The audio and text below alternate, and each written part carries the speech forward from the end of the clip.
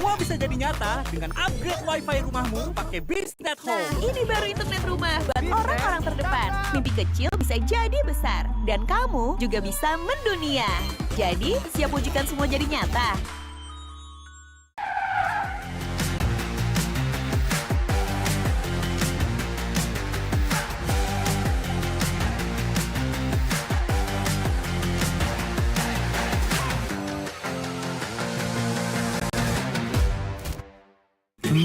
Panas. Ini oven nih. Hai. Ya kelar. Wih. Nah ini Super Oven si paling seru. Mau gini seru. Mau gitu seru woy.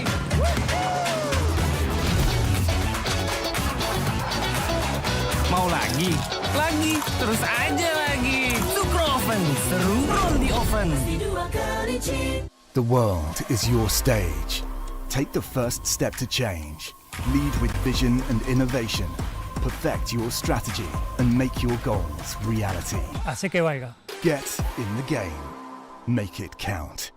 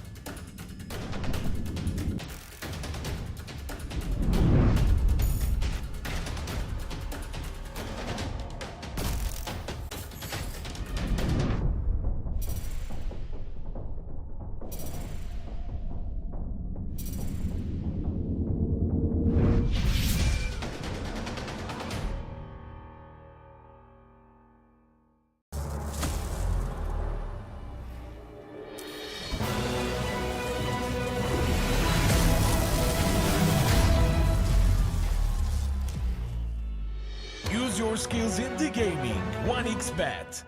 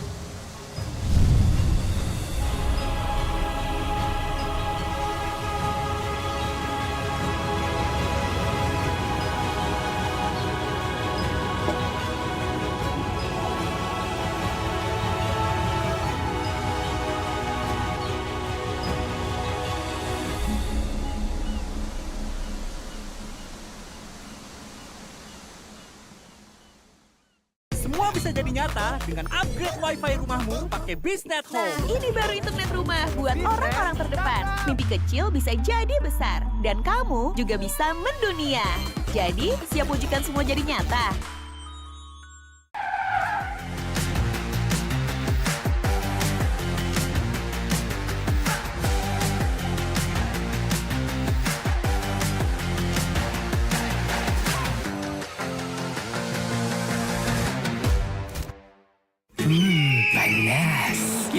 oven nih. Hai. Ya kelar. Wih. Nah ini Super Oven si paling seru. Mau gini seru. Mau gitu seru woy.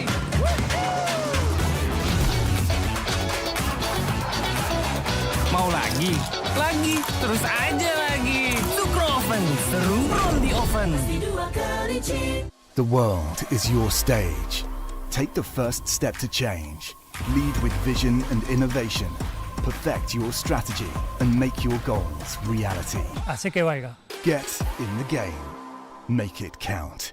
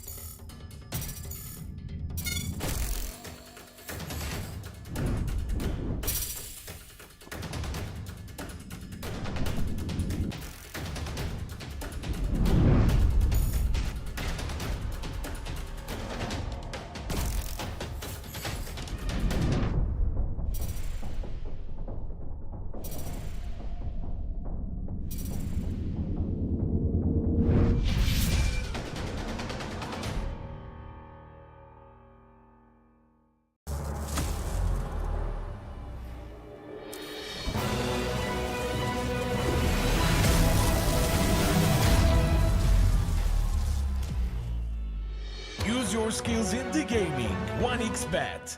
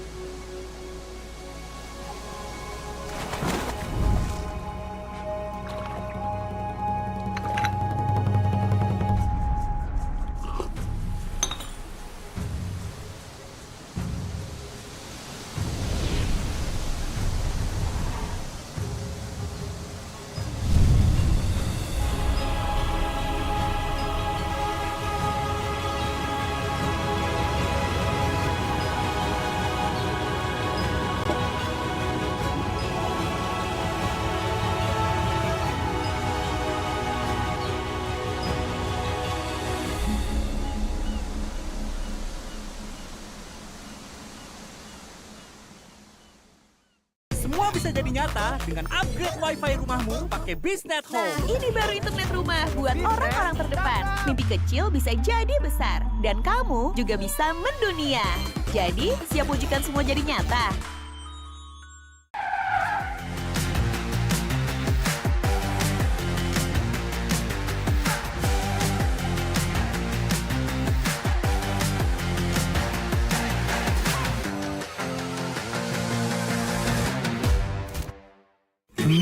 Panas.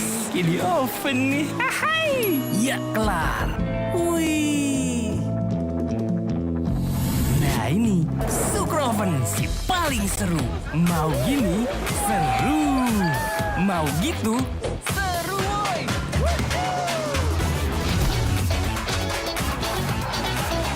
Mau Mau lagi, terus aja lagi. Sukroven, seru roll di oven. The world is your stage. Take the first step to change. Lead with vision and innovation. Perfect your strategy and make your goals reality. Así que vaya. Get in the game. Make it count.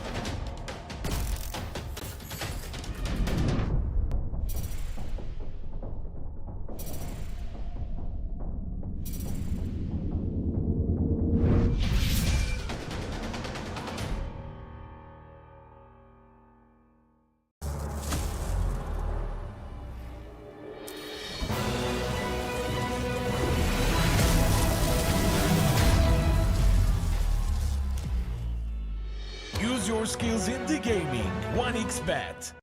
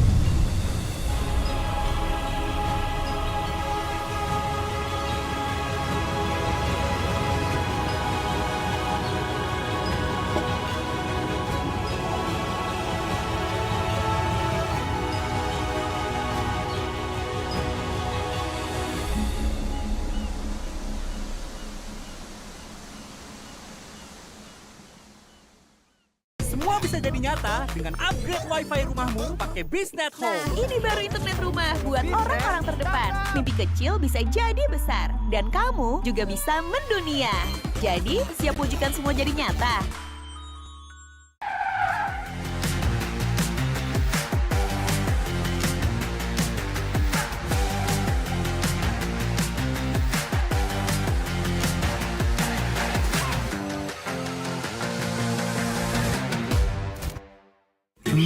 Panas. Di oven nih. Hai. Ya kelar. Wih. Nah ini Sukroven si paling seru. Mau gini seru. Mau gitu seru woy.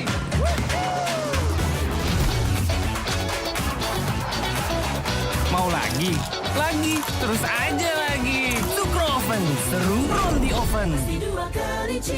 The world is your stage. Take the first step to change. Lead with vision and innovation. Perfect your strategy and make your goals reality. Así que vaya. Get in the game. Make it count.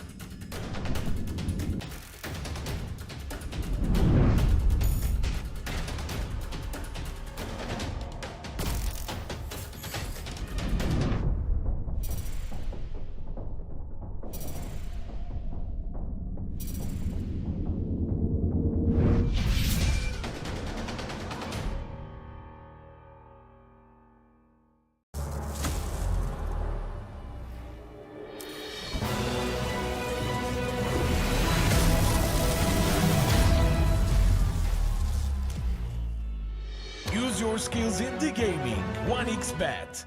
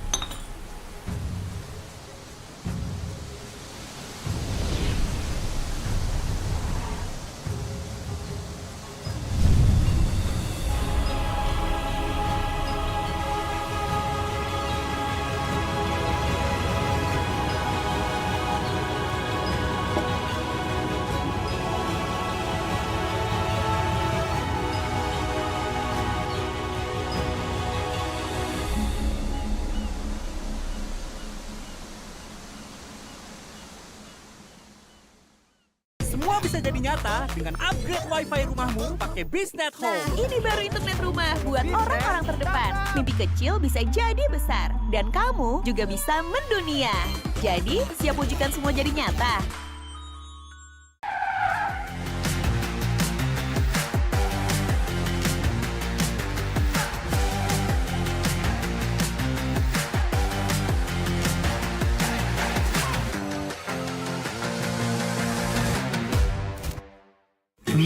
Panas. Di oven nih. Hai. Ya kelar. Wih. Nah ini Super Oven si paling seru. Mau gini seru. Mau gitu seru woy.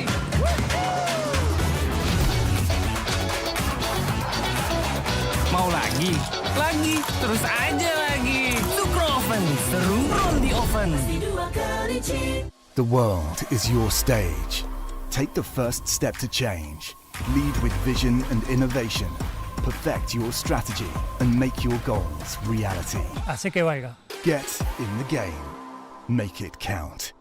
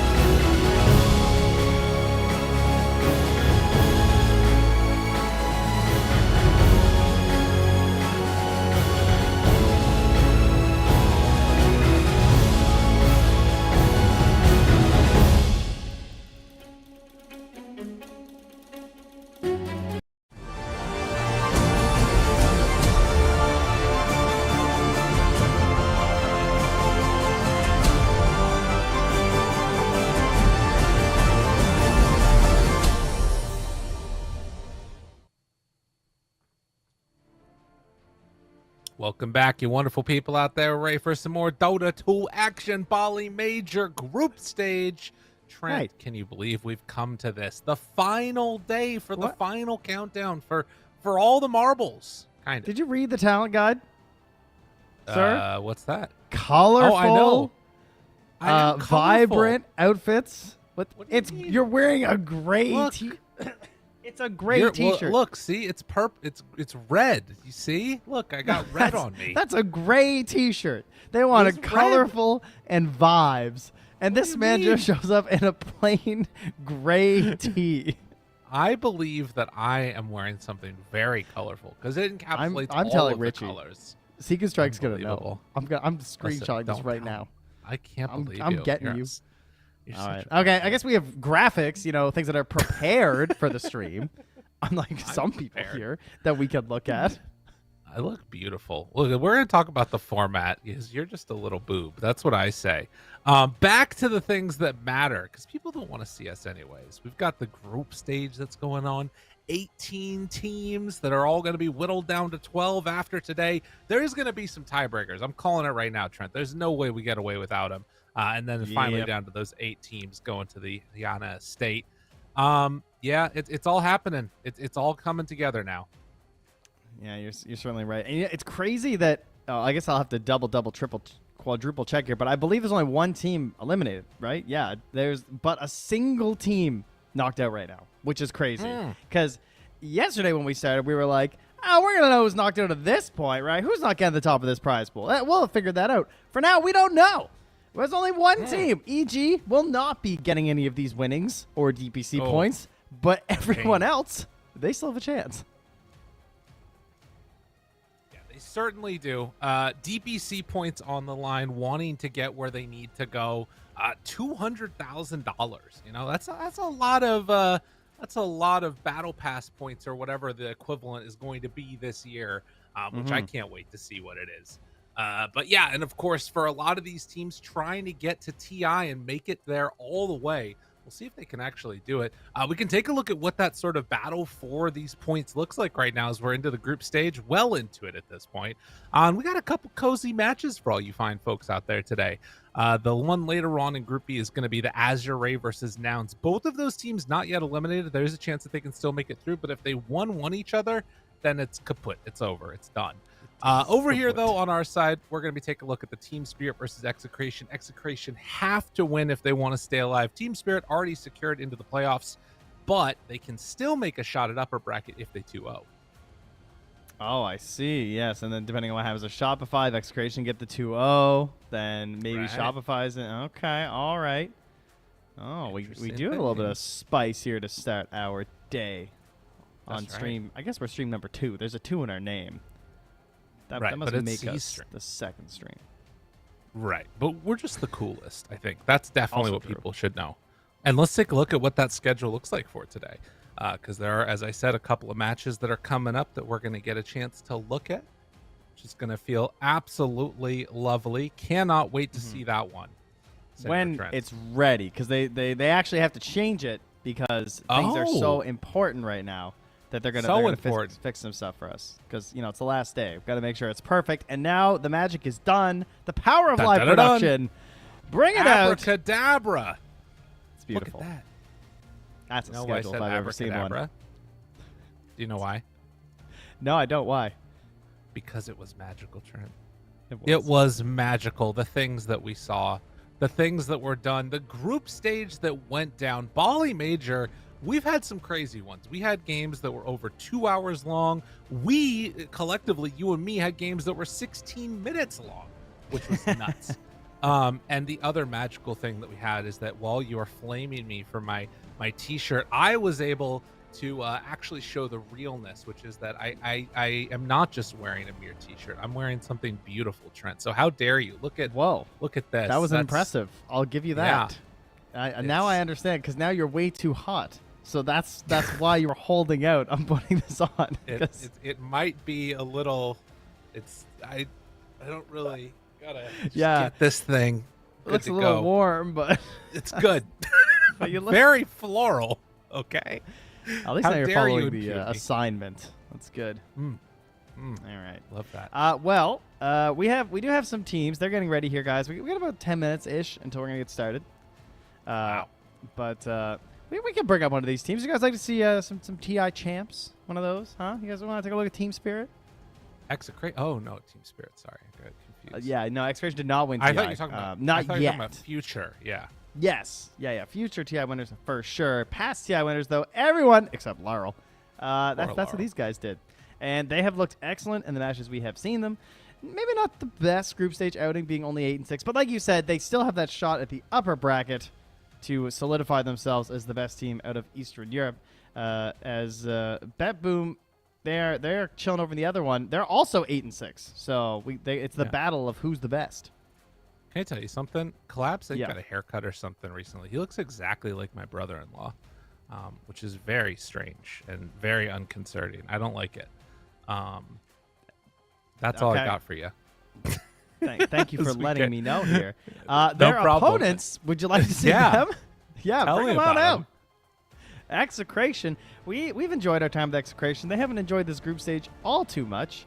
So far, no 2-0s for this squad. They did take a game off Tundra, though, and Shopify, Blacklist Rivalry, and Beast Coast. But this will be their final match here versus Team Spirit. And you were saying it, they need the wins. The only hope they have is if they get these wins to put themselves up to 6 points. Absolutely. And that is going to be a tall order because Team Spirit have looked good. They've looked real good. I didn't get to see their games over the last couple of days, but when we watched them earlier, everything was coming together in perfect cohesion. That being said, right now we just got to see a message in the chat from Yadro himself saying, guys need reboot in all capitals. So apparently he's restarting his stuff. Hopefully we'll be able to get this underway in just a moment. But yeah, Execration. What's that? Was that only a Canadian show, Reboot? The CGI animated one on YTV? Oh my god, you guys didn't have you guys didn't have Reboot. Oh man, it was like, imagine if they made a TV show with the graphics of Super Mario 64. That's pretty much what we were working with here, and it was called Reboot. Anyway, shout outs to anyone who got to see that glorious show. It was a bit iconic. No, I mean it seemed cool as a kid though to see computer graphics. Oh, so this was like this was cutting edge was what was yeah, going this was on here. cutting edge. It looked very cool. It was like it started in like 94? Yeah, 94 until 2002. It ran a long time. Not bad. See, Trent, the thing that makes like the Super Mario graphics like groundbreaking is that you could move the characters yourself. It's not very groundbreaking if it's a TV show. Like it made like Star Wars back then. You know what I mean? Fair point. Yeah. That movie did look pretty good in 1977. It made Lord of the Rings in like the early 2000s. They wouldn't let the technology come over the border. That was the problem. We were gate kept. You know, customs is just absolutely vicious. There was that thing for a while where, like, you know, in the early 2000s, if you were American, you ran into a Canadian, you'd be like, do you guys have electricity up there?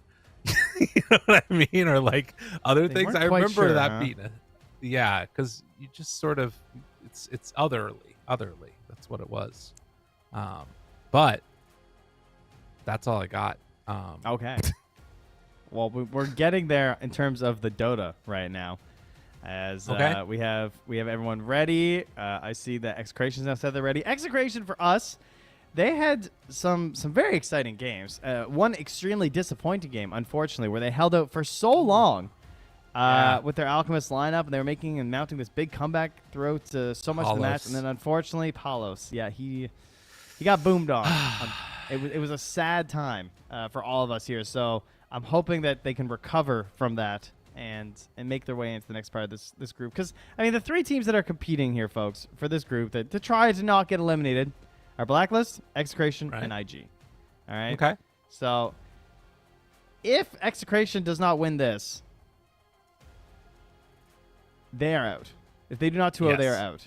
IG and Blacklist rivalry, I believe, are playing each other. So if they won one, like I don't remember if you said this on air or off air, but if they won one, they're out. They're both done. I was IG talking and about the Blacklist. Azure Ray. Oh, you're versus talking about Nouns Nouns. play. Right. Right. Yes. So the same situation is here with IG and Blacklist in our group. Right. So if they won one, they're both out. Mutually assured destruction is happening at the bottom of this bracket. And then even if Execration 2-0, they then have to immediately play a tiebreaker versus Shopify because Shopify don't have any official games today. They're just here for the tiebreakers. Yeah, that's another good point. Yeah, so Yeah. still a lot of Dota potentially to be played, and this could be multiple things across both groups, right? We could have a three-way tiebreaker playing best of threes or best of ones, depending upon what's going on. There was some talk the other day about like what the rules were for tiebreakers. Those have since been sorted out. It's what we've all become accustomed to. If there's sort of any big breaking point across any of like the huge moments, right? If it's for like getting upper bracket versus lower bracket or lower bracket versus being eliminated, then they're going to play extra games at that point. So never you fear. A lot of tiebreakers will be here. And I then don't know we're what gonna the play some more Dota. most possible tiebreakers could be. What would be the best case scenario? I don't even know. Today? Yeah. It looks like it's probably... Oh, I don't know, actually. It's probably in Group B. Because they look a little bit... Because they have two teams that are way up top. Because like they already have Gaming and Quest are guaranteed uppers. So they're going to have people straddling between uppers and lowers, and then lowers and elimination. Their lowest ranked team is 5 and 9 versus our lowest rank of 4 and 10. So, yeah. And actually, if they were to both... Wait, who do Nine Pandas play? They play Bleed. I love this. Okay, so if Nine Pandas math. get 2-0'd, all right, and go 6 and 10, possible. and Azure Ray and Nouns both go 1-1, they would have a three-way tie for last I place. like that. So That's they actually sick. wouldn't be eliminated necessarily. Then we'd have a three-way tie between Nine Pandas, Azure Ray, and Nouns, which would have to play in best of ones. And then that would Yes, also infinite. create a tie scenario because I'm guessing it's Bet Boom versus GG and LGD versus who? They're playing Quest? And that could very easily go 1-1s. Let's Yeah, okay, go. it could get very ugly in Group B actually. So here's the question that I have. We're Okay. remote, right? Yeah. We're chilling. Yeah. We can do whatever we want to do. We can be up all night. We can hang out. We can have ourselves a grand old time. The Right. rest of those people, they're in Bali. Do we wish ill upon them and wish that they don't get a chance to go to the pool? Do we prey on their downfall, or do we try and be nice here and say, oh, no tiebreakers, you guys just get to go out and hang out? I'm going to prey on their downfall. I want the maximum amount of tiebreakers possible. I want Jack Chen to know no peace in his life. Okay, that's a fair point. I forgot Jack was working. Yeah, never mind. I was on board for like giving them a break to enjoy the beautiful Ayana Resort until I remember Jack's working. So, yeah, let's go all tiebreakers. I want to see Jack asleep on the panel one last time. And these are the tiebreakers that could make it happen. He doesn't do that anymore. Yeah, he doesn't do that anymore. Well, you know what's crazy that I found out about that? Oh, he's changed. Yeah, okay. Well, kind of. So the thing about it is that part of the reason that I think that he was like having those sleeps is it's like it's what happens when your body doesn't sleep enough and it like fights back against you, and you have these like micro naps that are out of your control. And like he was just literally breaking his brain playing Dota like 17 hours a day and not sleeping for like months on end. And so that's why he was falling asleep while playing more Dota. His body was rebelling. So it's great. He'll find a new vice. It's okay. I think so. Yeah, no, don't worry, guys. We'll get him asleep on camera one more time. And I have the best news of all, folks. The game starting right now. Connecting. Now, here's It's a question. Will happening. the lobby load? First guess. What do you think? Yes, I think so. This man I'm a says firm yes. believer. Oh, instantly in. Whew. We're Let's bailed go. out, guys. Game number 1. Let's hop into it right now as Execration are facing off against Team Spirit. Life on the line. Can they do it? Trent, I'm going to let you talk, pontificate about this draft for just a moment. Yeah, real for quickly no while I- reason at all. No You're reason at not- all. Go for it. He's not feeling too warm or anything. Let me just say, if you were giving me a hot or cold as the reasoning why I think he's getting rid of it, I think I'm getting warmer. I think I'm understanding what's happening. All right, so Team Spirit, they've been on a bit of a streak near the end of the group stage. They won 4 games straight, but then they did lose their last match. And to whomst did they lose, ladies and gentlemen? The friends and also foes of Execration Blacklist Rivalry. Okay? Now, Execration, of course, they know a lot about Blacklist Rivalry. They've taken them down before in the past. They can fight them. They know they can beat them. And thus, through the properties that are transitive, if they can beat Blacklist Rivalry and Blacklist Rivalry can beat Team Spirit, then Execration, damn it, they can beat Team Spirit. And that's what they're going to tell themselves here. That's coach right there. That's coaching. I got you covered, Execration. Chemo, feel free to use that in your next speech. Oh, I really hope he didn't break his PC while he was doing that. Hopefully, because he's taking a long time to simply remove a sweater. I'm not going to lie. He's really still doing his thing hi. here. No, we're good. Yeah. Yeah, we're good. Hi. Did you break anything? No, just, I'm so excited about this game. I'm completely out of breath. I'm so excited. Wow. Yeah. Doom, Morphling, Dusa, and the Beastmaster all taken out of the pool. You love to see those ones be gone. Give me an Undying. Give me a Techies. Let's go. Just straight up. That's all you want to see. Don't forget this fine lad. He's the cool kid. Dude, I hate Pugna. Yeah. I mean, they are Pugna Storm pickers. I guess everyone is if you're willing to first phase the Pugna. They've only done it twice so far, and they're just 1-1 with it at the moment as a strategy on Team Spirit, so it hasn't proven to be absolutely dominating for them. Now, we did see, wasn't that versus Aster that...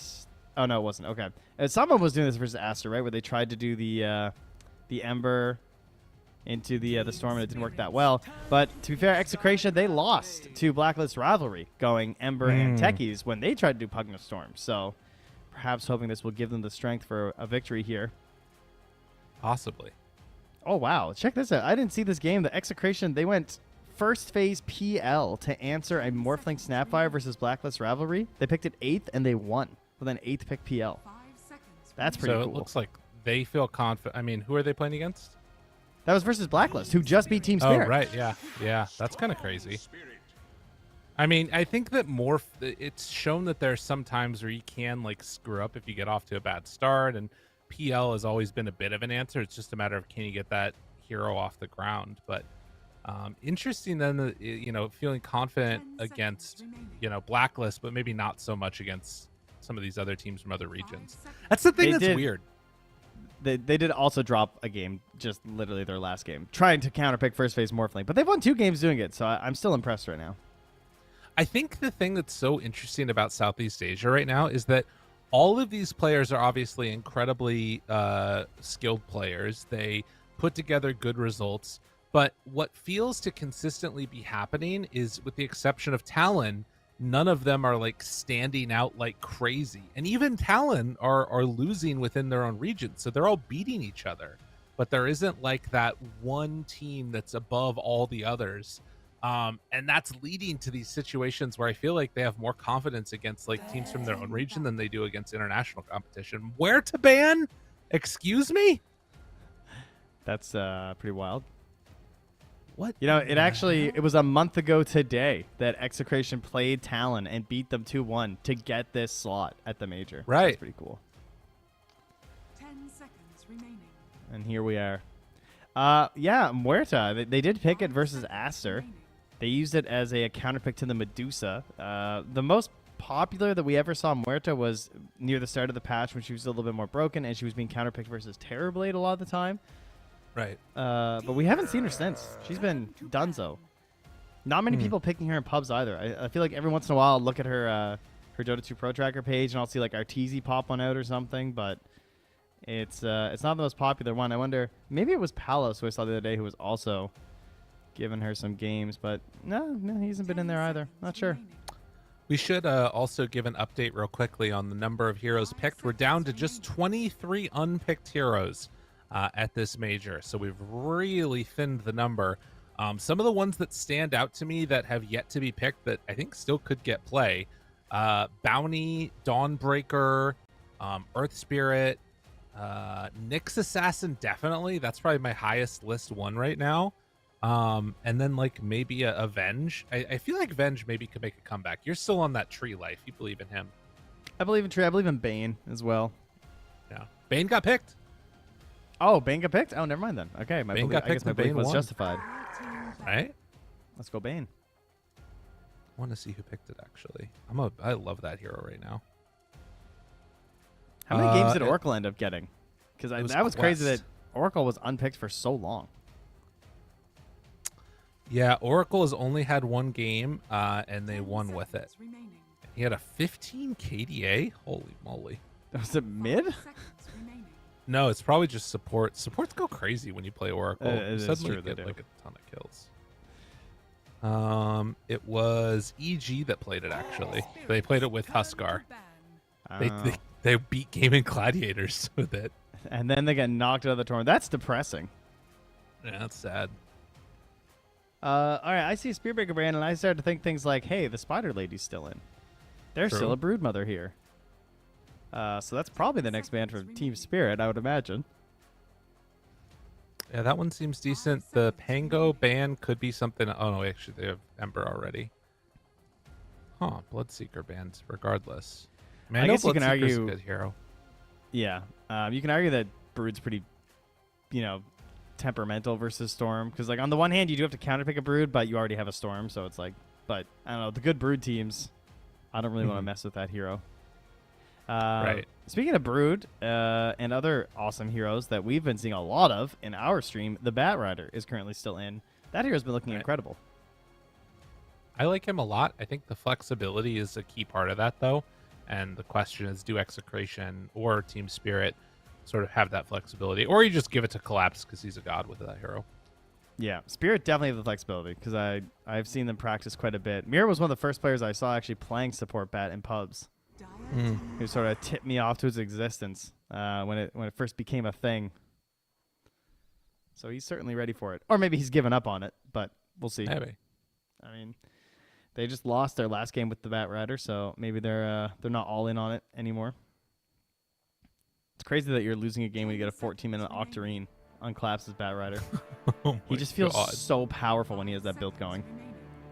Yeah.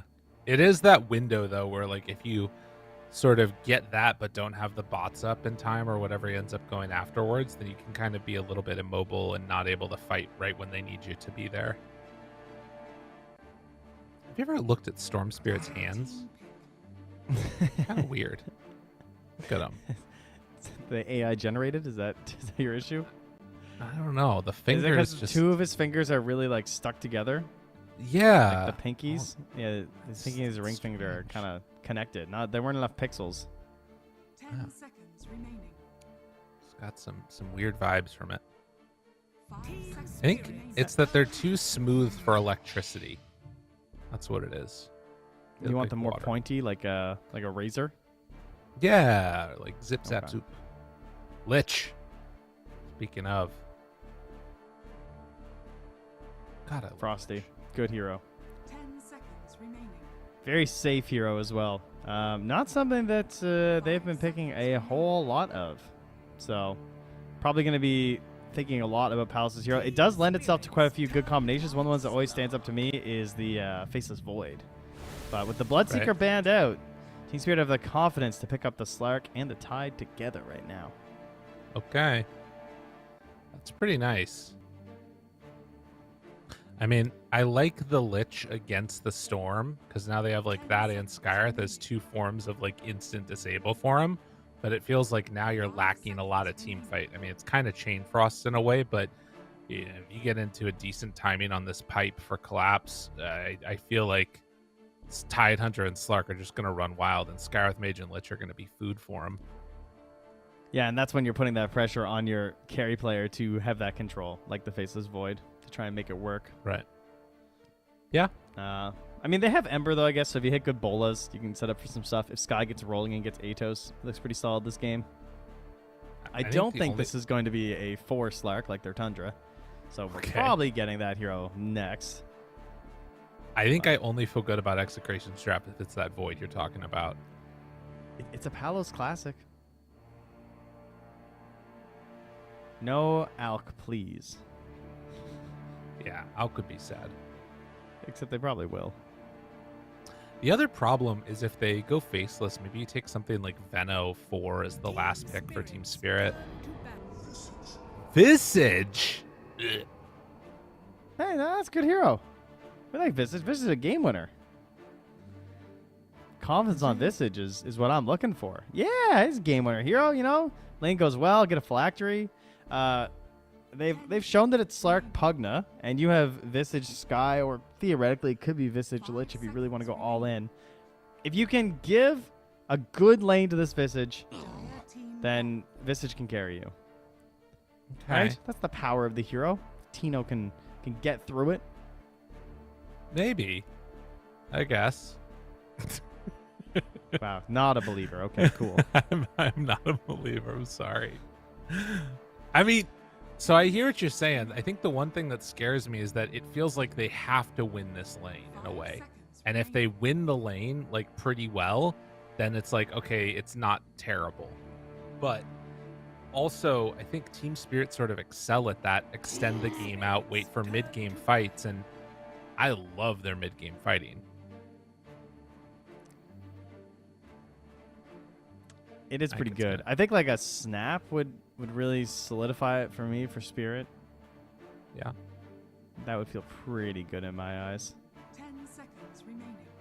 They could also just like Undying 5 maybe. seconds remaining. I guess versus the Visage is not that strong, but like I'm kind of thinking like do like the 4 Pugna instead of the 5 Pugna, and then just like really try and give this Visage a bad time. But it's a Visage, so you don't get to punish it as hard, obviously. Right. Yeah, I like the idea of the 4 Pugna more than the 5. But then I could also be down for like Clockwork. I don't know if that's too weak double melee into Lich Visage.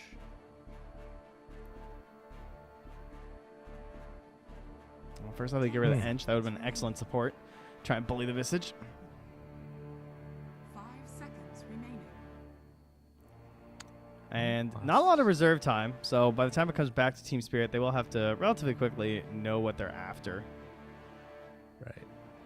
And then we'll try and sort out exactly what Palos wants to try and win this game with. He's lost his Faceless, his Anti-Mage and his Phantom Lancer, so the Faceless Void is certainly the one that stands out the most.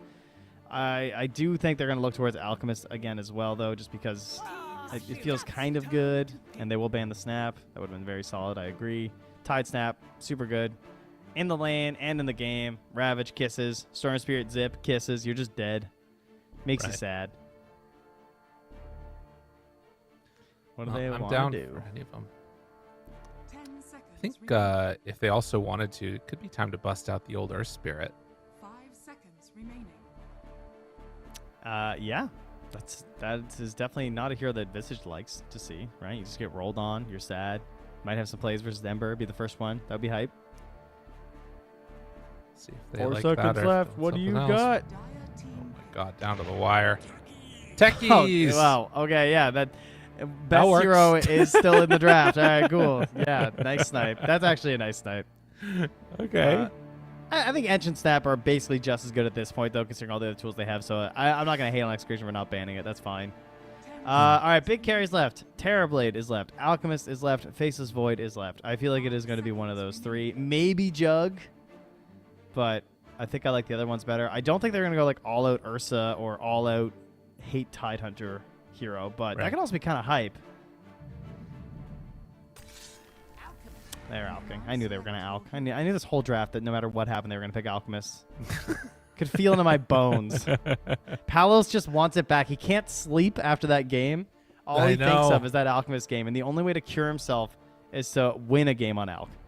Well, the last time he died on Radiant on the bottom in between tier 1 and tier 2 tower at like 60 minutes. He can't do that this time because he's playing on Dire. Surely, Trent, it can't happen again. No, that would be ridiculous. Overall, Team Spirit looks very balanced. They are pretty chill. They're kind of passive in a way, right? This idea of just Tide's gonna Meteor Hammer and hit the tower, so like there's your aggression in a sense, but like the rest of the map, trying to dive in and chase after the Alchemist, it is gonna require some good vision, but you have a Slark, so you should be winning the vision battle in a lot of ways.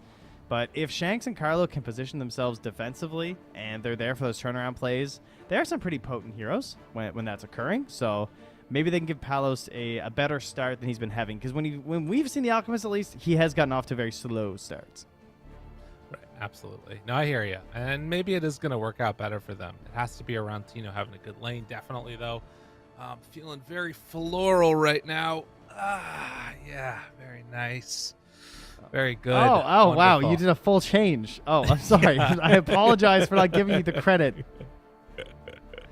I needed right. that. Way to Thank do the you. assignment. You did it. Amazing. Yeah.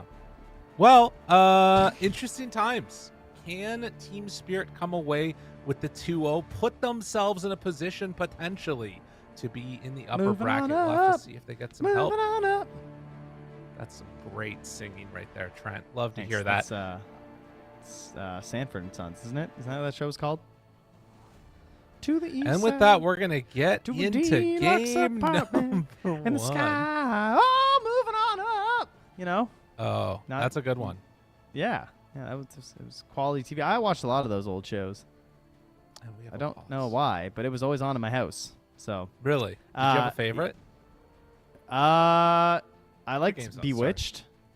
That was a good Okay. one. And Okay. I Dream of Jeannie. I saw that a lot. I'm talking Really? like real boomer shows, like big That's boomer crazy. shows. Yeah. Oh, what was the other one? With the what was that movie about the spy that? Oh, geez, what was that? What was that show called? 007. James Yeah, Bond. no. There was a TV show that it was a mockery. It was a spoof Smart. of James Bond. Get Smart. That's the one. Thank you, sir. Yeah. Anyway, no that was a problem. TV show back then. I watched that a lot too. Okay. That was I quite watched excellent. Hercules and Xena Warrior Princess. Oh yeah, I remember that one. Hey, look at his head. I like how they put it there, so he has the big head. That's very smart. Yeah. So that it gets Dun, caught on the dun, ledge dun, like dun, that. dun, dun, dun. That's the Hello. 5 head. That's amazing. 30 seconds to Man, what are we gonna Collapse get is our just faces spilling again? fruit all over. Oh, here we go. Concoction. Carlos. Dun, dun, dun, dun, dun, dun, dun, dun. Throw fruit at them. You will be fruited. As they try and get away, and it looks like they will. Tino is taking a lot of damage there. The Soul Assumption charge is building up, and it looks like we're set to be 2 apiece unless can Bob get there in time. the battle Bob. begins. Nope, he's gonna run away.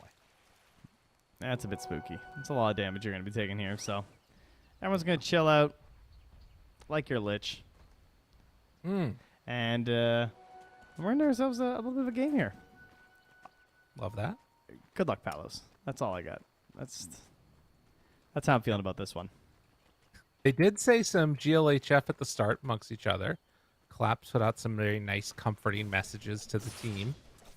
So maybe getting ready to play the Watermelon Man in a fabulous fashion. But we'll see the mid lane matchup that we have seen oh so many times. Storm Spirit facing off against Ember with a little bit of help from his friend, the Pugna, and then also having techies for the rotations. I feel like part of the thing that's crazy is like getting the techies last is how well it's going to secure the Storm's lane. As Collapse, oh Mira low, Paulo survives. Collapse able to get the kill onto Carlo afterwards. So even though it's first blood going the way of Carlo, Paulus is not happy. No, because now he's just stuck sitting here. Oh, that was a little spicy. Little close. Oh my god. Has some tangos left there, as well as a salve from Carlos. So he missed out on a lot of XP. And well, mostly just gold. I mean, some XP obviously with the denies, but for the most part, just the gold. It's the denies are going to come out here from Mira and Collapse. They're going to get that one too. Ouch. And a double Nether Blast. Whew. Okay, I can't look at this lane any longer. It's just too brutal. Yeah, that one is very painful up top there. 5 denies already. Maposhka will take a Soul Assumption in the back and has to salve up and back away. But again, the context for me down bottom is I was kind of thinking that they need to do really well with Tino. Do you agree with that? Do you think that the last couple of picks have given them more outs in this draft? Yeah, 100% still need to have a good time with Tino. It's just the nature of Visage, you know? Like, you want to dominate with this hero. You want to have a good time in the lane. And going back for the Maposhka techies, not a 5. Because, like, that's one of the good things about Visage is that you don't lose to some of these more traditional 5s that just dominate everyone, like the Undying. So Right. this is nice. On the one hand, it's a greedier 5 to go for the techies, but you also have some tools that work better versus Visage anyway. But for now, they're keeping Yadro a little bit zoned off. Shanks will have to be really cautious about just keeping his own resources up on the Skyrocking Mage, because his spam is going to be really important for drawing attention away from Tino. and you can see the spam that's going in on this top lane too. Paulo's passed over more tangos. Carlo only has one more of them, and they are keeping this type of pressure and momentum on. Another blood grenade is ready. It's Maposhka battling it out with Shanks, and as the blast off, the connection is there. Blood grenade out, ends up getting the kill. Stick charge and bounty rune to boot. He'll get that bounty rune and die. Actually, no, he's just going to salve up and regen. This Paulos incredibly low. Collapse has Gush and is completely zoning him back. Paulos just waving, though. All right, there's a high five. That's nice. At least they're still having fun up here. I mean, are they? Well, they're high-fiving, so they must be. Okay. It's all right. His Bassi was delivered. Jeez. Yeah. No, he's a greedy little hero. That alchemist sitting atop that big old ogre, and he is indeed not having a fun time because it is really tough to get in on a wave versus Pugna and Tide when you're this low on resources. I mean, you think of Lich as being this great defensive hero and really helping out in the lanes, but you need that hero that goes in a little bit, right? You gotta have some offensive capabilities here. And sure, you have like concoction plays and stuff, but when you're dealing with the Decrep, because he's got that nice and early at level 2, it can be hard to go for these full commitments. It's not going to be as effective as like that classic Faceless Void or Slark or something. Dude, this is not going to get better for him either. They have no regen coming out, so he's just playing with 6. I mean, I don't know what Paulos thinks is going to happen here, but this is a rough one. And Shanks down bottom, getting chased by Maposhka. Does already use the blast off, so won't be able to get any further aggression there. I think Shanks is doing a fantastic job. I mean, I know he did die in that 1v1 versus Maposhka, but the amount of time that he is drawing him away from Tino's having a very good time in this lane. Tino, please.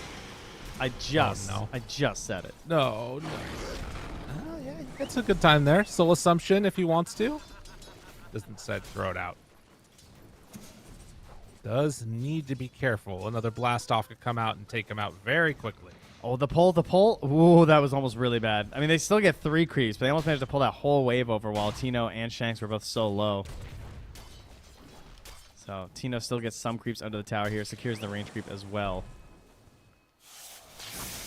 Meanwhile, mid lane here, Bob and Laurel duking out. Laurel getting pretty low here. Has a Fairy Fire, though. No panic. Just chilling. Fairy Fire also still there for Bob, as well as 9 stick charges, so he's still feeling pretty juicy. Anyone feel like feeding for a bottle charge before the 6-minute rune?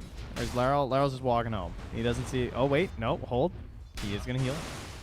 Okay. He's got too much mana to walk home. Right. Yeah, it's a little tough. Paulos is just living life on the edge, and he's really, again, not getting much in the way of farm. He has 10 stick charges. They still have not brought out any regen at all. They bring in numbers. Mira gets jumped upon, and he will go down. Patient coming from Shanks. Collapse. Still 10 stick charges. Has a Fairy Fire and infused raindrops.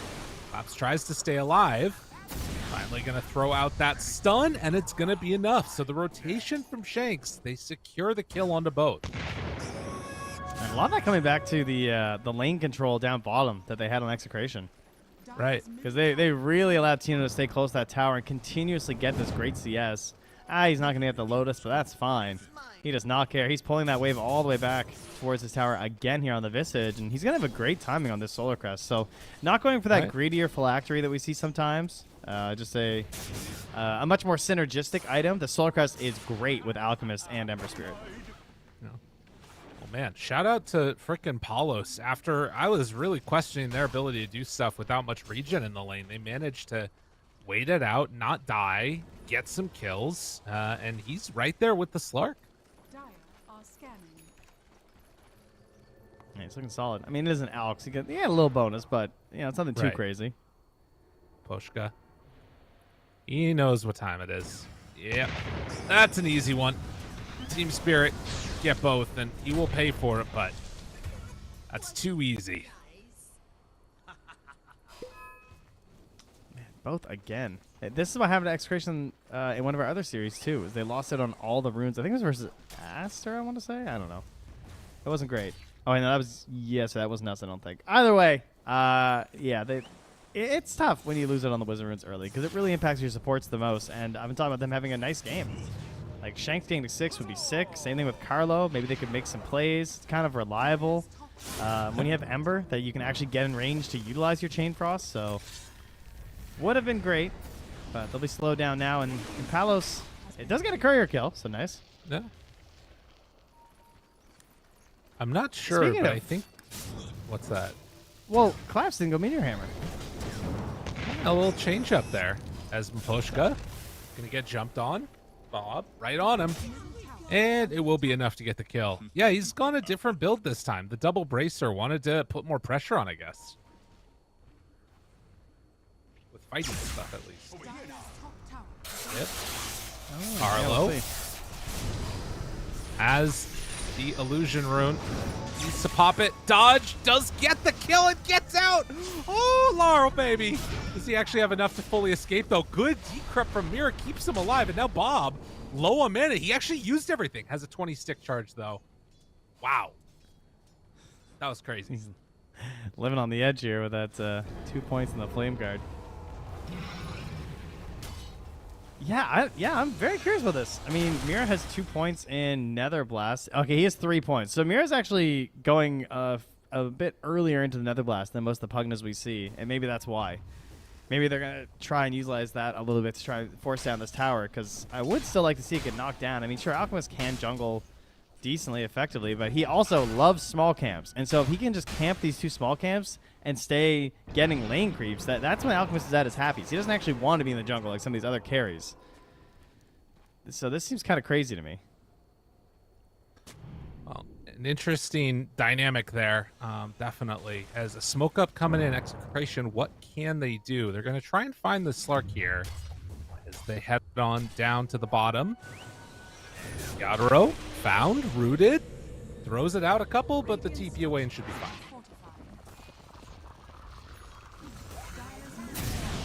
Palace farming concoction right there. It's good. Team. Big jump in, tries to get him, and yeah, that's an easy kill. Okay, simple as can be.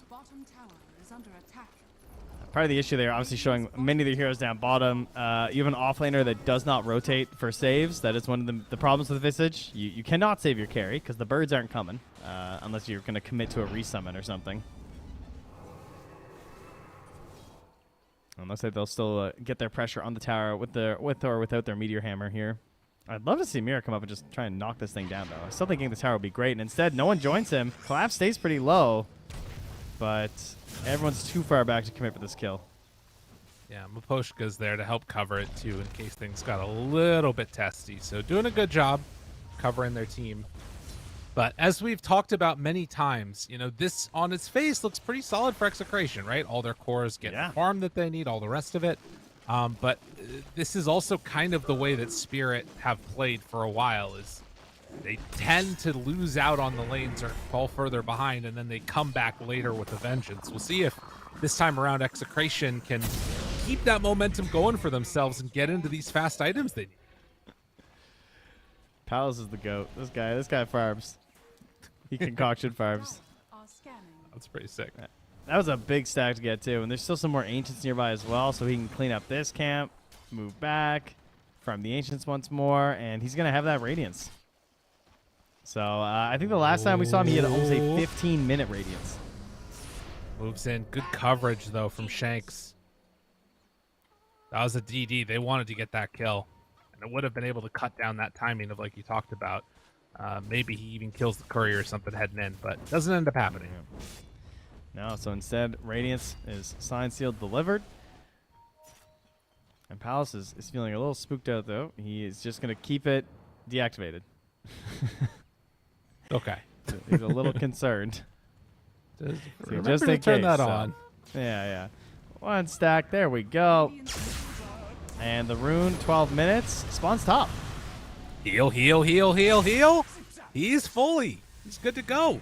Chase? No, doesn't want to do it. You have quite the definition of full. He's full mana. Yeah, okay. Full mana. Full? He is not full on Bob. Bob wants to get away. Maposhka not going to jump. Up top. More battle coming in as Collapse has to use the Ravage to get away. Will end up being Apollo's self-stun this time. Not farm, but as they pull back in the Tidehunter, Collapse looking like he is going to drop. So Tower. Execration firing. Your tower. Save it, Carlo. Top tower is under attack. He'll get there. I feel like Meteor Hammer makes this game way better. And I'm not even the biggest Meteor Hammer fan.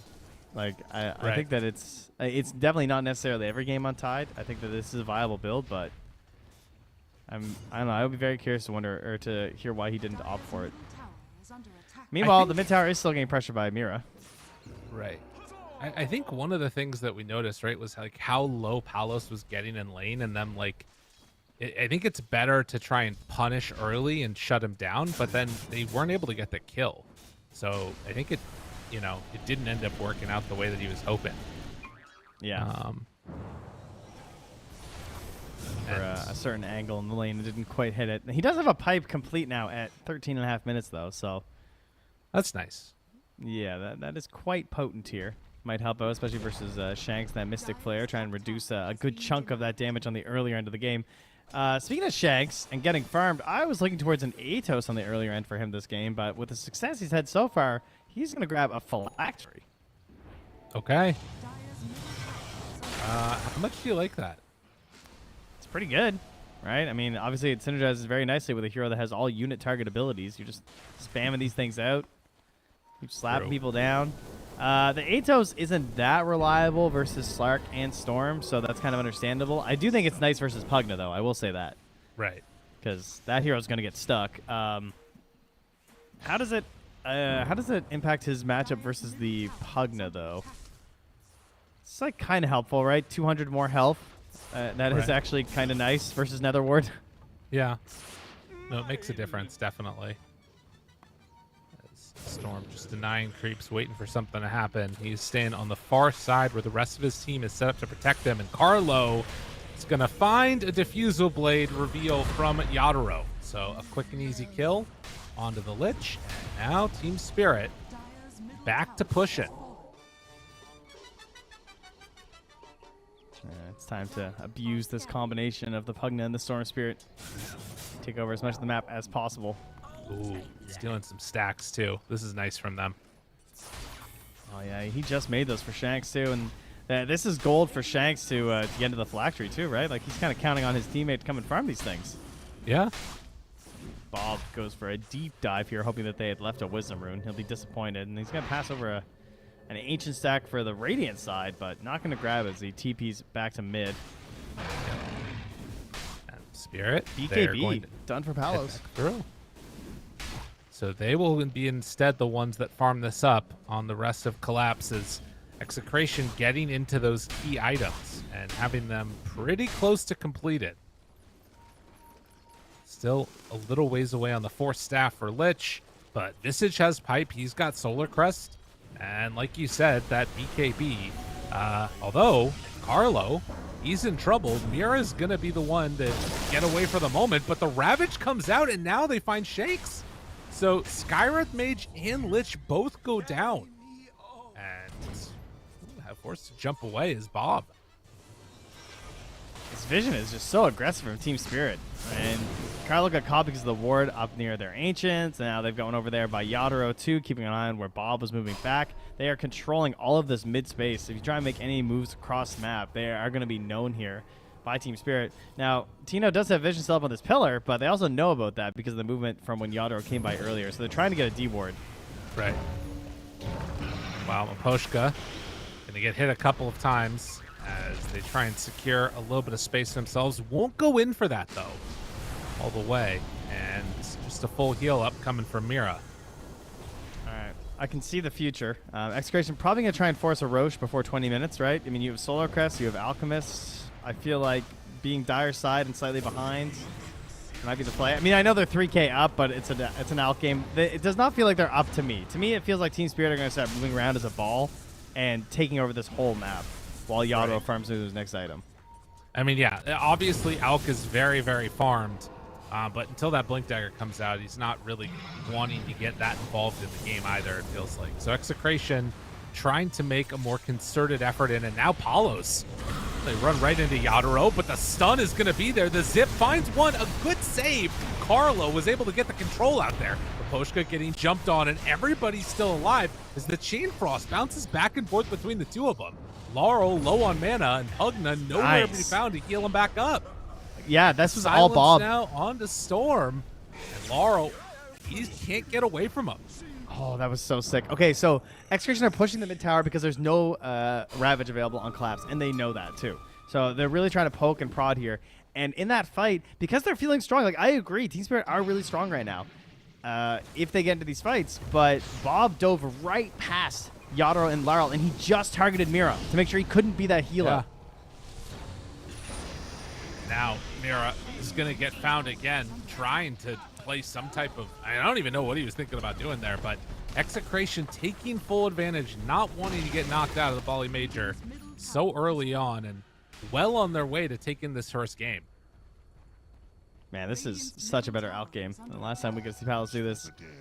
Great start into the BKB quick, and then immediately successful with the Blink Dagger. That was another problem we saw, is when you got the Blink, they unfortunately failed the most important engagement for them, but they grab it, they're feeling great.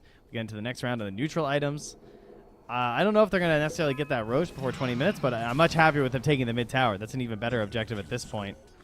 It's not like Team Spirit are that quick at roshing, so you know, they can't really sneak away a Radiant side one that fast versus some of the ability of Execration just like get down here and take it quickly themselves. Right. No, it's true. And you know, I think the other thing too is you do have the nice element that Spirit have of having Miposhka on this techies, can set up mines around, try and suss out what it is that Execration are doing. And they are going to, they ran through one of the mines, but he didn't place any more yet up on the top side of the map, Roche Pit. But still, 420 minutes. It looks like Carlo's just trying to hold this area and get ready to go in there after the Roche moves down to the south. I hope someone else is here for this. Can they do this as just 2 with the mines? Oh, okay. Well, Mira's coming too. Yeah, okay. With the life drain, they should be fine. Big damage. And come on now. It is a little slow, but they get it. Yeah, they'll get it. Well done. So, Pugna Shard and Roche down bottom. I mean, they're prepping for this on Execration. Yeah. I don't see any reason not to immediately do it. Tino's feeling a little greedy trying to farm up that Ags as he's making his way over there. Kind of delaying this take a little bit. They're taking all the camps as they go through. But Yadaro, what does he have? He's just holding this Mithril Hammer still? Right. Okay. So he's not quite into the BKB. Might go for the recipe and disassemble. We'll see. Yeah. Could be the play, but Execration, I think with this Aegis, they're going to be looking to really put the hurt on across the map. Tier 2 tower has already been taken bottom. There's still a Tier 1 all the way up top. See what type of items they can get into when this big push does eventually head their direction. Interesting how they brought the supports. Yeah, they came like so early while they were still finishing the Roche. There is a Radiant Obs here on that low ground, though. And they know about it with that sentry. Yeah, that's pretty good. Yadaro. Still getting closer and closer. We'll have that recipe for the BKB if he wants to go that way. And 50 gold. But Execration, they keep getting bigger. That's an AC done now on Palos. With all the success that we've seen of Tidehunter this tournament, I think that Execration did a great job playing around it this time. Like that punish on the no Ravage mid on the earlier parts of the game before he's too strong was so nice. Like the only tool he had at that point was the pipe, and so that's something you can definitely account for when you're playing aggressively. It's like just don't overcommit, right? Don't count on getting the kill if the pipe is still up. They played a little bit patiently, and then it was Team Spirit that felt compelled to dive pretty deep. Mira, though, being followed here by Tino, who has this Aghanim. The Sound is a Grave is so much damage. If he catches him, Oh, he's gonna have a full wraparound here. Is under attack. With Carlo, Carlo nearby too. too. Is this a play? Laurel sees that they're there, and well, Maposhka is in some trouble. So has the TP, very difficult for him to get away from this.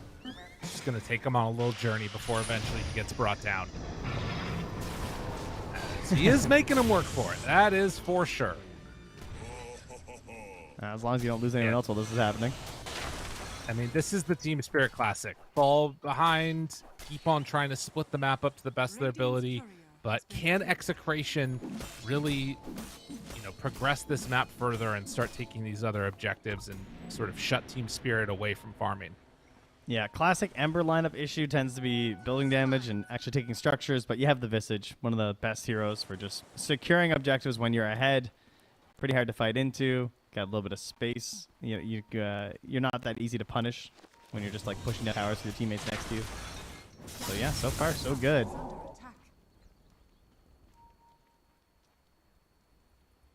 Yadro does have that BKB ready though, so if they can force that fight with the Blink Ravage, things could go poorly for Execration. There's no doubt about that. Yeah, I mean, he still has a lot of things that he's going to be looking towards, and again, this is Execration kind of hitting their huge power spike. And so far, we haven't seen any real response from Team Spirit. They're going to need to come deal with this. And they hold on to their buildings. Finding Palos, jumping away. Mira throws out the decrypt. Collapse shows up, does have the shard, so Tendrils of the Deep is ready. But needing to wait for a window there. We'll blink back. Tower, 700 HP. And Lara will push out mid a little bit here. Unfortunately gets unlucky checking rune. Haste rune on the bottom side will probably go the way of Execration. And there's a smoke out here from Team Spirit. The line is drawn from Yadro. He's cutting right towards them. Bob is close, but he's got this BKB. He's a tough grab. Yeah, not an easy one, and that does break all of the smoke. And now back to push. Palos here. Poshka right onto him. Breaking the Blink Dagger, punching him, but buildings are falling. The wraparound coming from Tino right on top of Maposhka. He will get decrypt, but can't be saved. Speaking of a wraparound, Yadro is going to grab the creep wave right behind them. Oh. They have the glyph as well. All right, so cutting waves. Team Spirit not letting them have a wave to go on in and take the buildings, but guess what? They don't need it. Backdoor protection, still down. They got a full set. Pressure they got. Very nice here. Part of the issue as well is that Collapse isn't on that Bat Rider. He can't cut as well as the other two cores. I mean, they have Storm and Slag, so it's okay. They're not wanting for any. But look at Shanks get blown up. My goodness. Yeah, all it took was walking through a dangerous area and retreat as a unit. Carlo looking, wanting to find somebody. Carlo is there. The punch comes out, and the gush, the follow-up, Tendrils, connection, dead. Palos jumps onto one. That's onto Mira. He's gone. Now, Laurel is low on mana. So it looks like the rest of Team Spirit are going to have to retreat away. There is a DD room that just spawned, though. With the Aegis expiring, Execration going to take this handsome gold lead they built up and just reset. Yeah, it's just a good economy win. They took the lane of Rack, so the whole time now it's going to be less gold going the way of Team Spirit. This constant pressure on the bottom lane is also going to be drawing people down there. Bob does get jumped on, but again, has a BKB. They'd love to force this if they could. Can't do it, though. Just going to remnant away. Nicely played by Bob to not pop the BKB early there. I really like Tino heading in towards the Scythe next. I think that this item is just like the clutch item these days. Has been for a while at this point. But you've kind of done everything you need to as Visage in this game. You've gotten your team to the high ground at the time that you want. You have this nice control element to stack on to these initiating stuns of Ember and Alchemist. And at this point, just try and blow up this Slark or this Storm for your team. Okay. DD wearing out. Next round of neutrals coming up, and creeps in the Team Spirit base that they are not dealing with. Shield of the So Scion, this let's smoke- go. Boo. Oh. All right, Carlo got a good one there. Yeah, it really did. Speaking of Carlo, he goes up the stairs. Good choice. Do not go up these stairs because Team Spirit are out on the map. I mean, they know that the creeps are hitting tier 4 towers. Like, Team Spirit have not dealt with their lanes at all. And now Execration are going to be the ones that smoke up. Dire's middle tower is under attack. So 13,000 gold lead, 28 minutes in. And for Execration, again, their tournament life on the line here. They have pulled out a really dominant strategy. Can they keep this momentum going? There's the Abyssal. Mira, As Bob finds first them. point of contact, jumps in, immediately pops that BKB, and then runs away. Team Spirit, do they want to reinitiate? Palos is nearby, has that Blink Abyssal ready to jump. Laurel shows himself for a moment. That's enough. They find him immediately. Force staff keeping him alive. Palos is in. Ravage is out. The connection is there. Do they have enough to kill him off? Has that BKB and now turns to fight, but don't quite have the lockdown that they need. Collapse still hanging on to those tendrils. Great bird stun. Oh, and the Chain Frost afterwards. I was sick, but wait a minute. No, Yadro with the shard, keeping his teammates alive. Mira is going to get ran down. So in the end, with all of those spells expended, they do get 2 supports. How much can they take on the buildings? I actually can't believe they lost the supports there. That is nuts. They're going to go right back onto Carlo with the 2 cores. See if they can get a quick kill. He still has Force, though, and he's not scared. He runs after them. Oh, get him, Carlo! Oh, what a connection. Finds him right away, but Laurel's like, all right, fine, you got me. Will end up dying afterwards as Paulo's right on top of him. Carlo! They're killing it. Execration all over this one as Yadaro nowhere left to run. His Shadow Dance is on cooldown for another 8 seconds. Palos is just too big. He is huge. Everyone playing so nice in an Execration. You know, they make it look so easy to just take this Alchemist lineup with a bit of a lead and snowball it into what looks like almost a sure win at this point, but we've seen teams flounder, and a lot of it just comes back to that one fight mid, where it kind of felt like Team Spirit. I know that you want to press forward, press on, as we learned yesterday with Pugna and Storm Spirit, but unfortunately they only had Storm. Pugna couldn't get into the fight. They won a big one there from Execration. They've snowballed since, and now they're in the base looking for another laner axe. Taking this one down oh so quickly. Execration right now on the verge of keeping themselves in this tournament. Again, Southeast Asia as a region has really been struggling throughout this entire season of DPC, but if they could come away with some performances here, the last major, it would be huge. They can do it, though, with the 21k gold lead. Execration in firm control of this one. Looking for that home field advantage buff. Shield of the Scion! Yes. They got it. Dude, I kind of like it. It's cool. It was only that or Alchemist Berserk Potion, so kind of unfortunate. They got Shield of the Scion. Fair enough. I mean, he has enough gold. Just buy it yourself, you know? Honestly. Yeah. Oh, down the lane they will go. No more Aegis. Roche will respawn in 40 seconds. Now, Execration, yeah, they're gonna take a little bit of a safer path and try and just smoke on over, see if they can get a kill and go right into the pit. Yeah. Pochka's checking in mines, trying to figure out exactly when Roche will be spawning, but Bob, will he run into Laral and have him burn his BKB? That is the goal here. It might be Shanks who finds him, actually. Well, they're setting for a fight. This is where they want to battle. Collapse. He's CPing in. Laurel found. BKB out. Shanks is on top of him. Paulo's trying to take down Mira. Doesn't have it yet. Collapse hanging on, waiting for that Ravage. They kill off the Pugna. Does have buyback. But Yadaro trying to do what he can.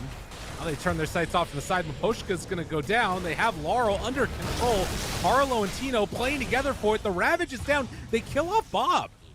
Okay, but 3 heroes from Team Spirit are also down. As the jump board comes out, Yadaro, BKB, Abyssal Blade connection, tries to pounce away. Not going to happen. Everybody dying, and I think this is going to be GG. This Execration are completely running wild over Spirit. They don't have a hope. Well, it certainly feels that way as Palace picks up the triple kill, but they haven't typed the magical letters just yet. They're not ready to call it, it would seem. Interesting. They want to keep it going here. Well, Roche enjoying his time in the pit, but it's time again to die.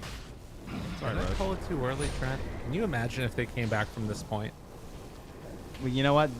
Team Spirit have been the 1% before, I'm sure.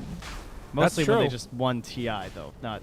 I don't know. They might not have won many games where it was 1% comeback here. Right. Look at that big damage from Tide. Doing his best. He's trying. But fortunately, in that last fight, at the very least, it was not enough. And now they got to deal this Aegis on the Alk. Execration. Going to get together and run down these lanes together. Hold hands and walk down mid. That's right. That's all you got to do. Let's see if they do it. Lich is getting close to surpassing the Storm in net worth.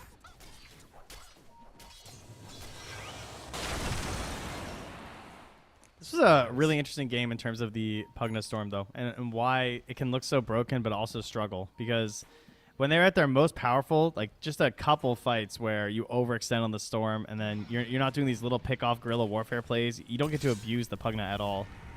Yeah. But Adro. so wait for that because they're going high ground. Uh-oh. Easy. Yep, that's unfortunate. He just got hexed and killed. And Chain Frost out. Yep, that's another one dead. Buyback coming from the techies. Tough game, tough game. What can they do? Palos disarmed. They're dropping watermelons on their head. And Team Spirit not wanting to give up without a fight. Staying in this one till the bitter end. As All right, the Carlo. decrep is there. Delay. Shiva's guard onto Palos. That's that healing reduction. Palos down to half HP. Laurel trying to kill off these waves. Can Carlos Courier please hurry up with this Dagon? I want to see him zap somebody. Get him! Dagon! He needs to go to the well and just grab it. That is Megas. And Palos getting Look at Tino. Look at him. dangerously close to... Oh, he's gonna Okay, get them both? He loses the Aegis. Tino gets the stun on Amira, finds Vaposhka. They lose the Aegis on Palos. Pops his ulti. Now the jump out coming from Slark. Onto Bob, but the jump in comes from Palos. All They right, still here have comes the Ravage Dagon. at the ready. Looking Zap for him. it. The big zap. The big zap is what they need. Leashed up Palos has his BKB at the ready. Trying to force it out if possible. The Ravage connects, but poor old Yadro is going to die again. GG is called. Use it, Spirit Carlo. Get knocked out in this. Yes! He got his zap off. Just barely. Wow. That's amazing, Trent. He tried to force staff and KS the kill onto Yadro, but he missed out on that one. So then he was just awkwardly stuck in the middle of the fight. Then he backed away, and then he zapped Collapse, but he didn't get that kill either, unfortunately. That was taken by Bob. What a team. Execration. You know, Palos has redeemed himself, folks. He will not go to sleep wondering about an Alchemist game, at least not that last one, because he's going to be thinking about this game where he took down the That's former right. TI champs on his Alchemist in extremely convincing fashion. An absolutely fabulous performance, Trent. And I think that that this performance, it's only one other thing can bring you this much comfort. Isn't that right? What's that? What could make me so comfortable? I think you're the one that needs to tell the Oh, people you want me to? about Well, it. I thought we were just trading. That's fine. I'll tell you all about the comfort Yeah. of the Ayana Estate. Because that's where they That's are right right. now, with its beautiful ocean view, its secluded beach, lush jungle, and the rock bar. That's capital The R. Rock Bar. I don't know. Dwayne might be there. I can't promise it, but capital R, there is a capital chance. B. It's capital R, so he might be hanging out there. No promises, but I know that if Right. I was the Rock and there was a place I wanted to stay at, it would be the Ayana Estate. That's what That's I would right. say. Yeah. Fair enough. And but of how would I course, watch you know, such they- good Dota there? That's what I would. I I wonder. think the only way that you could possibly watch such good Dota there was Yeah. be with BizNet. And shout out to BizNet, official partner in the Bali Major 2023. pakai BizNet and be a champion. Let's go, Trent. It's happening. As we get ready to go into game number 2, we're going to have a quick break. And when we get back, we'll see if Team Spirit can even it up and knock Execration out of the tournament. Shock. Oh, amazing stuff. We'll see you on the other side.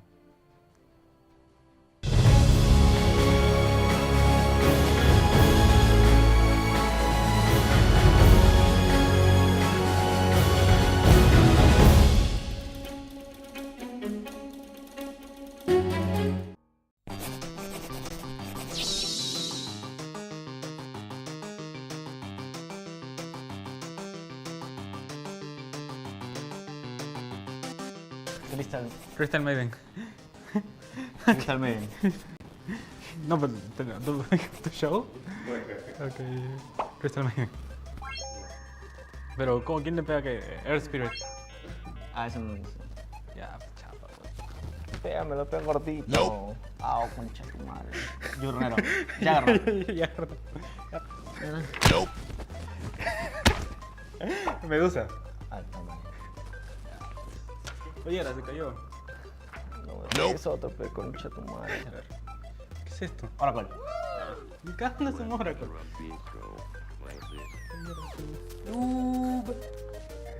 Uy, no entra. Ya, está armado. Va a traer. Está muy fácil, está muy easy. Está muy easy. Abaddon. ¿Qué? Es Abaddon. Es una Weavon. Es un Abaddon. Ah, no. Sí, caballo. Nope. Nope. Apóyenos, somos Seven Geniuses. Y estamos en la Bali Major.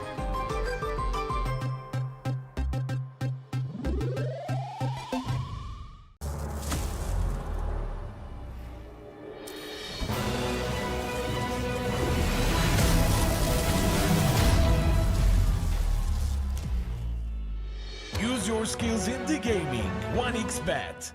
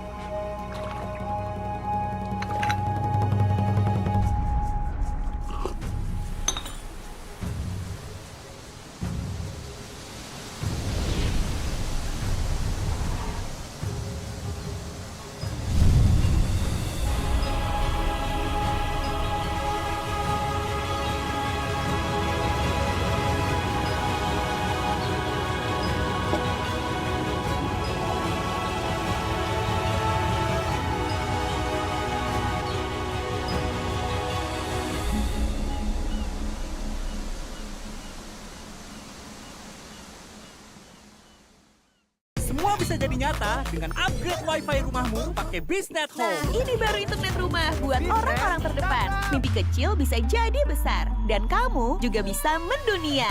Jadi, siap wujudkan semua jadi nyata?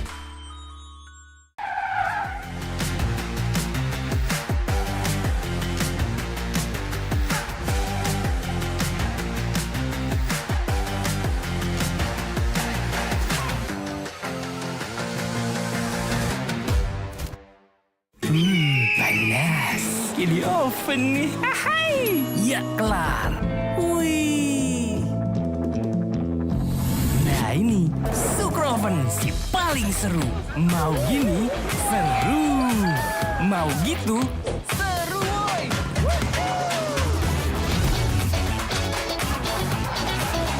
Mau lagi? Lagi. Terus aja lagi. Sukroven. oven, seru from the oven. The world is your stage.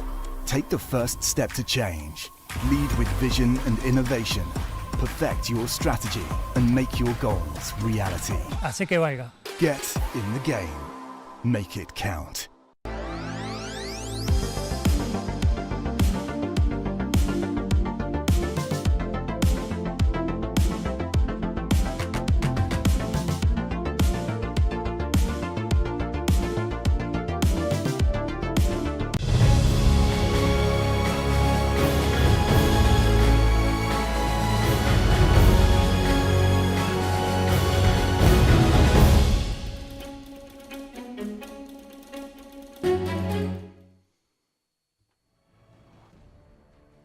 Welcome back, people out there in the Dota 2 universe. We're waiting for game number 2 to get underway between Team Spirit and Execration.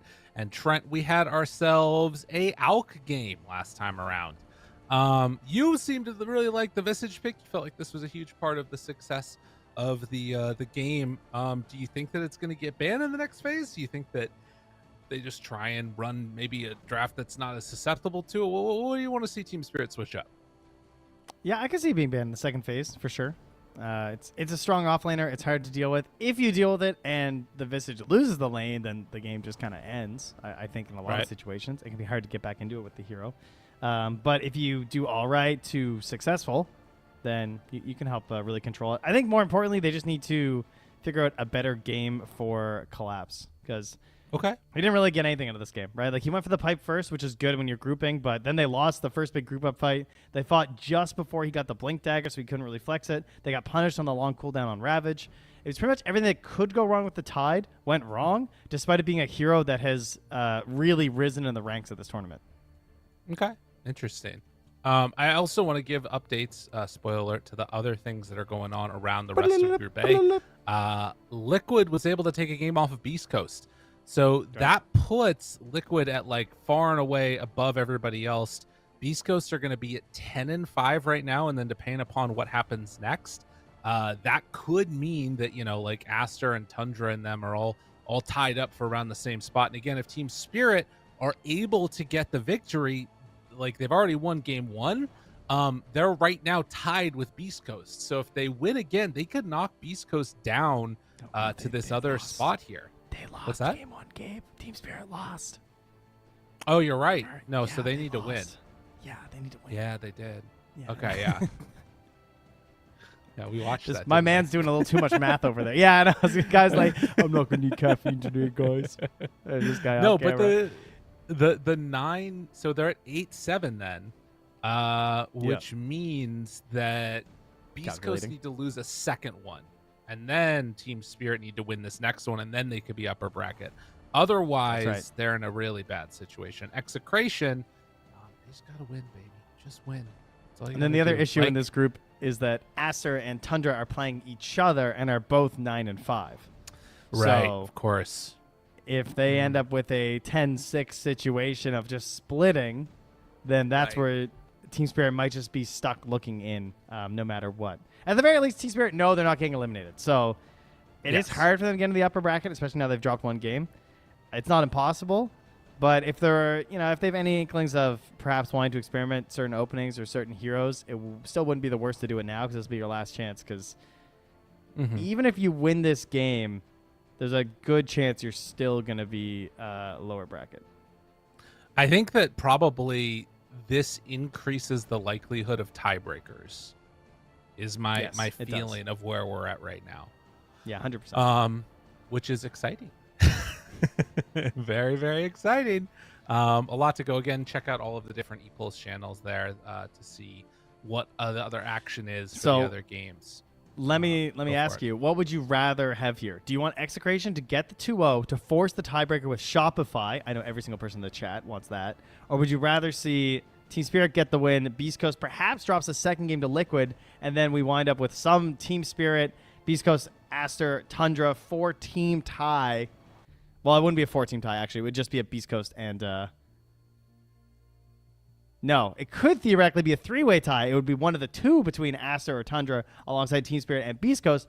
3 teams fighting for 2 spots in the upper bracket. That could happen instead. But only one of the two can happen.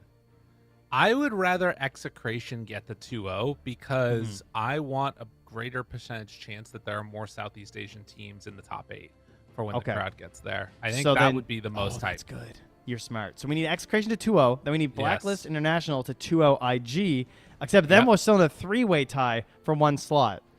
But then you got a better chance that a C team will get that one slot. Exactly. That's the point. 2 versus 1. But right. Shopify have Abed. So no matter what, C's winning. That's right? true. That's a good point. Yeah, it's fair. We're good. So no matter what, we're good. The only thing that can't happen is IG get the 2-0. That's the only way that this could go bad. But I'm not too worried about that. What? It should be, though. Sir? Yeah, you should be. Maybe there's a chance. Yeah, we do have choices now. The power do of we? emo. Yeah, Team Spirit, they're going to take second pick now in Execration. They're going to choose Radiant. Mighty interesting, Mr. Trentstoffer. Yep. You know what I like about second pick? It means that we get an interesting hero from Yadro. That's my assumption. True. Yep. Let's get into it. Let's see what the draft is indeed as game number 2 underway. Execration versus Team Spirit. We're in there. Let's go. Take us away to the land of the draft. There we go. I poked him in the eye. Take that. Take that, viewers. How do you watch it Absolutely. now? What do you think about that one? So second pick for Spirit, as you said. That means the Execration. What do they want to set up for on that 8th pick? They still just banned the Morphling, so they're not up for this whole like leaving Morphling and counter picking with PL. They don't want to mess with that versus Yadro. Fair enough.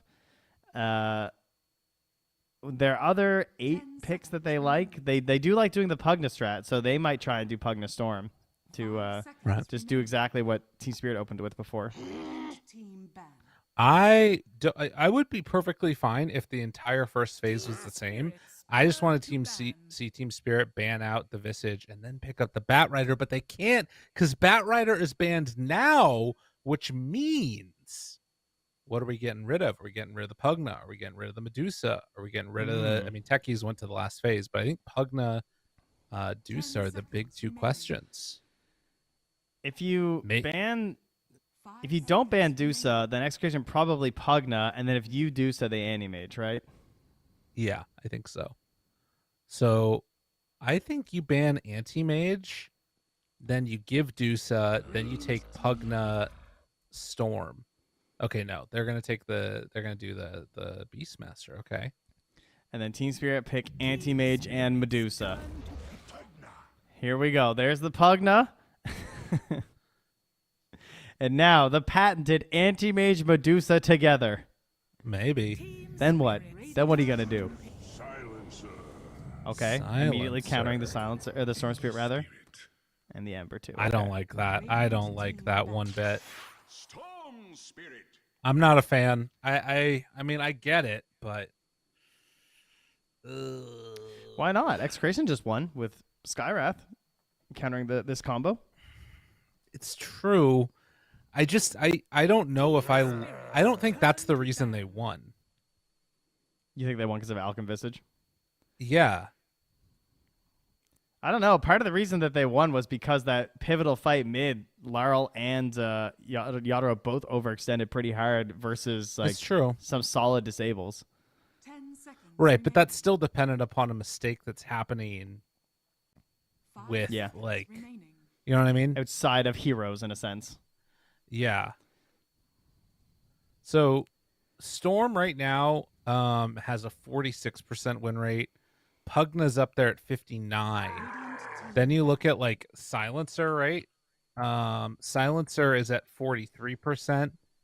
Ember's getting picked all the dang time, and it's at 50. I mean, I want to see what like the combo is when it's the couple of heroes together. Maybe the second phase will illuminate things more.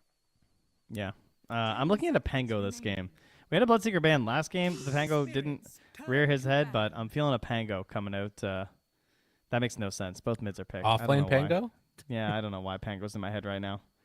Pango's gnawing away my brain, but never mind. We're not getting a Pango. Shut up, Trent. All right. They do have the option for Slark, obviously, again, because once more, Bloodseeker's banned.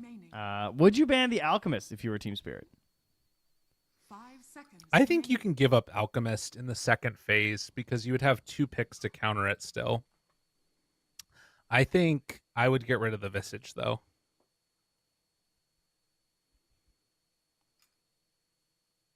Yeah, I'm down.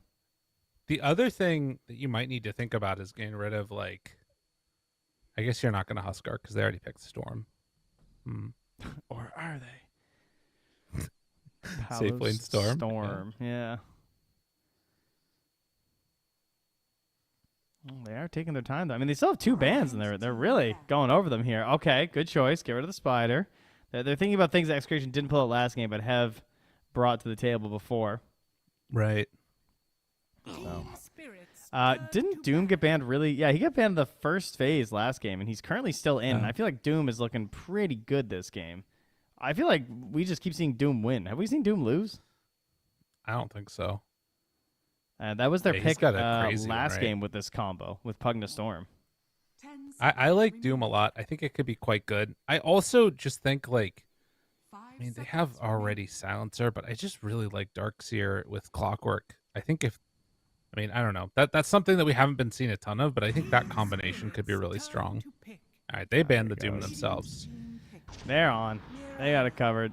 And this is what I wanted. I was just going to say that I want a solid Mira hero. I want Mira to have some good options in this game. No more of this laid-back Pugna heals thing. He got stuck in that fight when they lost. Right. He couldn't get up there to help his team. He couldn't be there. Now he's leaping in, charging into battle, pressing on, making sure that the game won't pass by him while he's being shackled by an Ember Spirit and stuck out of the fight. Okay.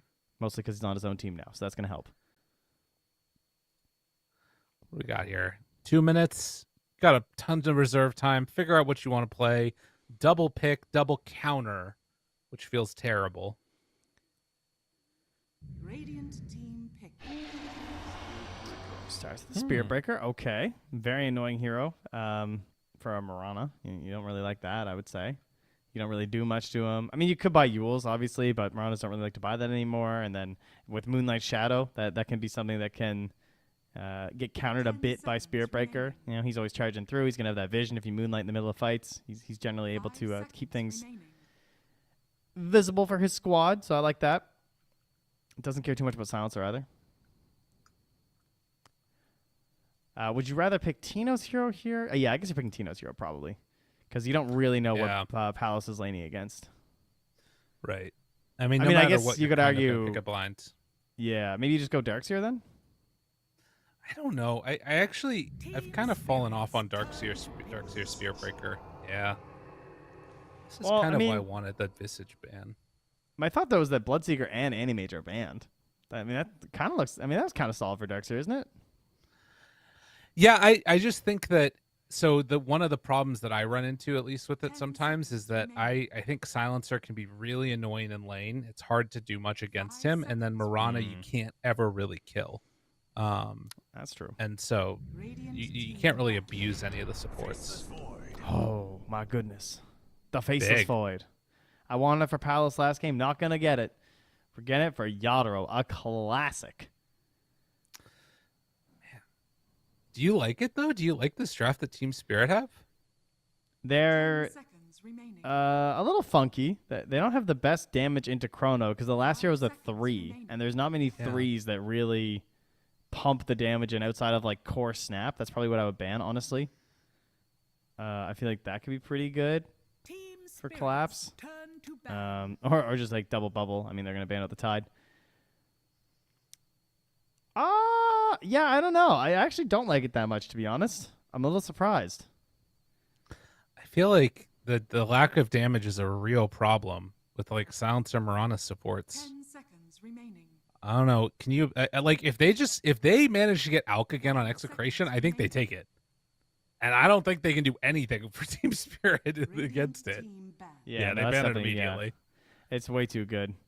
Because, like, with the decrep already being there, if you're trying to solo kill in Chrono, it can be tough. That's a good ban. The Timber Saw, that would have been a nice bit of damage to get out of the off lane.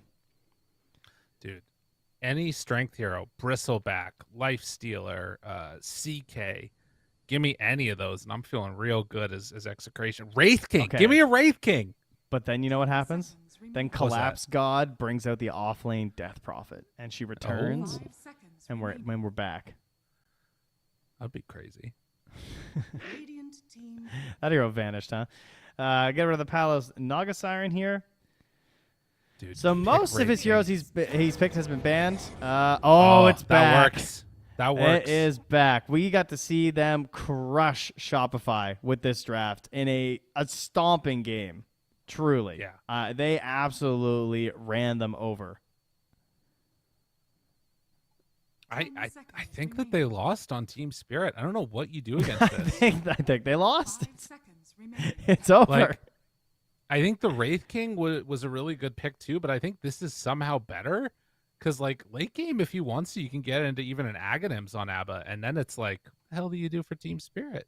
All right, what if they Darkseer? I don't think it's enough. No? I mean, it's good with the Ember Faceless Void to some extent, but I don't think they have the damage. They still run out of damage. We need an offlane game winner, though. Yeah. That's gone. I don't know. No, I think they lost. I think they lost. All right. Collapse goes Snap and gets really farmed. Maybe. It feels like Collapse needs to catch waves this game, which is not easy. Yeah. What about Enigma? That could maybe work. Pretty good, actually. They don't have that much to cancel Black Hole. It's kind of risky, but he split pushes. You know, he's not. I mean, he takes advantage of the map. The split pushing and the catching the waves is a little bit funky on the hero these days, it feels like, especially versus Spirit Breaker, unfortunately, though.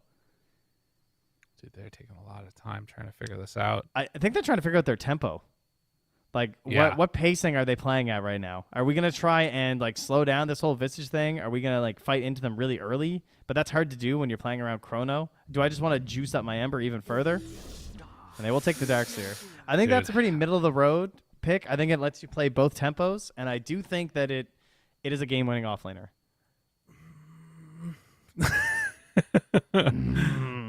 I think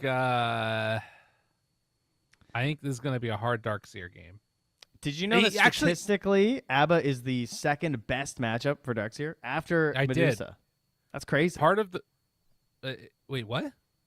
Yeah. Really? That Darkseer crushes Abba numbers-wise. The only hero that he does better versus is Medusa, which I assume is because of all these core Abbas and the illusion being ridiculous. That's super weird. Yeah, he gets a plus 5.32% win rate. And yes, these are just pub numbers and stuff, but the numbers do typically correlate quite accurately to pros. Because it's just so many games. One of the problems that you run into is trying to actually, like, have the damage output, and I think that there is some stuff that Darkseer is really good at helping Laurel get on top of Tino and burn through his Gravekeeper's Cloak. That part's amazing. Mm-hmm. I'm just worried that the tempo when these heroes start hitting buildings, I think Collapse is going to be like level 9. Yeah, he needs to accelerate like crazy. He needs tons of stacks to get built up for Mira. And I think that's the way that he sort of makes this game work. He has to become that, like, AFK farming hero, and really just freaking unload, which Collapse can do. We'll see if he can do it, though. Yeah, they also need to ruin Tino's career. They need to put this guy in the Not dirt just this game. so hard. Not this game. They need to shut this guy down forever. Because if this Visage has a good start, it does look very hazardous because of everything you're bringing up. Yeah. Yeah. The cooldowns are painful. The cooldowns? Global, Chrono, yeah, like, because like they're so fast on Execration, right? Like, what's the longest cooldown on Execration? It's like Bird Summon, you know? Yeah, pretty much. Yeah, it's not good. Look at that. Not look good. at that. Oh, you guys can't see it. He's got the Ame sticker. He's got a golden Ame on his Faceless Void for Yadoro. That's Yadoro. All right, let's get ready to go into this game number 2. Execration facing off against Team Spirit. And they're putting all their hopes and dreams on a last pick Darkseer. I will say this hero has not done well this tournament. Really? He's got around a 40% win rate. And not a ton of picks. And the other thing is that he's getting taken later in the stages too of the drafts, and it's still not winning. Does have a great taunt though with the jump rope. So, you win some, you lose some. True. The House of Coming Ernest right will at the disown me for that, says Palos. Right. Didn't know that. Sounds pretty serious. House of Avernus. You know what's funny? That always made me think of like Adam's family. No? It does sound like somewhere they would live, yeah.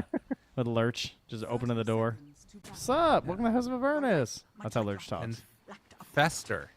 That was a weird show. Why was that show on Yeah. TV? I feel like that show don't would. know. I mean, I guess it does fly today because they made a show like Wednesday or whatever. But it was Well, there's kinda that. strange. There's like, there was that one. Ren and Stimpy is another one that I always like. I can't believe that kids watch this. Oh yeah, I didn't get that show. That show weirded me out as a kid.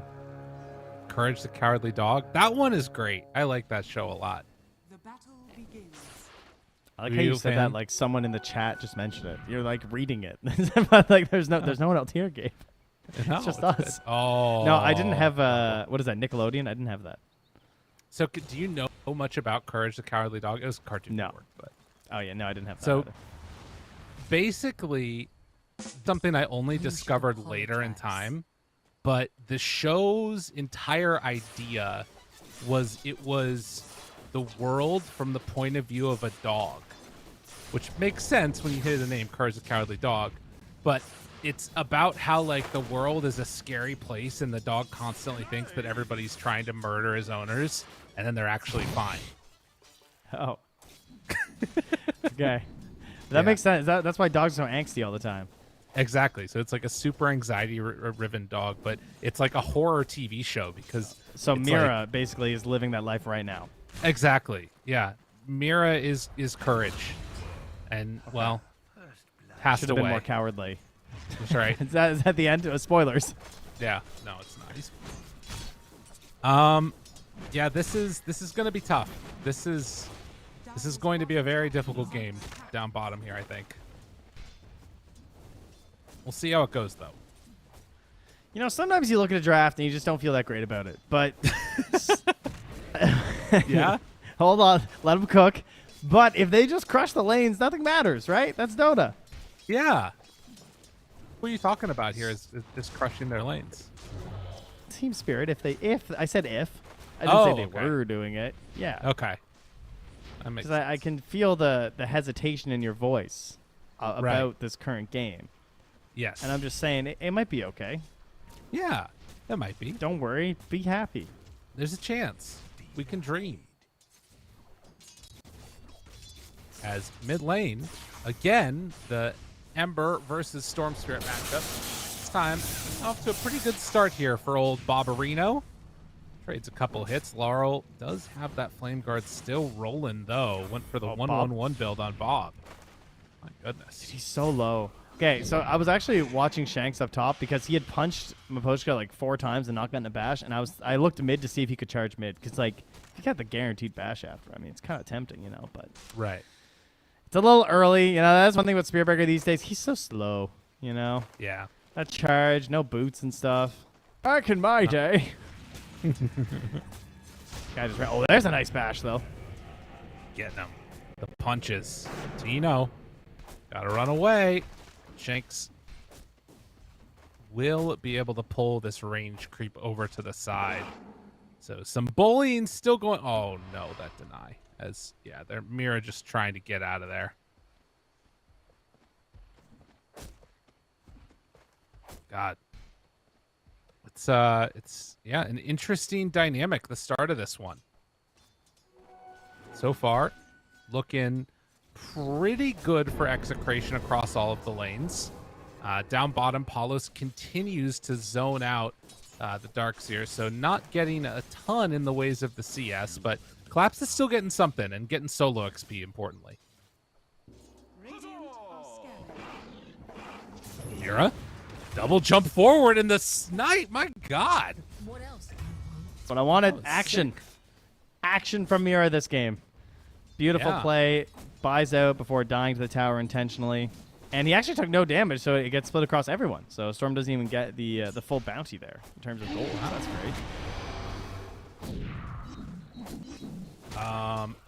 An interesting decision by Palos in terms of his items.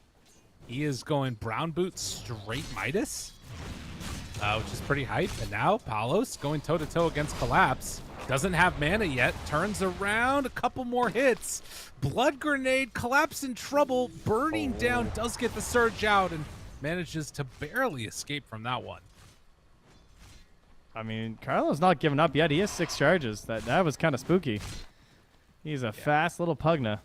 He's a lean, mean, green ganking machine. That's the one. Tino. Just dodging these bashes here as Yadaro's being charged. Trying to stack up some damage. 12% versus 15, Bob, 17 mid. as Bob is Oh, going to he get died. solo killed mid. That one hurts. That one hurts a lot. I didn't look at his inventory. I just assumed he had like a fairy fire or something by the way he was playing. But he just got burnt down 3 levels in the flame guard. Absolutely annihilating him. Some big hits there. Very well played. I wonder if he just didn't see that coming. Yeah, I'm not sure. Maybe, I don't know exactly what it was. Because typically you don't, I mean, unless I'm Wanna incorrect die? here, I don't think you usually see that. Well, that, and I don't think you usually see that build, right? Yeah. Like, typically you go more points in the slight that early. Like to grab the 3rd point of flame guard there is a little unusual. And I wonder if he tried to play around Mira? that with the typical matchup stuff. Mira, arrow. Ooh, hits onto the creep.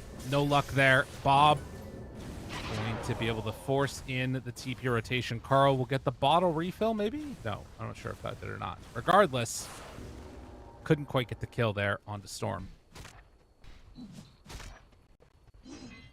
Bob still being shut out from his level 6. Laurel already has his. It's a full level. Yeah. We'll see if Carlo can stop him from getting the rune here. And nope, can't get in there. So Laurel bottles it right up. Away, away. Bottled up haste. And, well, up top side as Bob is farming these and Mira soaking experience. Do they want to go for some type of a snipe play here? It already used the arrow, so no. It's going to be heading up top where Laurel shows up. Does have that flame guard immediately onto Tino, gets the kill, and now looking for Shanks, saving that point in the chains, does finally drop it now. And Shanks is going to be the second one to go down. A double kill for Laurel. Great rotations for this Ember. The lane bleed is real. Laurel's getting out of control. Coming in, saving top, and that all comes back to, again, securing that rune and making life for a Storm very difficult. The gas station combo is not yet online, and it's not going to help because they are not going to be able to grab both wisdom runes. We'll just go 1 for 1. Right. So a nice little play trying to get in there, but not able to secure it in the end. Bob wanting to find Collapse, but Collapse is over on this side of the creep wave. The charge is coming through, and, well, this is not a free place to stay for Collapse. He is going to try and stick around and get as many creeps as he can. Does get him, but then gives up his life. But Midas done for Paulo, 7.5 minutes. Yeah. I assume he went Midas this game as opposed to like phase and bullying items because it's a Darkseer and he knows they're just going to like cut and dodge and avoid him the whole time. So this makes quite a bit of sense. And you don't necessarily want to go that late versus Team Spirit's lineup because, you know, you're playing with a Visage. You're thinking about pushing early. But speaking of Visage, Erode. Yeah, gonna get caught there. Tino, easy kill. So rotations from mids kill both of the offlaners, and Shank's gonna go down maybe here again. Although no, charge through, keeps him away. Nicely played. Yeah, Arrow not quite back up yet. And another rune though for Laurel. Illusion rune gonna let him dive a little bit deeper here. And Bob is just stuck in the jungle. So, you know, like a wise man once said, even if the draft looks a little ugly, if you just crush the lanes, does it really matter? That's fair. It's a good point. Yep. And mid definitely got crushed. I mean, Bob is almost getting doubled up right now in terms of net worth. It's been a tough time for the old Storm. But down bottom, all of Team Spirit heading here. The only one not nearby is Yadro farming up in the top lane. And Paulos, he's going to leave completely. So recognizing the danger of the situation. Yadro, no chrono. Are they going to try and go on him? They're waiting for 6 on Visage. He's about to get it off this creep. Oh, no. Okay, one more creep. He was 6 XP shy. Very sneaky. All right. And Palos finds Yadaro. A difficult kill. Doesn't have 6 on Spirit Breaker. Looking for the body blocks. Needs a bash. Doesn't find one yet. The bird's going down. With it's deep. the silencer in the area. 3 points in Arcane Curse keep them from getting into too much trouble. And in the meantime, Collapse and Laurel pair together to get the kill onto Carlo. Oh, nothing better than a snowballing Ember Spirit in your game when you're playing Darkseer. Oh, yeah. This guy's just going to be iron shelled all over the place here. And Laurel, he is just going in on Bob. Bob, what are you doing? Oh, Mira hits these. He doesn't. He thought about it.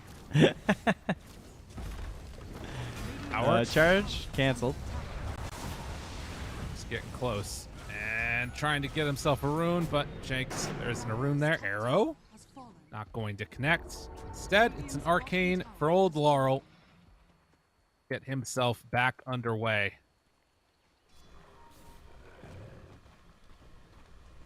Okay. 10 minutes in. Less than 1,000 gold separating these two teams. There are still some pretty solid items coming out here for the side lanes of Execration. We'll have the Echo Saber built next from Palos. That's where you start to see that passive come into play. And then Visage now picking up the boots. But dive in here from Bob. It's risky. Oh, nice. Thanks. Getting away, and Bob does manage to take down Mira. Looking for more. Laurel's in trouble. Has to get the hell out of there as the rotation came from Tino, but the chrono connects onto 3. Bob will go down there. But looks like the rest of Execrations should be able to survive from this. Tino still taking some dot, but has the Healing Lotus and a wand charges. Yeah, he's going to be okay. Mid goes on in. Abba makes the deny happen. Shanks tries to charge through, manages to get away. Follows, pops the borrowed time, tries to retreat back, and looks like he's going to be able to walk away perfectly okay as well. Oh, nice chrono rotation. And the one thing is we kind of complained a little bit about the lack of chrono damage, and that will be true later in the game, but for now, when you hit max slight and you're able to hit it on 3 heroes for free like that, it is a crazy amount of damage. Right. Global. Bob gets caught. Save. Bob living gets the zip back, and looks like Carlo's going to be the one that ends up going down. The decrypt doesn't really work that well against Iron Shell. So they manage to take him down. And Palos in trouble. He has no ulti. Photic Shield tries to back away. Palos gone. Just like that. It's all it takes. Palos in no man's land. That's a greedy spot to be with like 300 HP and no ultimate. I gotta say. Maybe not the spot. Wow. 12 minutes in and a 2K gold lead. They really need 6 on Carlo so they can actually utilize this whole combination that your draft was dedicated to. You went Storm Pugna. We got to get the gas station flowing here. Yeah, absolutely. They are looking for a fill-up spot, but Team Spirit wanting to keep this pressure on. Oh. Spots him. Tino won't get caught by the chains. The double drop of the birds. Now retreating away. Still has stick charges. Has the turn with the Healing Lotus, but it's too quick, too easy. Kills come fast, and the birds are also going to die. Holy moly, Team Spirit came up with the answer for Visage. Laurel's rotations are pretty much the answer for any lineup right now. I'm not sure what heroes are going to stop you. Yeah. Like, they have this great 5-hero lineup for, like, roaming around and stuff, but the one thing they're lacking is just stuns. Simple stuns, and Laurel is running them over because of it. This was, what, a first phase Ember, and there's just no answer? Oh, okay, wait a minute. The only one they got, it's just onto Shanks. Nice juke there on the arrow. Era gonna get caught. Bird drop, and dead. And that's level 6 online for Carlo, finally. That was kind of sick by Shanks, though. That little shimmy. He looked like he was playing some Street Fighter in the corner. Dodging the throw, shimmy back in. Very good. I don't know what any of that means. It's relevant, I promise. All right, I like it. Carlo picks up the Wisdom Rune now, but double mechs done for the offlaners at the same time. Darkseid has definitely been able to make a little game for himself on Collapse. This Ember Spirit's early great start has really enabled him to have some value in this game. Yeah, a bit of Ion Shell here and there, but more importantly, just space. It's just, you know, and turning into a 1v1 versus an ABBA, where there's no way you're going to get pressured. The ABBA also, sure, he free farmed, he went Midas, but it kind of delays when ABBA is cool and actually doing these things that ABBA wants to do. Like, yeah, it's going to help him later on, but it almost feels like you're missing out on some of the aspects of your draft that look the most potent from Execration because of that. I mean, I'm really curious what Paulos' idea for this game is as a whole, because it feels like he's got some idea of like a late game scaling with this hero. And I mean, when things like this happen, it's pretty rough. So he's going to try and TP out. They will be able to. But yeah, this is, I don't know, maybe ABBA just becomes insane late game. It does. I think it becomes most insane at Manta Harpoon. That is like the full peak. And that's not like a late game timing, but it is incredibly powerful when it happens. Like, even I think if you're a bit behind, the hero is still really hard to deal with. Of course, you can't lose too much of your map that you can't farm it up. That would become a bit of a problem. Speaking of farming it up, Yadro has just been chilling for a while now. He is just farming Ancients right now. He's got his mom going, his Maelstrom. He's probably on the phone with his mom right now, just saying hi, because he's just mad chilling this game. And he's thinking about a BKB on the earlier end here to just really push in to Execration's territory. Yeah. I mean, that seems like it'd be nice. Just don't give him an opportunity to make this Midas on the ABBA worthwhile, because it feels like, in a way, the timing for that Manta being done on ABBA, BKB being done on Storm, that's what they're looking for, and Spirit is going to hit it much quicker. Well, they're going to jump over onto Palos here. Collapse with the Invis Ion Shell. Wait to see if he notices. This worked for me in, like, 2012. Oh, it's nice. Still good, it seems. Borrowed time. Palos being chased. Teammates coming in, trying to help him. Aphotic shield for the turnaround. The slow is there. Does he get the silence? Not quite. Can get it on the second go, though.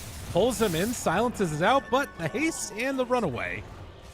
And DD, the last little remnants of it, and Palos brazenly walks back in. The heal coming in from Carlo keeps him alive. I mean, Palos is still dying.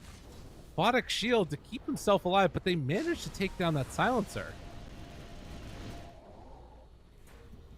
That was nuts. If you're ever playing silencer, position 5, and you don't have buyback, I will find you. Just want you all to know that. Global would have been pretty gnarly at that part of the fight. I'm just saying. It's like, how much gold is he down, honestly? It's like, it's so valued. Give him like 3 more kills. Apps trying to chase. Chains out onto Shanks. Doesn't have a great way out of there, but the pullback, the vacuum, able to interrupt. One nice part about Dark Sirius' Storm there. That's so much space, dude. That is crazy. Yeah. Oh, dude, they just drop it. The global into the chrono. But the mech? The damage to the mech. Almost enough. If that was Greaves, he's living. Yeah. I mean, the magic damage too, cutting through that solar crest with Tino trying to help out. Right. Yadro. Yadro down. He just goes down. All right. Fine. He got big. 3 bashes there. That was pretty gnarly. Tino gonna get chased down a bit. The charge goes on to Maposhka. Doesn't have that much mana, but does have 17 stick charge. Aphotic shield onto Shanks, trying to keep him alive. Not so good. Now the vacuum back. Collapse. Greaves resets his stuff after the silence comes out. And well, Palos, he is in a world of hurt. Does have the Aphotic shield to keep Bob alive, but Palos, he's not going to be so lucky. End up finding that kill, and, well, almost damn near get Bob, too. What a punish there from Team Spirit. Yeah. Killing that. Come to the grave site of Yadro and just mob and bucket. Unfortunate for Execration to get a win like that and then drop so much right after. Gee, Shanks just keeps going in on these creep waves. All right, he's gonna chill. I was a little concerned for his safety. Kind of a but- madman. Yeah, they don't see anything right now on the side of Execration. They have no idea where Team Spirit are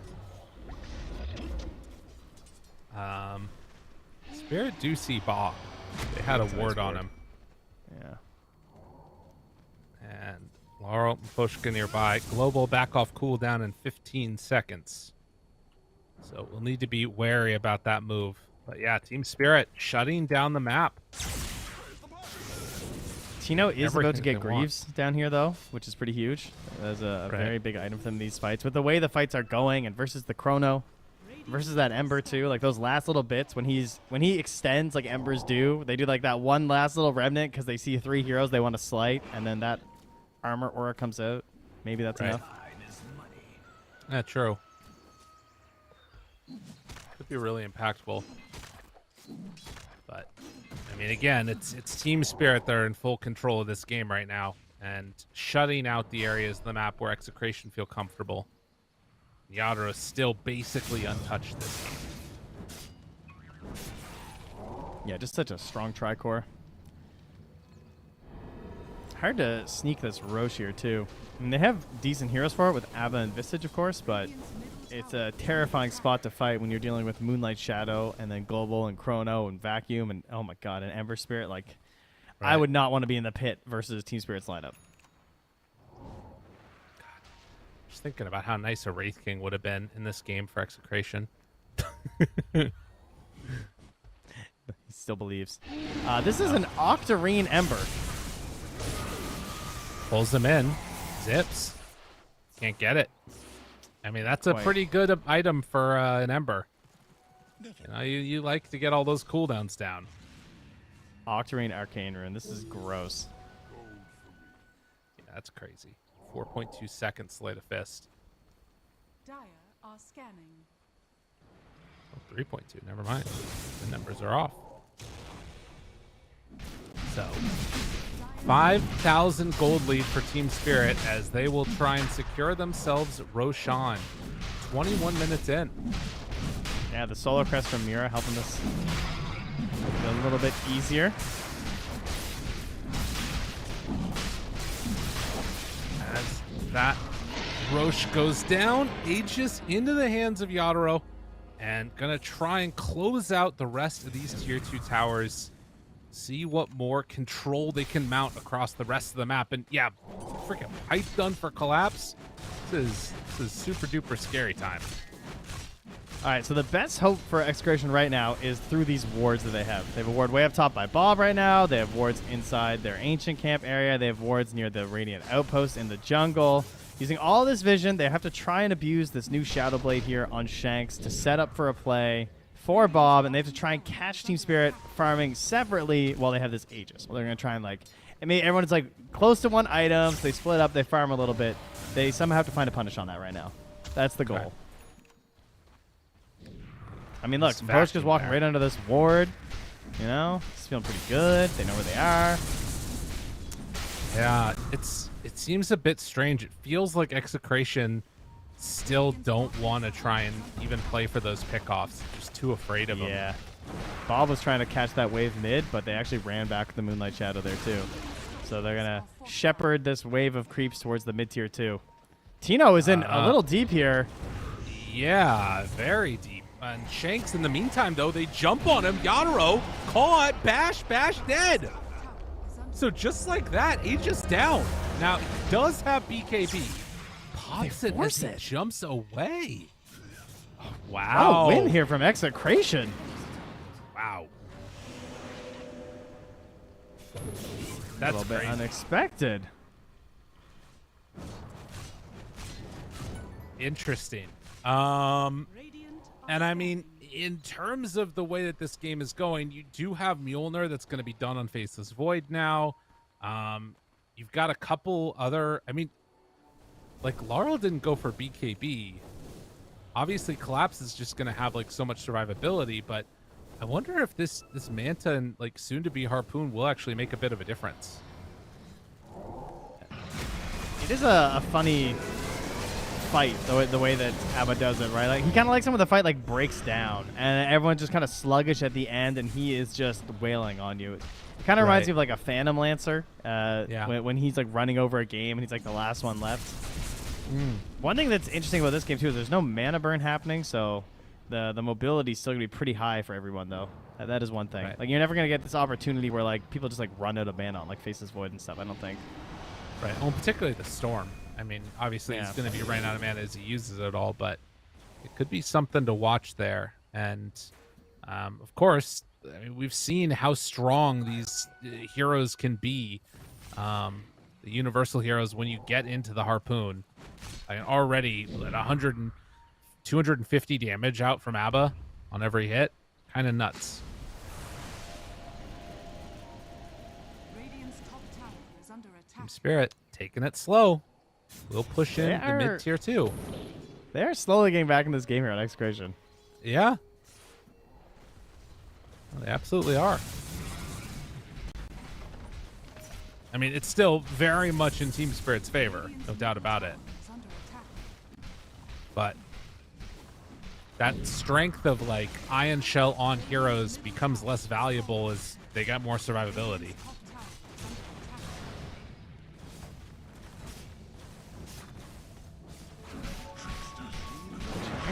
Shanks? Oh my god, Shanks is insane. Dude, that's what he did earlier, too. That's how they got the kill on the Void. All right, guys, they have no detection here. I have confirmed. Dire's bottom tower is under attack. In a pocket, he's fine. Yeah, thank you, Tormentor, for that one. Oh, yo. Oh, I thought Carlo was going to make the full run. Dun, dun, dun, dun, dun, dun, dun.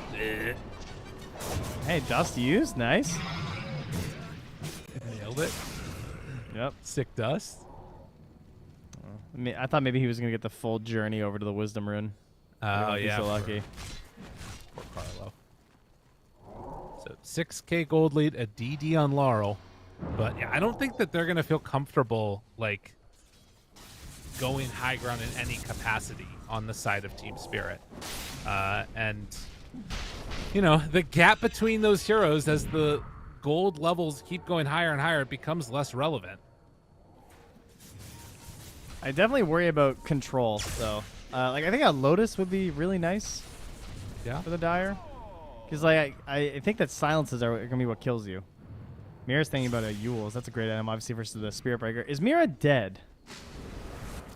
Because, yeah, they're trying to give Bob the mana, but he didn't stick around close enough. Charge comes out. Has it. And yes. Very much goes down dead. So pickoffs galore. Palos back at home holding on. He's got 1,800 gold on top of the Harpoon now. I mean, this Abba hits incredibly hard. Yeah, and one of the biggest benefits, of course, is that maybe Yaro's doing extremely well in the farming because he has the entire map, even without a Midas. But Palos is keeping up in the levels, which is huge for him because he is level 18. Makes it a lot easier with that ulti. 50-second cooldown. 6 full seconds of wailing away on you. And now he's going to get that Blink Dagger, which I know you and I both love because you can just blink away in a lot of situations as Abba. Right. Yeah, it's really nice. Can get towards some of these later talents, which start to look pretty crazy too. And 5K gold lead.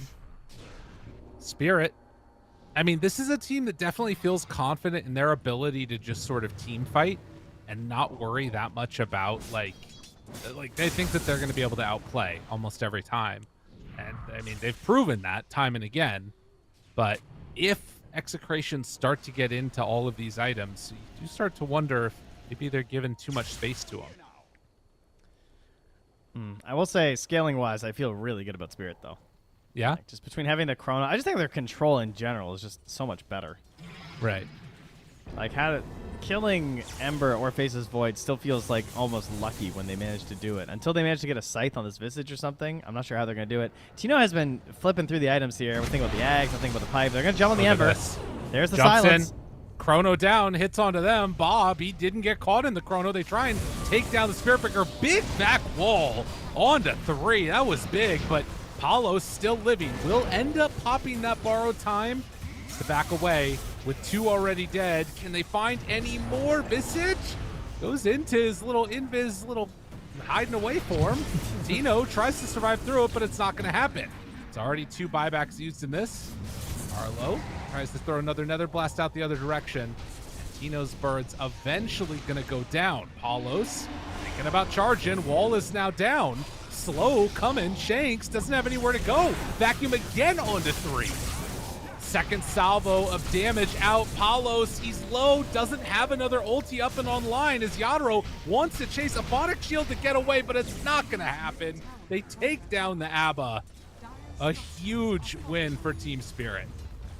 Going all the way back to that chrono. That was so nice from Yadro. The defensive, offensive chrono while Laryl is just burning them all inside with the Flame Guard. Because they did find a way to get that control. Again, Laryl, no BKB. So the silence was there, but defensive coverage coming out from a Poshka's ultimate and then the chrono as well. So nicely done there to ensure Laryl wouldn't just go down and keep his spotless record so far in this fight as they vacuum him back once more. Static's resistance, really good against that spell, but it doesn't matter because, I mean, that's just cherry on top if they can get those kills. They're happy taking down Rax. A full set to be claimed by Team Spirit as they will walk away and go back to farming. 15K up now. These are the hopes of Execration, ladies and gentlemen. This is the last chance that they have. They have to win this match or they are guaranteed eliminated here from the Bali Major. It's 1% chance. 1%? 1%. 1%. Is giving them 1. Oh no. It's dropped so quickly. Well, it's actually kind of been dropping the whole game, but it's dropped so quickly, Trent. And well, Paulos 1% isn't... Okay, maybe that's accurate. He's out there. Wanted to make a play, but it was not meant to be. Maybe now they pull in another, but the chrono is back up again. And they will find and kill Bob. Paulos to fall as well. With 3 dead, a 4th to fall. Team Spirit taking dominant control now. It has completely gone out of the hands of Execration. Oh man, the fear that you could see in this lineup, the general push and terrifying sustain that could be there with a Pugna, an ABBA, and a Visage packed full of auras, it just never happened. This game, it did not appear at all for Execration because of one man, and his name is Laryl. Honestly, it's something I think we should highlight. Like, he's been catching a lot of garbage from the community recently, people saying he's not that good. This is Laryl's game. He won it for them and absolutely dominated. If he doesn't get those solo kills, if he doesn't get off to a hot start, this engine of the Team Spirit draft doesn't function. Yep. The level 3 Flame Guard getting the kill on the Storm Spirit at level 5. Very sick play. Mira helping to secure the Wisdom Runes to ensure that the Pugna didn't go online earlier. Those two combinations, I think, to ensure that you don't get... Again, this is first phase. Most teams will go for this Pugna Storm Spirit. Team Spirit included. You know, they like this combo. They just lost with it last game. So it is good, but they got outplayed, outmaneuvered, and they're getting out-roached here again. They're going to be way too late for this one. Trent, they took the percentage away. They took their percent. It's down to 0. Oh no. The humanity. As Execration, they're smoked out. So too are Spirit. Paulos maybe going to be that first point of contact. Chrono back up in 25 seconds as Mira Smoke will break. They know they're around there. They don't have Ember. Laryl. Oh, this chrono. Oh, God. Back off cooldown soon. They also have the big back wall. Connects on all of them. Oh, Lordy. That's dangerous. Stun out for the moment. Chrono back off cooldown in 3 seconds. Will they find him, though? Bob wants to run away. Please don't chrono me. Instead, they're going to set their eyes on Paulos. The bash is there. Will get the ulti out, but Yadro chasing. Chrono running circles around him. How does it feel? Oh my God, Yadro, no regard for human life as they will knock them out of the tournament while freaking dancing on the grave. of the still alive Paulos. Kind of disgusting, to be honest. I can't Oh, let's believe go he just Yadro. followed him and ran circles around him. To be fair, there is nothing else to do, and he was just tactically dodging potential disables. Oh, I see. Right? Yes, He was making it yes. hard for anyone to click him. Oh no, That's all. Tino. He just gets caught too. The punch is there. The big old punch. They're slide guitaring their way to the finish as the Ancient is exposed. Shanks looks for one more hit. Not gonna happen. They take him down. Bob with the pull in. As back on the Ancient, they manage to kill off Tino, but the important thing is that the throne is falling. And Carlo eventually dies. Maposhka does go down. Oh no. The tip onto Bob. GG is called. Execration are eliminated. And Spirit managed to secure another game, hoping for a spot in the upper bracket. Well, this will give them a shot at it, depending how the rest of things shake out here. But Execration, they're going to be joining a couple other teams now in elimination. And Lyrical, there's someone else from this group who's already been eliminated. Oh, who is that? That Are would they be feeling IG. kind of sad about it? Feeling a little bit emotional? Yes, they are in fact feeling pretty emotional about it here. Wow. You know, Trent, I think you're going to have to tell them a way that they can just sit down and relax and deal with their problems a little bit there. How you think I should tell them about that? I mean, I know that it can be sad to be knocked out of the tournament as IG or Execration right now, but I know that they are enjoying world-class comfort. And you can enjoy the same world-class comfort as the best Dota players in the world because DX Racer is the official chair sponsor of the Bali Major. And you can go to dxracer.com right now to get your very own with the Bali Major code at checkout. You get 5% off for U.S. customers. So boom. That's amazing. And I mean, in style, Execration were knocked out by Team Spirit. Team Spirit looking very stylish. And of course, that's because the action over at the Bali Major is heating up. So you all need to make sure that you check out H&M's new summer collection for clothes to suit that hot action. Yeah, it looks stylish. We're all looking some stylish here. Bali Major, love to see it. Shout out to H&M. Trent, I think that's going to do it. I think that we need to get ready to head on to a quick break because there still is action in Group B to be played out. Group A, I think, is still going on, but we will be back. Go for it. No, well, you can go check right now to see what happens with Blacklist and IG because theoretically, IG can still play spoiler, right? Blacklist still need to win game 2 so that they can get their tiebreak versus Shopify. So that's over on Epulze EN3 happening right now. And they're only 4 minutes into the game. But Blacklist Rivalry, they're going with the Storm Pugna, which just lost both games in our series. So see if they can get the win with it. All right, we'll find out more as we get ready to hop to a quick break. And when we get back, we're going to have our final match of the main stage of the group stage. There will probably be tiebreakers that happen afterwards. Nouns facing off against Azure Ray in just a few. But for now, to a quick break.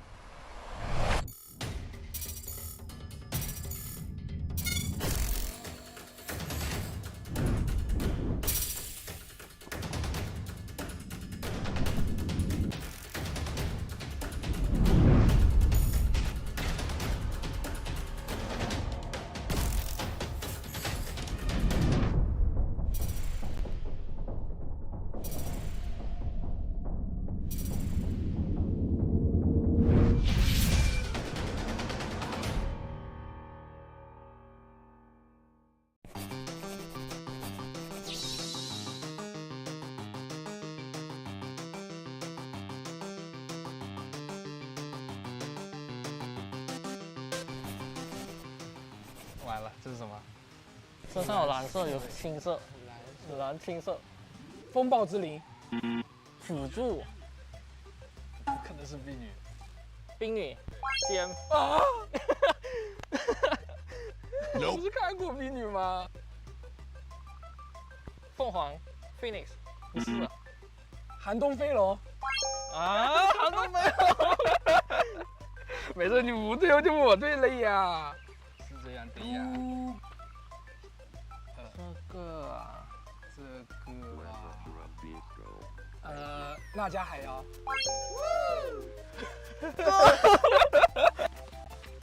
Nope。我猜先知啊，这肯定是先知。哦，我操！我一开始看的是飞的感觉。大地之灵，虎猫，贴这里一个，最后再出一个就贴脸上了，行啊，只有一个了。他这是红的头发，这个很难猜的，又是个人。哎，那我来猜。哎，我猜，你猜，风行者，Wing Ranger。哦，没事，还是我输了。对。支持 PSG LGD， 期待我们怎么了？支持 PSG LGD 在巴黎 Major 上的表现。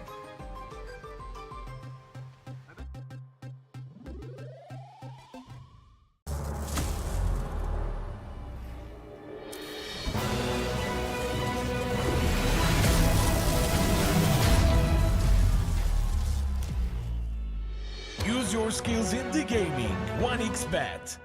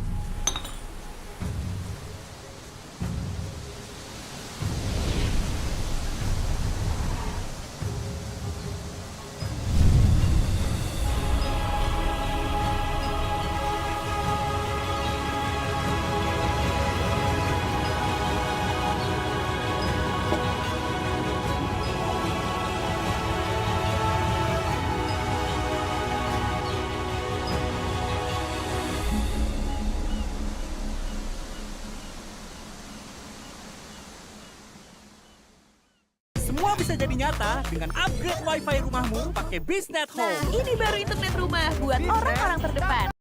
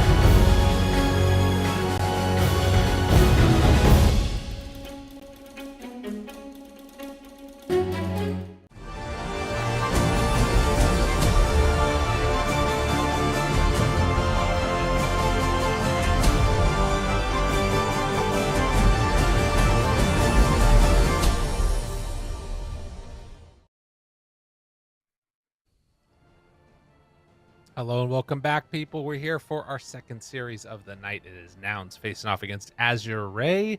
Trent, man, you ready for this one? It's going to be a good one. Group B. Yeah. This will be our second for Nouns. I want to say, is it our third series for Azure Ray? I feel like we've seen a lot of Azure Ray.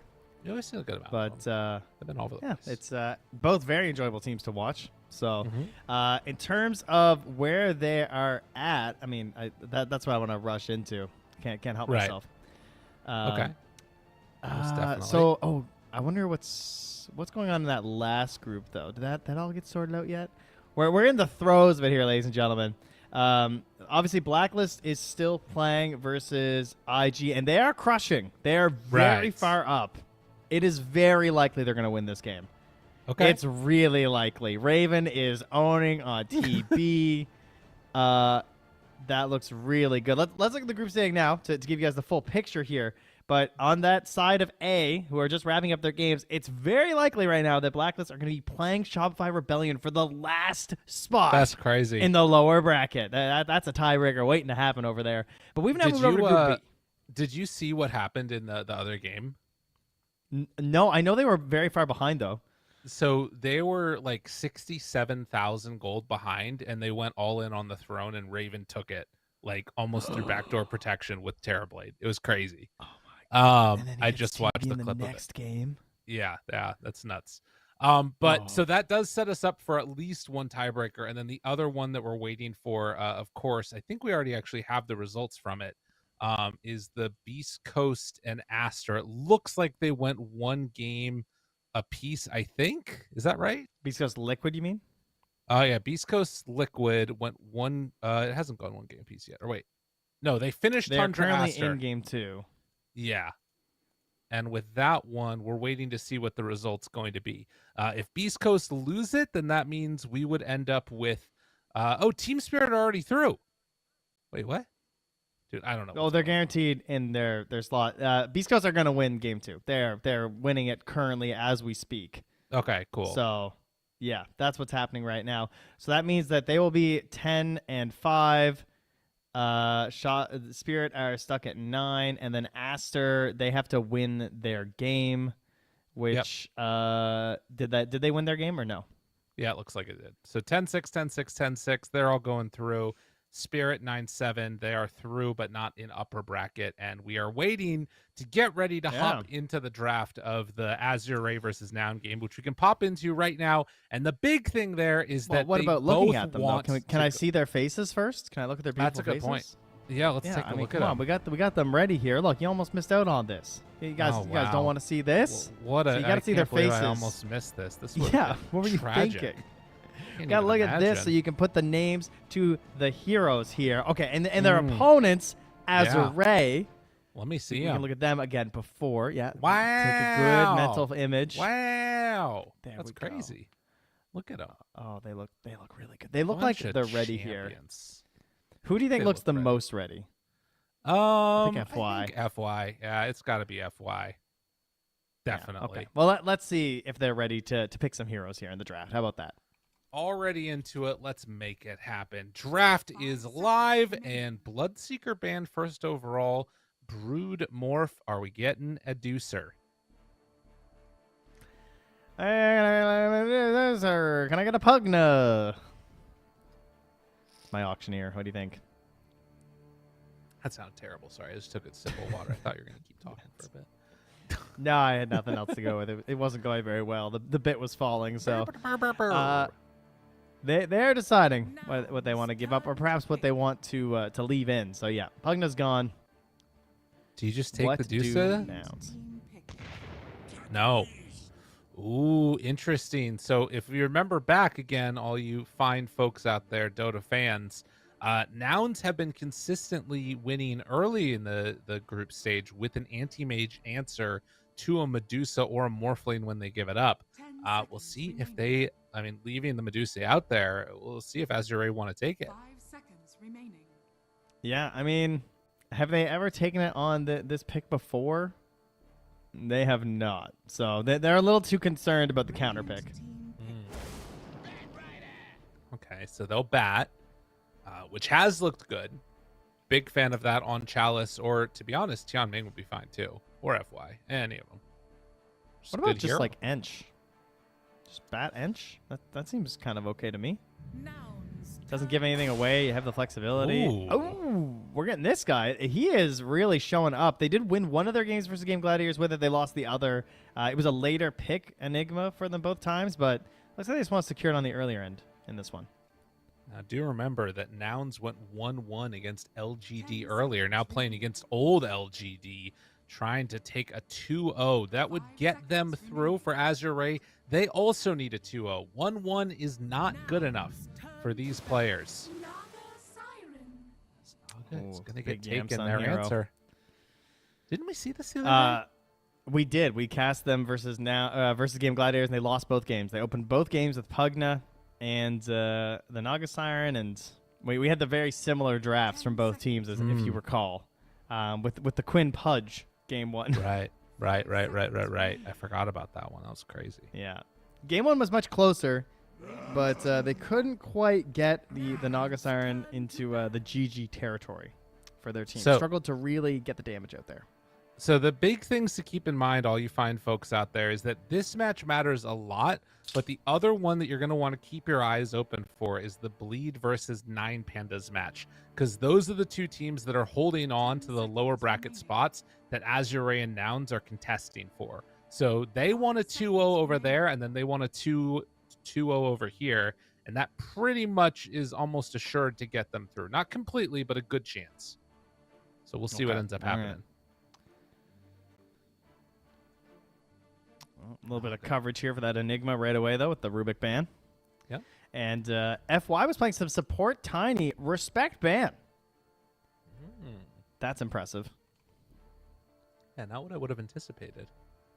I guess because they did it both times for the lane setup, because that does make sense, right? If you think about a hero, like if you need a melee 4 that can do a good job with Enigma and has really cheeky plays, I'm guessing they probably did some Eidolon tosses, right? That's always a good one. Yeah. So it's just making sure that they don't get what they're comfortable with here.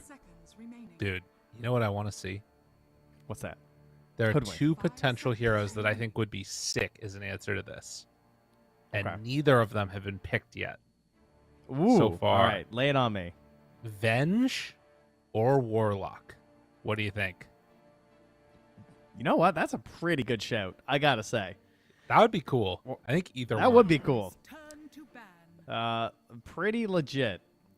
Yeah, that's a good point. We should be considering these anti-dispel heroes / you're right. The only hero that really covers it that nicely in terms of like the true save is the Venge, right? Yeah. Gets you the lasso, gets you the black hole. A lot of these other, a lot of save heroes, unfortunately, specifically can't go through black hole and lasso, which you guys might not know if you don't play these heroes a lot, but you can't snowball people out of those. It's a rule. It's a hard rule. You just can't do it. But Venge, no rules for Venge. Snowball's chance in hell. That's right. That's good. Snowball's chance and a Bat Rider lasso. I think particularly because you're playing with this Naga Siren, the chance of going for like Avenge would be pretty freaking sick. And then the other thing is you could even have some flexibility of Moo playing it, I feel like. That feels like his type of hero in a way. That is his style. I have a question. How did we get this far with no spirits banned or picked? Yeah, that's nuts. They just want to leave them all in. I feel like Azure Ray, they probably pick a support here. They probably pick either their 5 or their 4. Or they could pick a flex one there and then do stuff with the Bat Rider after. And then hope to get Ember after. Maybe they don't want to give up the free Gunner Ember, though, because he's going to get counterpicked either way. And he knows most of his Ember matchups fairly well. And I don't think Azure Ray are going to Huskar them. As much as we're talking about these heroes, can we just not talk about heroes for 2 minutes? Would that be okay with you? Yeah. Yeah, let's go. So I want to talk a little bit about the dynamic of the players playing in this game from the point of view of both Nouns and Azure Ray. Because I feel like for Nouns, particularly between Husky, Yamsun, and Gunner, this is like young gun NA that watched this team in their heyday when they were the best players in the world. Do you think that plays at all into mentality coming into this game for a spot to go further in the major? I think that's something they're worried about or thinking about at all. I remember when we were making fun of Gunnar being a zoomer amongst the broadcast crew. Yeah. At a TI, watching these guys compete at the highest level. Yeah. So yeah, that is kind of wild. You know, we just had this like young player coming in doing his thing. I think it does to a certain degree for sure. Obviously, they've had their chances now, and they're pretty warmed up. This would not be a great day one matchup, I feel like, but perhaps now they're more inward looking than outward looking. They're more thinking about like, you're so obsessed with everything you're learning about your team over this event that there's not even that much time to consider your opponent. Right. That's fair. All right, I like that as an answer. Let's get back to it, though. Timbersaw picked up now, and then we get the big answer for the Enigma in the Doom. So no Vengeful Spirit core. Maybe still could get support. We'll hang off for that. The Timber, an interesting answer for the Naga. Been banned out first phase a lot. Yeah, I think Beastmaster was looking like one of the better heroes available for Nouns, but then the Timber comes out, so then you have this Doom that's a pretty solid answer, right? Because like Vision versus Batrider would be nice from the Beast, then the Stun versus the Enigma in case it is indeed core, but then the Timber comes out. So now this is putting a lot of stuff into Flex. We don't know who is core, who is support on Azure Ray. Support Enigma has been picking up steam, support Bat's been picking up steam, and then they have the Batrider to cover the Timbersaw because Bat is also the best counter pick, and they were ready for this. They are just getting into the next 2-ban phase. They're dropping the Dusa, and we'll see what they do. I assume you still ban Anti-Mage. Oh, yeah. Because you don't want to see, like, some... I mean, it would be hard to work in, though, to be fair. Yeah, that's true. You'd have to do... I mean, I think that Husky could... Or, yeah, I think Gunnar could play Doom mid, and then you do offlane AM. But it does start to feel very strange if you're doing that. Or mid-sky Pog. You know? Hey, now you're talking. Well, but then what do you do with Heroes... the others? Ooh! You know what, actually? I remember watching Moo play. It probably would have been about 6 months to a year ago or something, but I remember him playing Naga Siren, both support and I think offlane. If they ever wanted to do a crazy switch up, now would be the time and run that way. And then do mid Doom? Doom, yeah. Yeah, no, I think That's the 3 Naga is definitely strong. We've seen a lot this tournament, actually. Not in our games, but a lot of other teams are picking it up. In fact, I think Azure Ray lost to it when... oh, wait, no, Quest was playing the... technically, it was offlane Slark, I guess. Safely Naga, because it's Amar, but, you know. Yeah, we've seen a lot of Naga Siren over this tournament. Yeah, I'm down. But there, of course, there's the other heroes you still have to consider, like the Darkseer. That's the big one, since that would also be a little bit funky, though. But they are respecting the potential lane swaps. I mean, you could do it mid, definitely. What mid bodies Medusa the most in the game? I guess like Sniper. If you were dedicated to getting a mid hero here. Morphling, I think, is pretty good. He's not. Luckily, we don't have to worry about that guy. Yeah. Invoker. Yo. I mean, Invoker versus Timber and Medusa?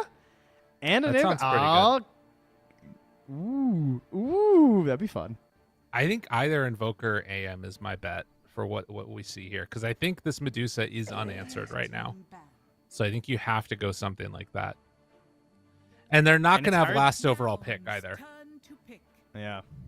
It's also tough to ignore the hero. Ooh. Okay, Wind Ranger's not bad. That's a pretty good middle of the pack one. It's not like a hardcore Dusa counter, but it does pretty well versus the hero. And you can do diffusal builds, right? Okay. So that's pretty solid. Good versus the Timber as well if you go that diffusal build. Pretty annoying. They insta-picked that. They knew that that's what they wanted immediately. Well. Have a lot of time left, though. So I know Kunkka used to be a really good matchup against Wind Ranger. I don't know if it still is with all the changes to her being universal and stuff. I think the best one we've talked about lately has been the Puck, probably, in terms of mid lane heroes. Okay. That would sort of fit their draft. Right? They you just get Coil. Of course, then they might struggle with damage into the Naga Siren, but if Medusa's getting farmed enough, that might not matter. What about just Batrider in mid, and then you swap something else out? Yeah, it's not too bad.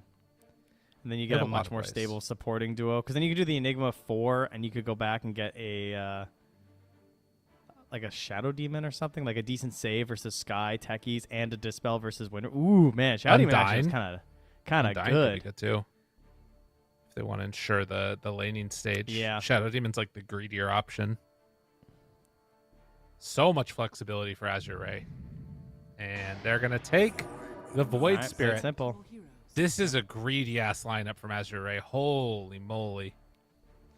I think the Void Spirit does make sense to a degree though, because it is very balanced, right? And that is something like they kind of have a little bit of everything in their lineup, and the Void Spirit sort of finishes it off. Yeah, I mean, I like it. I guess that's the thing, is that, you know, trying to upgrade the Bat Rider or something like that to a position 2, you're sort of, I mean, having weird types of roles for what your heroes are going to do. I wonder how much FY is going to be able to make happen in this game. Feels like he might just AFK farm, which I don't think is like the worst thing in the world, but we'll see what tempo the whole team wants to play with. Do you like it? Whose draft do you like more? That is a good question. I see some aggro potential for sure from Nouns. Right. I think their 4 heroes outside the Naga Siren have a lot of potential for getting all over the map, right? You just like Shackle into Blast Off into Mystic Flare kills pretty much anyone. And the defensive rotations aren't that great from Azure Ray. They can even kill a Timbersaw. So like even he wouldn't be safe in the lane. The Timber to Naga Siren matchup is extremely good though, obviously. But if Moo's getting in there with the Dooms and you remove one of these pieces of the puzzle, I think I like Nouns draft a little bit more, despite how strong all these heroes look on Azure Ray. That's fair. I kind of, just from the concept of like the, you know, NA bias, I like Nouns draft more too. So that's good. Right. Yeah. Good. Okay. Let's get ready to go into this game number 1. About ready to get underway. Azure Ray, we'll see if they can get the 2-0 or if Nouns can, or if they're just both going to be eliminated by splitting the series 1-1. But the game ready to get underway. Let's see what happens. I am probably most excited for some Tianming Bat here. I want to see if he can live up to the hype of Celery Bat, because frankly, Celery has just looked the best on the support Bat. I thought support Bat was going to start falling off the more we saw, and people would start to counter it more, but it seems just be getting better and better. And Celery had 2 of the best games I've ever seen on support Bat in their last 2 matches. Ooh. So let's see if Tianming has been taking notes. FY walking back this direction. Nouns are very much grouped up for some action here, and they're going to run right into this Enigma. They spot him immediately, slow down a couple hits, and that's going to be a first blood granted over. Lelis takes it! How dare you! Oh my god. He got him with a blood grenade? I think it was just a right click. He was so... Oh, yeah, you're right. It must have just been the blood grenade. Oh. Because I was trying to figure it out, too. Fortunate for Nouns. Would have loved to be able to give that one over to the Wind Ranger. And looks like it will be first blood and then also 3 bounties for Nouns. Good start. Okay. Well, Techies isn't the worst. I mean, he's laning into this Bat, who you would be hoping to sort of bully a little bit anyway. Right. So that's kind of nice. Try and abuse a somewhat weaker support, if we can even call him that at this point. Some players have been kind of owning, but we also saw Lelis specifically do so well versus the Celery Bat, right? Like he really dominated that matchup. He knew it extremely well on the Pugna. Unfortunately, Celery still went nutso on the hero. True enough. And of course, we did see that Pugna get respect banned out for Nouns. Lelis did bring out a full bracer as his first item, which I think is pretty interesting. So the right click damage. Heroes. Of it. Yeah. It's nice. That was a good laugh too. It's like a crusty laugh. That's what everyone who picks Universal Hero sounds like to me. Okay, got it. Nice. Darkseer is internet Universal Hero, so thank you for that. I appreciate it. Yeah, no, I got you. Don't worry. We'll watch how this goes, but so far Gunner off to a hot start mid, 7-0 versus the 4-1.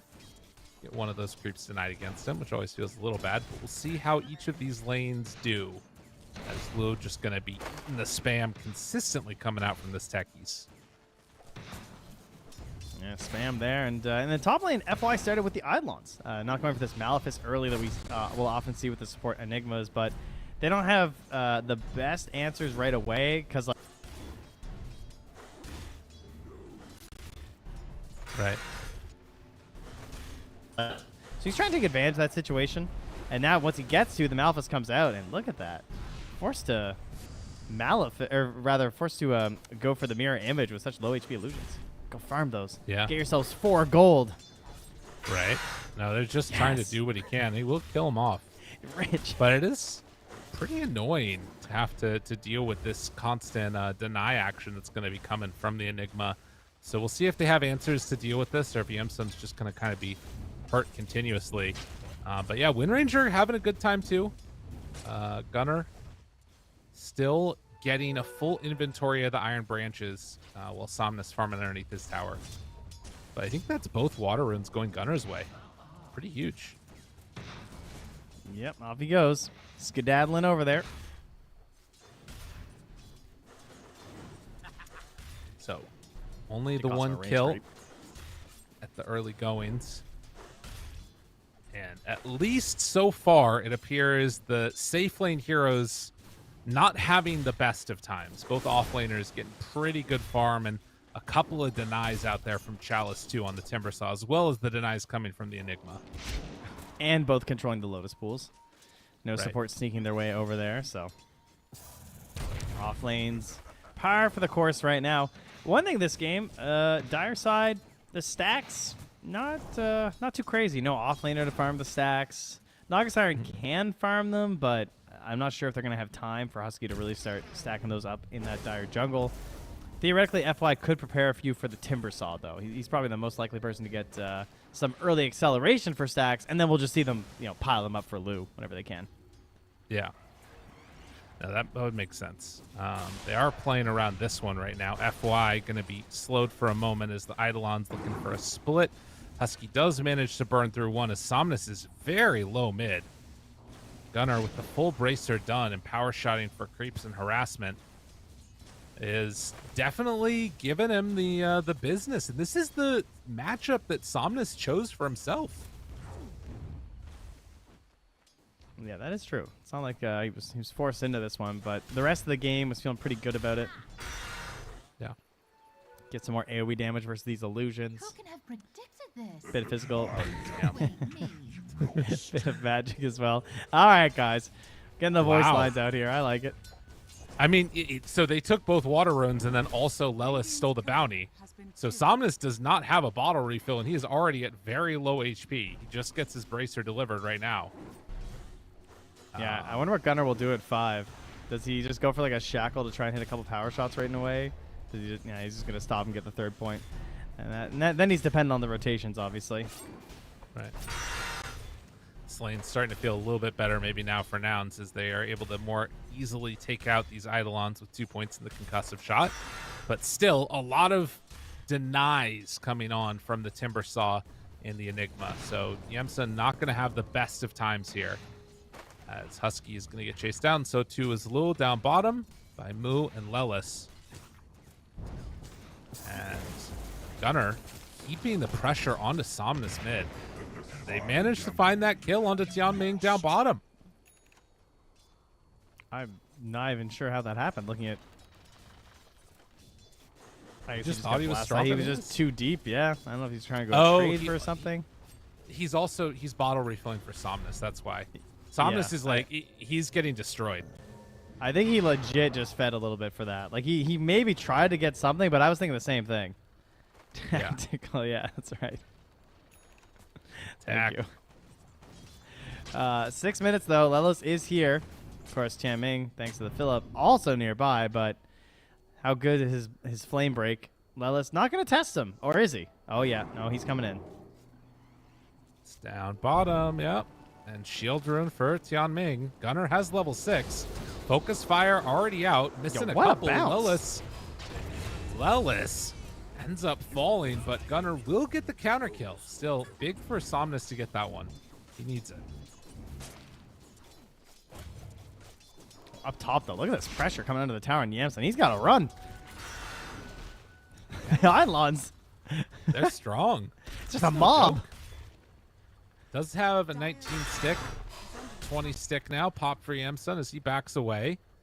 And Husky trying to pull the creep wave past. FY trying to get aggro in his face. Malefice is there. They even glyph the wave. Husky's in trouble. Yamsun trying to come back in and stop the pressure. Will finally manage to deal with all these creeps, but Chalice is right on top of him. Sir, I heard you have 0 armor on Skywrath. You see that punch? The 80 damage punch from Timber? Yeah. Yamsun is maybe just going to die right here. Uses the stick to try and survive. Gunner moving in, but it's more than enough. Oh, whose branch down. was that? Was that Yamsun's branch? Did he try and stop him? I think so. Yeah. Ooh.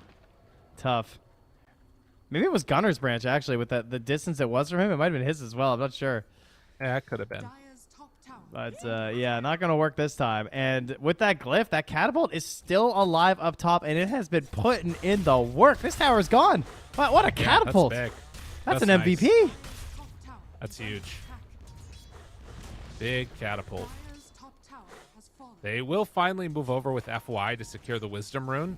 Took the other one.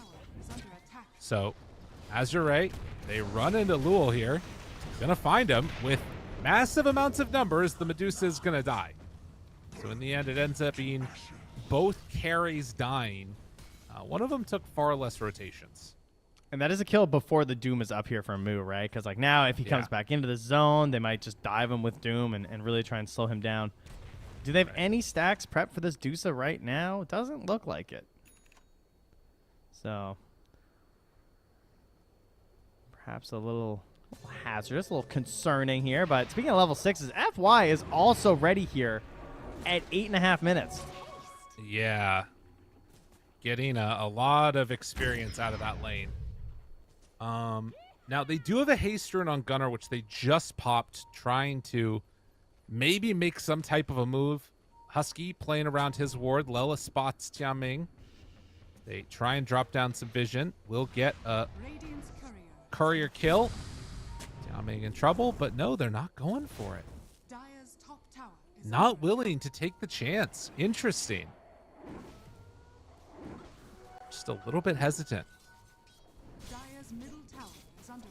And this is a scary part of the game, though, when you're playing against a Timbersaw. He's taking down the tower. He feels pretty unkillable. And he's going to take over a lot of this jungle that your Naga Siren's trying to abuse right now. So, in the meantime, Azure Ray trying to force all this attention on the other side of the map.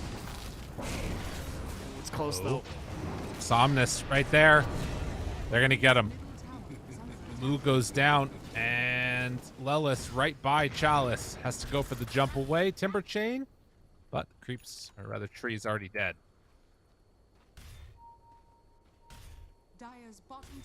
So 4-4. Less than 1,000 gold separating these two teams. Somnus runs into Husky.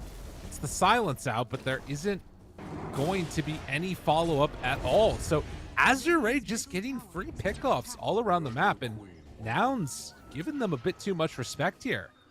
Yeah, loving these dives here. They will hold the mid area there to ensure the DD is picked up by Gunner, so that part's nice. There it is. Shackle doesn't latch.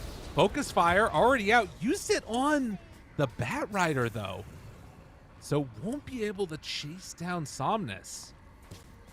It's kind of risky to just run in there versus Black Hole, you know? True. Might not feel that great. They don't have any more dispels if he just gets caught, or any more stuns, rather. They get caught. Lelis is being chased by Chalice. Oh, the okie doke! What a juke. Oh, it's sick. Nicely played. Meanwhile, that's a DD Wind Ranger here. I know it's hard to tell with the Arcana. She's already glowing bright blue. Tower falling.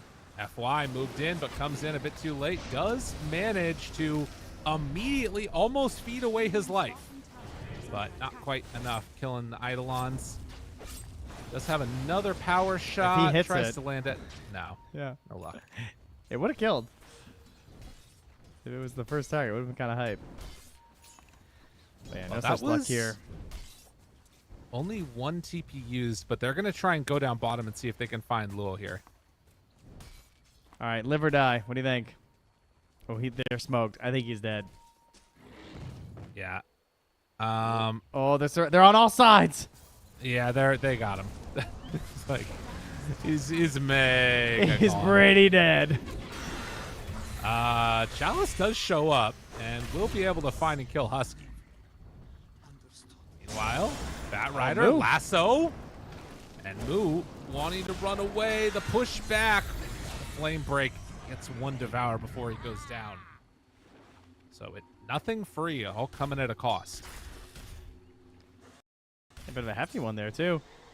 Somnus getting unfortunately unlucky once again here with the power runes. Has he gotten a rune?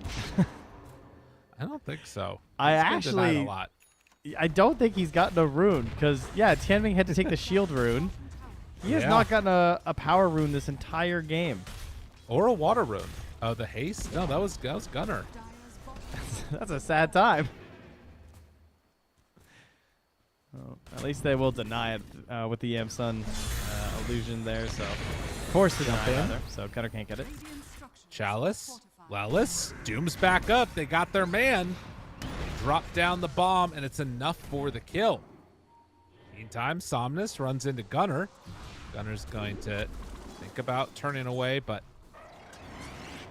ends up backing out of there. Still very even. Very, very even. Gunner not able to connect on these dicey shackles in the mid, unfortunately. But they have Mystic Flare ready, so hoping to find themselves an opportunity as Tianming is feeling aggressive here on the Bat Rider. Gonna steal some XP from Lelis as he tries to farm this camp. Somnus actually comes in and steals away the creeps entirely.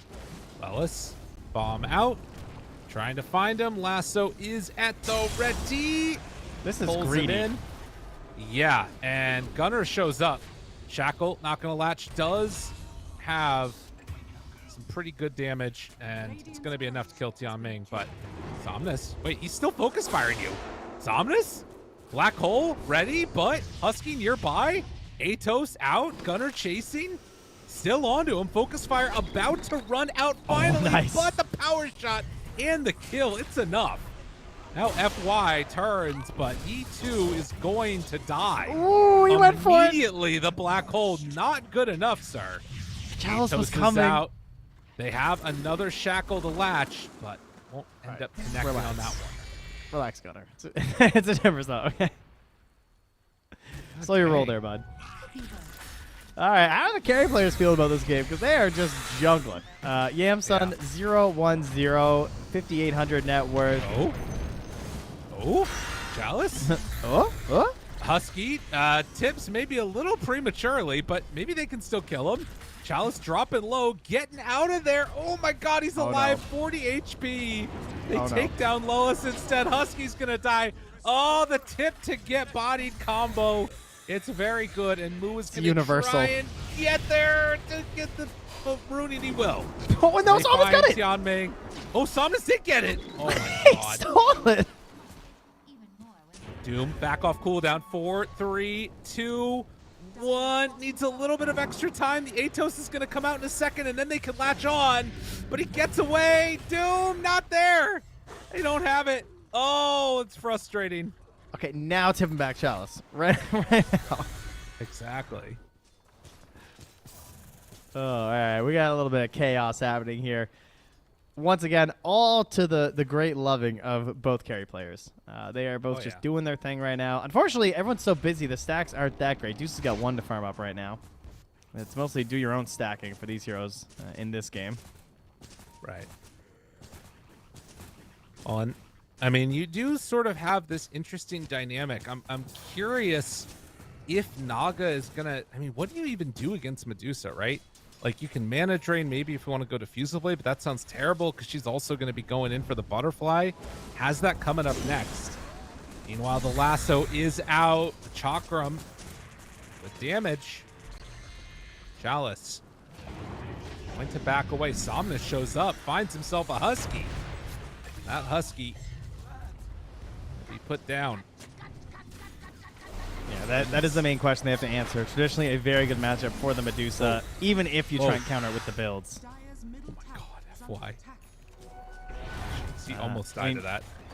Yeah, it was a little bit A little close. It just comes back to the same issues we've seen previously with the Naga Siren, where the illusions, if they're not able to survive, then the damage just isn't going to be there. She relies on them so heavily, and Dusa is just so good at cleaning those up.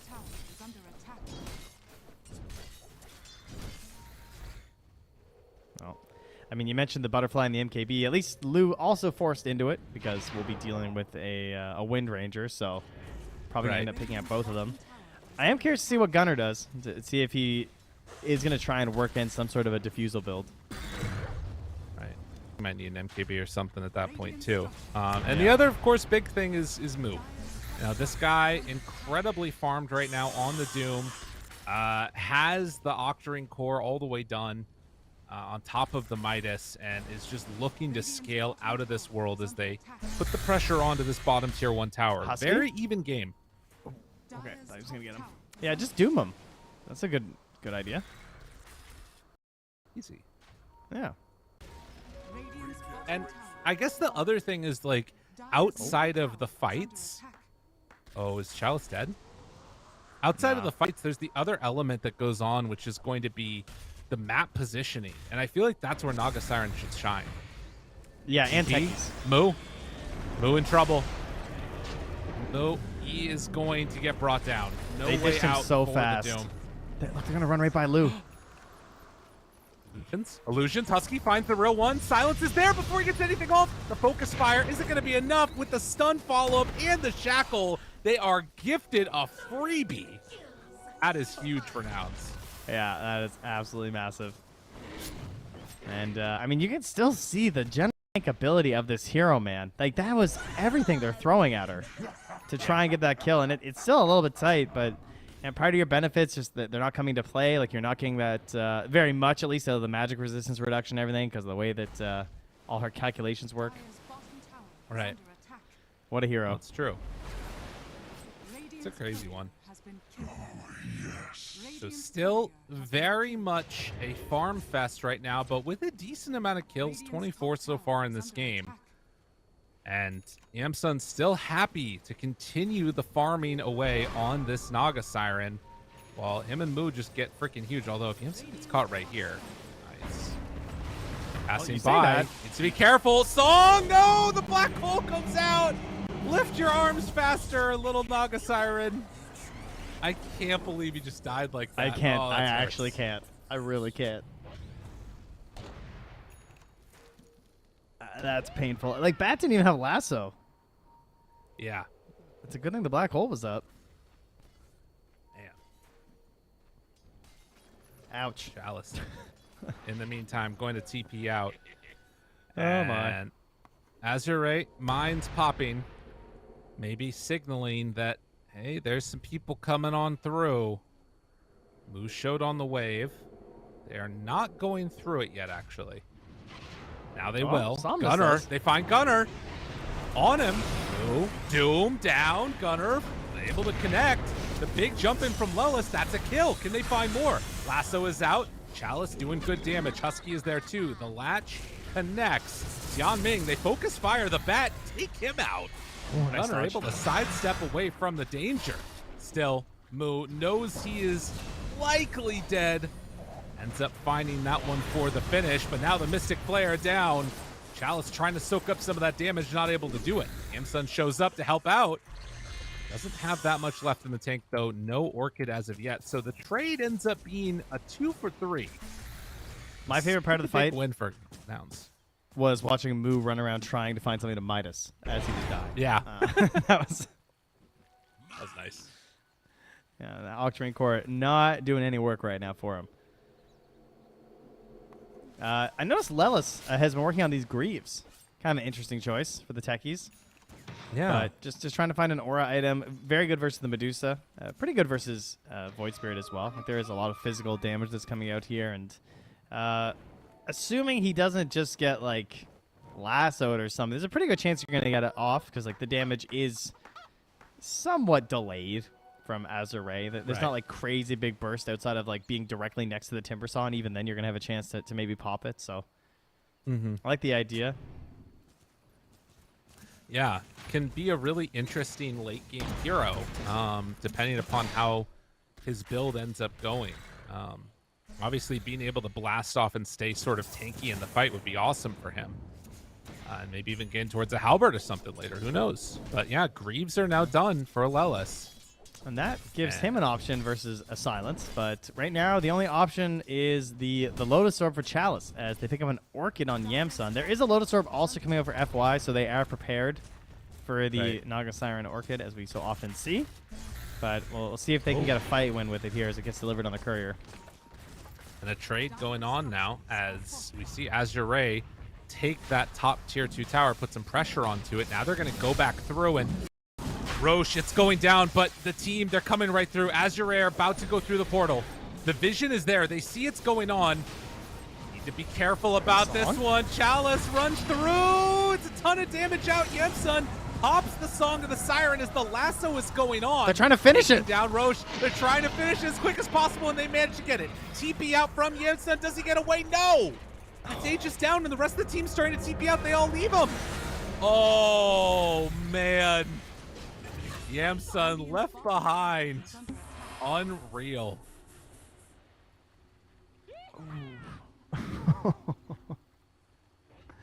That was just complete and utter chaos. He didn't want a Song too early because they didn't want to leave the Roche. And they also didn't feel like they could set up for the fight because, like, remember when they're missing Lelis, who is a pretty significant amount of their damage right now. Like, level 4 blasts off, stickies, and prepping the full time with proximity mines could have been a great way to go about that fight. But they just didn't have it. So everyone not being there. Chalice will get found here, but they're going to have to hit a lot of spells. Plus, it's right next to a tier 1. Oh, yeah, that would have been nice if they could have got it, but not lucky. Tianming is the only one that's shown up. He can't turn on this if Chalice goes too crazy. Thinking about it.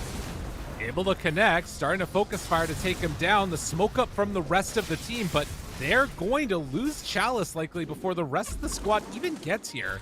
If Gunner can finish it off in time, power shot, not enough. Now look at this smoke coming through.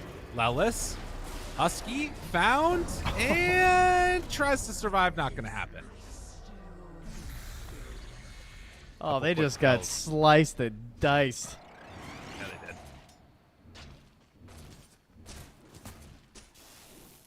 Oh, Nouns, things falling apart for them right now. As Lou starts to catch his stride. He's moving in towards that MKB. They still have no answers for this Medusa right now. And didn't even have to use the Stone Gaze. It was on cooldown as they came into that fight. So now they're going to be pressing into the tier 2. That's up and available. FY, again, still actually has the gold now for the Lotus Orbs. They're going to have multiple answers for this Orchid that they still haven't had a chance to flex yet from Nouns. Right. Yeah, it's a bit of a weird one at this point. And again, like, they have some answers in terms of the Doom available to try and just drop on the Medusa and hopefully find a kill, but they have to be careful about the black hole, all these other dynamics that are going on. And just killing that her. Rider. Like, yeah, she's doomed, you know? She's still going to be swinging. It's true. She's going to be doing some good damage. Getting in formation now. Lelis spots him, finds an opening. That focus fire, it's pretty good, but the black hole is better. Lelis, oh, he gets turned to stone. Oh, he tried to go in and save Gunner, but he couldn't get there. Wow. That is huge. Azure Ray, they just are easier to cover on their team, but it was 2 big abilities used. Problem is, well, Gunner's dead. They can do a ton of work. He's dead for still 25 seconds. Yeah, that's MKB gold right now done for Lou. They are just going to march up this hill right now. How do you deal with this Dusa? Like, they don't have the song setups to bring her down. They're trying to cut these waves, but the creeps are coming in. They're going to get a lasso. That's a freebie on the Husky. Can't get caught like that. That is a tier 3 tower about to go down, and for Nouns, they got to win this game to keep their hopes alive at the Major, and Azure Ray trying to close it out in easy fashion. So far, they're doing a really good job of it. They managed to find a little bit of a hit there. Yamsun trying to do some split pushing. Doom is waiting behind to find anybody that might jump, but a full lane of frags set, and I think they keep going for more. Chalice turned upon, thinking about moving in with the Doom. They do drop it onto Chalice, but he dooms himself. It doesn't work. And they got to get the hell out. Now they don't have Doom for the high ground defense. Oh, man. Okay, not great. Nouns kind of falling apart. Yeah, we are crumbling a little bit here. Hashtag Noun sweep. Take away an S. Hashtag Noun sweep. That's where we're at right now. No. Oh, no. Things looking sad, but it's not over. They do have some pretty solid single target damage, but it's not. There's a chance. They have Doom. They have the power of Universal Wind Ranger, guys. All right, Medusa, not a universal hero. Boo! Boo! Yeah, true. Not broken. Can't be broken. Not universal. Wind Ranger, broken universal hero. Okay. Big. It's important. Well, they have another universal hero there, which is the Bat Rider and the Timber Saw and the Void Spirit and the Enigma. Yeah, those I know. So, they have 4, but boo, Doom's a Agi hero. Boo. Okay, interesting. Yeah. So Eidolon's up. They even kill off that freaking ward. How did they do it? My goodness. Gunner waiting. They see her looking for the jump, but the turn. Kill immediately onto Bat Rider. Yes, Bat Rider's going to go down. Jump in, and the finish. Gunner dead to Lul. That damage is too crazy. Amsa does not have an answer. Bat Rider buys back. They want to end it right now. Azure Ray know they have a chance. Even in that BKB, Wind Ranger could just not stand up to the damage that was coming out. So I heard the noise. Falling. I thought maybe Gunner had buyback or something, and I just like didn't see it. Then I see it's Bat buying back. I'm like, oh, this game's over. Oh my god, look at him. Look at him. He got an Invis rune. It's Yamsun. Oh, Yamsun. The turn. Tries to blow him up. What can they do? FY moving in. The black hole is ready. They try to drop the Doom onto Lou. He doesn't care. Not even a little bit. Techies is going to fall. Nouns trying desperately to hold on, but with so few heroes left alive and a big bad Medusa knocking at the front door, Azure Ray might have done it.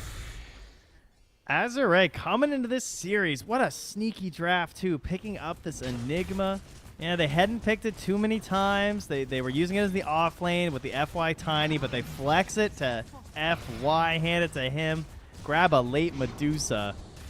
Certainly feeling like a bit of a draft win here from Azure Ray, putting themselves in a great spot for this one. There was a lot of pressure on these rotations of the Wind Ranger alongside those 2 supports, and they didn't just get that aggressive potential that you kind of needed here. Yeah. No, definitely. I mean, there's a couple of moments that you could probably look back in this game and think, oh, if you took that opportunity, if you took that shot, maybe you end up coming away with the victory. But Azure Ray, they did it. They're doing it. I will say there's still a chance. Even if they go 1-1, we can still get a 3-way tie. I thought you meant in this game there's still a chance. Well, I mean, there is, but we're a little past that now. Okay. There's still a chance if they go 1-1, because if 9 Pandas get 2-0'd by Bleed, they're stuck at 6 wins as well. Oh, interesting. Okay. So it's not over if they lose this game. That's not actually true. Interesting. Very interesting. But it is tough. Because Well, I do think that Bleed and 9 Pandas will at least go 1-1. They do have the Shield of the Scion up for Husky now, which is big. That's an important one, Trent. That's a game changer. Because, you know, Medusa does physical damage, and that's armor. Absolutely. Boom. Yep. It's important. Maybe best shard in the game. Chat, you guys agree? Press 1 if you think it's the best shard in the entire game. I will say I think it's underrated. People hate on this shard, but I think it's okay. Dude, how can it be underrated if it's still like bottom 5? I think it's I underrated. think it's more like bottom 10, you know? There's worse shards. Exactly. Okay. Well, no, but even if a shard is the worst shard in the game, it could still be underrated. It could be better than people think. Surely. Oy. Yeah. All right. Doesn't mean it's better than, you know, another shard. It just means better than garbage. Than the garbage baseline. People assume it to be okay. Yeah. All righty. See, the shield of the Scion. What if it gave it an AoE to your team? Now we're talking. Roche, where it all went wrong for Nouns. One of the places that it did. Can they make it go right here, though? Trying desperately to find something, anything, a moment. The illusion spot Somnus with the shield rune. Do they want to go for him? Do they have another smoke? They have another scope. There are creeps hitting their tier 4 towers right now. Azure Ray are aware of what's happening, but the second smoke, the sneaky smoke, the best of smokes. Smoke on smoke. The smoke is happening. They send out. Breathe. Smoke Can everywhere. they do it? There's smoke all over the place. They see him. Lou caught. The Doom is there. They find Somnus too. The black hole all on to Moo. How's it feel? Oh, she's still clicking. She still does a lot of things. The jump in from Radiant's courier has been killed. Dire's middle tower is under attack.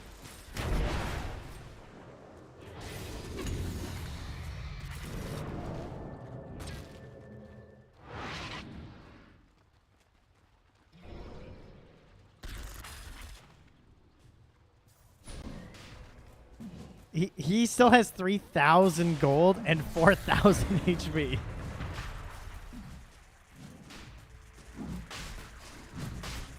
Yeah. He's a monster. You think this guy was still a strength hero with items like this? It is kind of nuts, isn't it?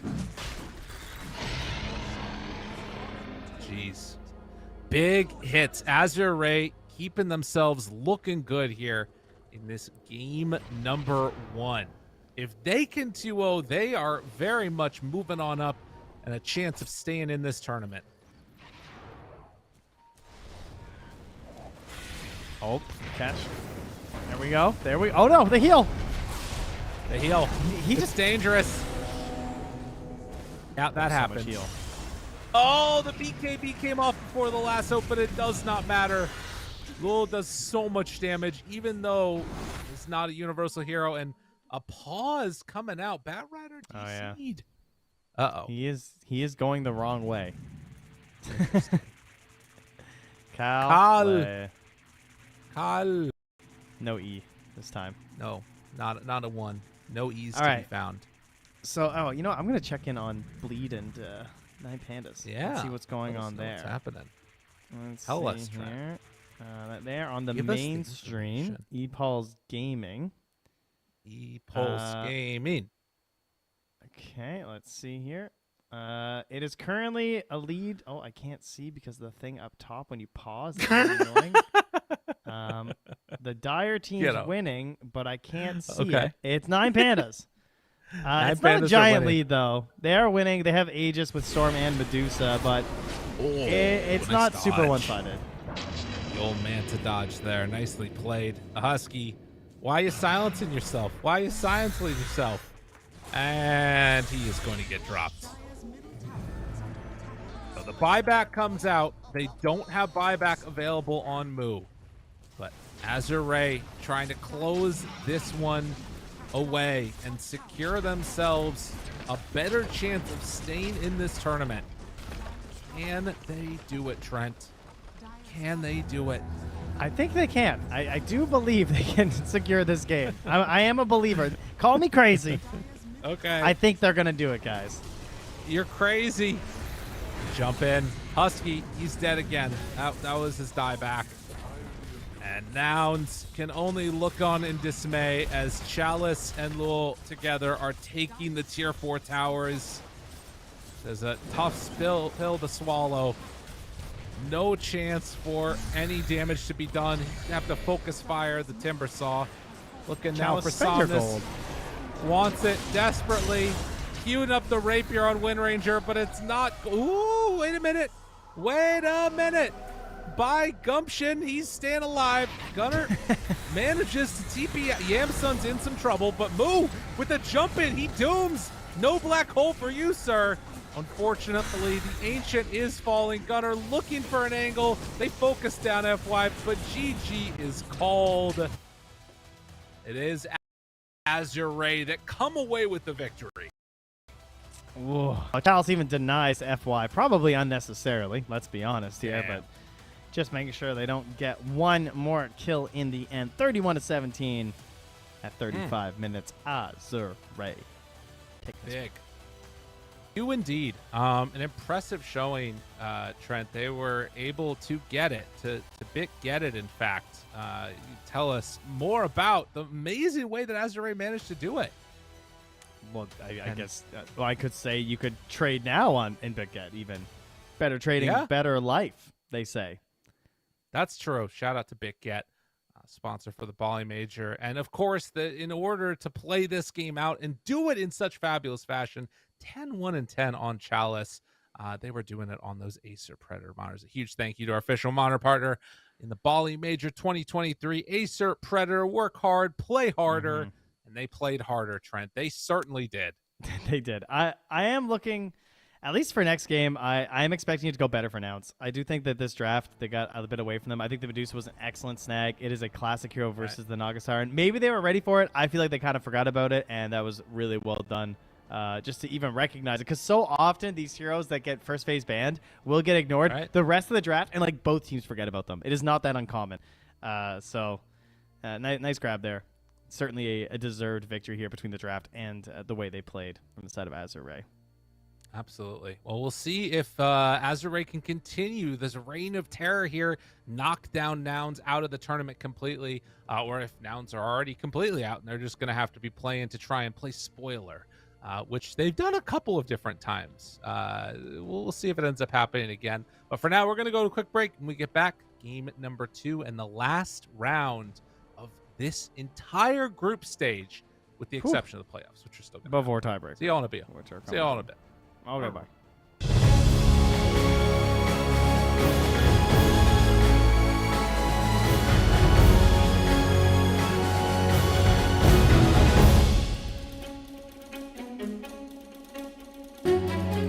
Mimpi kecil bisa jadi besar, dan kamu juga bisa mendunia. Jadi, siap wujudkan semua jadi nyata?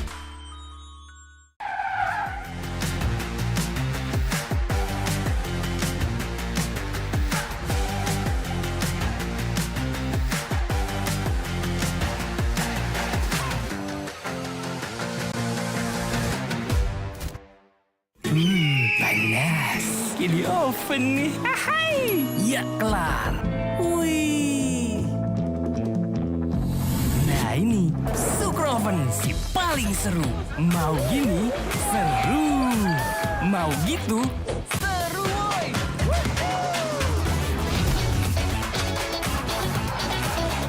Mau lagi? Lagi. Terus aja lagi. Sukroven seru roll di oven. The world is your stage. Take the first step to change. Lead with vision and innovation. Perfect your strategy and make your goals reality. Así que vaya. Get in the game. Make it count.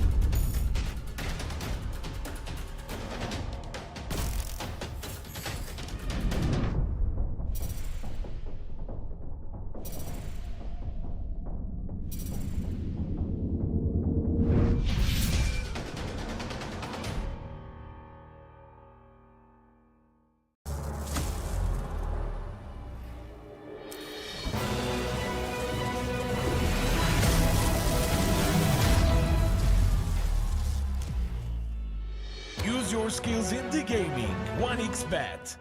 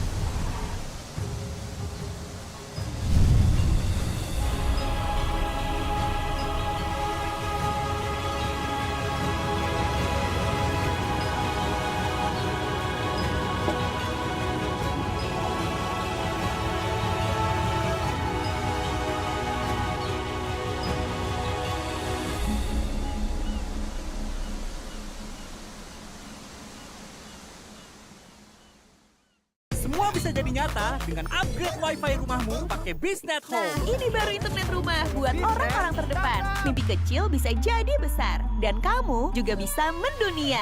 Jadi, siap wujudkan semua jadi nyata?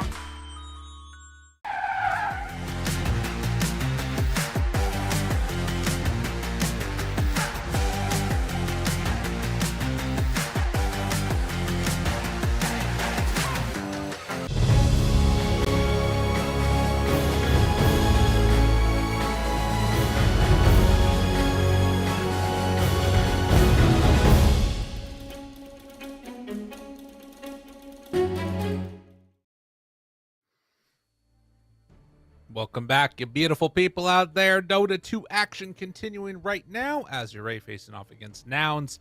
And Trent, we are waiting on bated breath for the outcome of the 9 Pandas versus Bleed series. You want to tell me about it? Yes. Okay, so I'm loading the stream right now. 9 Pandas, Or what it they means, have, what it means for us in terms of Well, I'll what say- has to happen. it does matter if the if 9 Pandas win a game, then Right. Nouns are out. Okay. That is what's happening at this current stage, because 9 Pandas currently have 6 wins. This will put them to 7, and Nouns now can only get up to 6 wins because they obviously just lost, and they only have 5, and they only have 1 more game to play. Okay. So currently, And it how's it does looking? look like that's going to happen. It is Oh. looking pretty likely. It's not impossible. Okay. 9 Pandas are looking pretty good, though. They got a 15K lead. They have Aegis. They have Medusa and Storm. It's a Kiyotaka Storm, too. You know, this guy. Pretty good. But there's a Terrorblade, okay? You know, we obviously already had one insane comeback earlier. That's with true. a Terrorblade. Maybe they can find another one. All right, well, we'll find out. We'll keep our eyes on that on the second monitor, let y'all know what indeed is going on. Well, we're waiting for our game to get started, which a little bit of a Yes. change up in terms of the order. So Nouns decide to take Radiant first overall, and Azure Ray takes second pick. Very interesting. Is that the same? Maybe. I don't know. I feel like it is. Cause No. Nouns were dire last game. Never mind. Nouns were Never dire. mind. Okay. Yeah, I'm dumb. They're not- So now the other part of this is that Okay. if 9 Pandas win and they go to 7, then obviously that means that Azure Ray still need to win one more game. That does bring back the mutually assured destruction that you were talking about near the end of that game. That Right. if 9 Pandas do make it to 7, that means that Azure Ray must win game 2, or both of these teams just get eliminated, and Bleed and 9 Pandas will be staying in. which would be huge. That would be a kind of crazy little outcome that we would have, but still a lot to be decided. as we're sort of keeping our eyes again on that second game that's going on, and teams just getting into this one ready to go. It's interesting that Nouns decide to choose Radiant, that's something that they're prioritizing. That's not what I would have anticipated. Yeah, and we've had a couple teams that have seemed to really stick to a certain side or pick throughout a lot of it. Nouns have played a lot of Radiant, so it does appear they've been prioritizing that throughout this entire group stage. They've played 1, 2, 3, 5, 6, 7, 8, 9, 10, 11, 12 of their 15 games on Radiant. So they've only had 3 games on Dire, and those did not go well for them. They lost they lost all 3 games because they just lost last game. Yeah. So I guess they like Radiant, guys. It seems like it. That's interesting. I wonder what it is. Maybe that's why Yamson was so confused when he died at that Tier 1 tower top. He probably thought he was Radiant because they had all those games. He's like, these are my angels. Like, yeah. Nuts. Yeah, that was unfortunate. That was we have crazy about 1 happened. minute here. Yeah. Starting. Our Starting. admin has written in the chat. I think they meant to put starting. I don't think we're starting. But, we're not starting, so maybe we are. You know what that reminds me of? Pop-Tarts. Sweet tarts. You a big Pop-Tart guy? Oh, close. I remember having them as kids, yeah. I mean, they're basically just candy. They ruled. Cool. I liked to freeze them. That was cool. Oh, that's weird. I like to put mine in the toaster. Well, yeah, usually, pop up. Obviously. So it pop up. It was great. As we Okay, get ready to go best into this. Just going into the game, it's brown sugar. Brown sugar is the best one. It's a brown sugar Pop-Tart? Yeah, man. It's really yummy. Brown sugar Pop-Tart. Oh, yeah, okay. I didn't know those were brown sugar ones. I don't remember them being called brown sugar, but yeah, I can picture them perfectly. Those were delicious. They're really good, right? Yeah, no, those are fantastic. On top. I liked the s'mores ones and the blueberry ones. Terrible. Have you seen The Menu? No. The movie? Okay, I don't want to spoil it for you, but the end has a take on s'mores that I very much agree with. So you should watch The Menu. I think you'd like it. It's a really good movie. Don't spoil, chat. No spoiling. It's a horror movie? You trying to scare me? Yeah, I think you would actually like it a lot. The first thing is, what's the point of the movie The Menu? That's the first thing when you Google The Menu. Should I click that, or do I not want to know the answer? No, just leave it to the end. What's funny about that is that I feel like the point is very self-apparent. So I'm a little surprised that people are confused. Are you concerned about this generation's comprehension of film and literature and art? I think it might. So part of the thing about it is that it was too long. It has a lot to do with like sort of service industry stuff. And I worked in a restaurant for a really long time. So for me, that's a huge part of why I love that movie. The movie's really good. Okay. So you were really you were vibing with some of these characters. Is that what it was?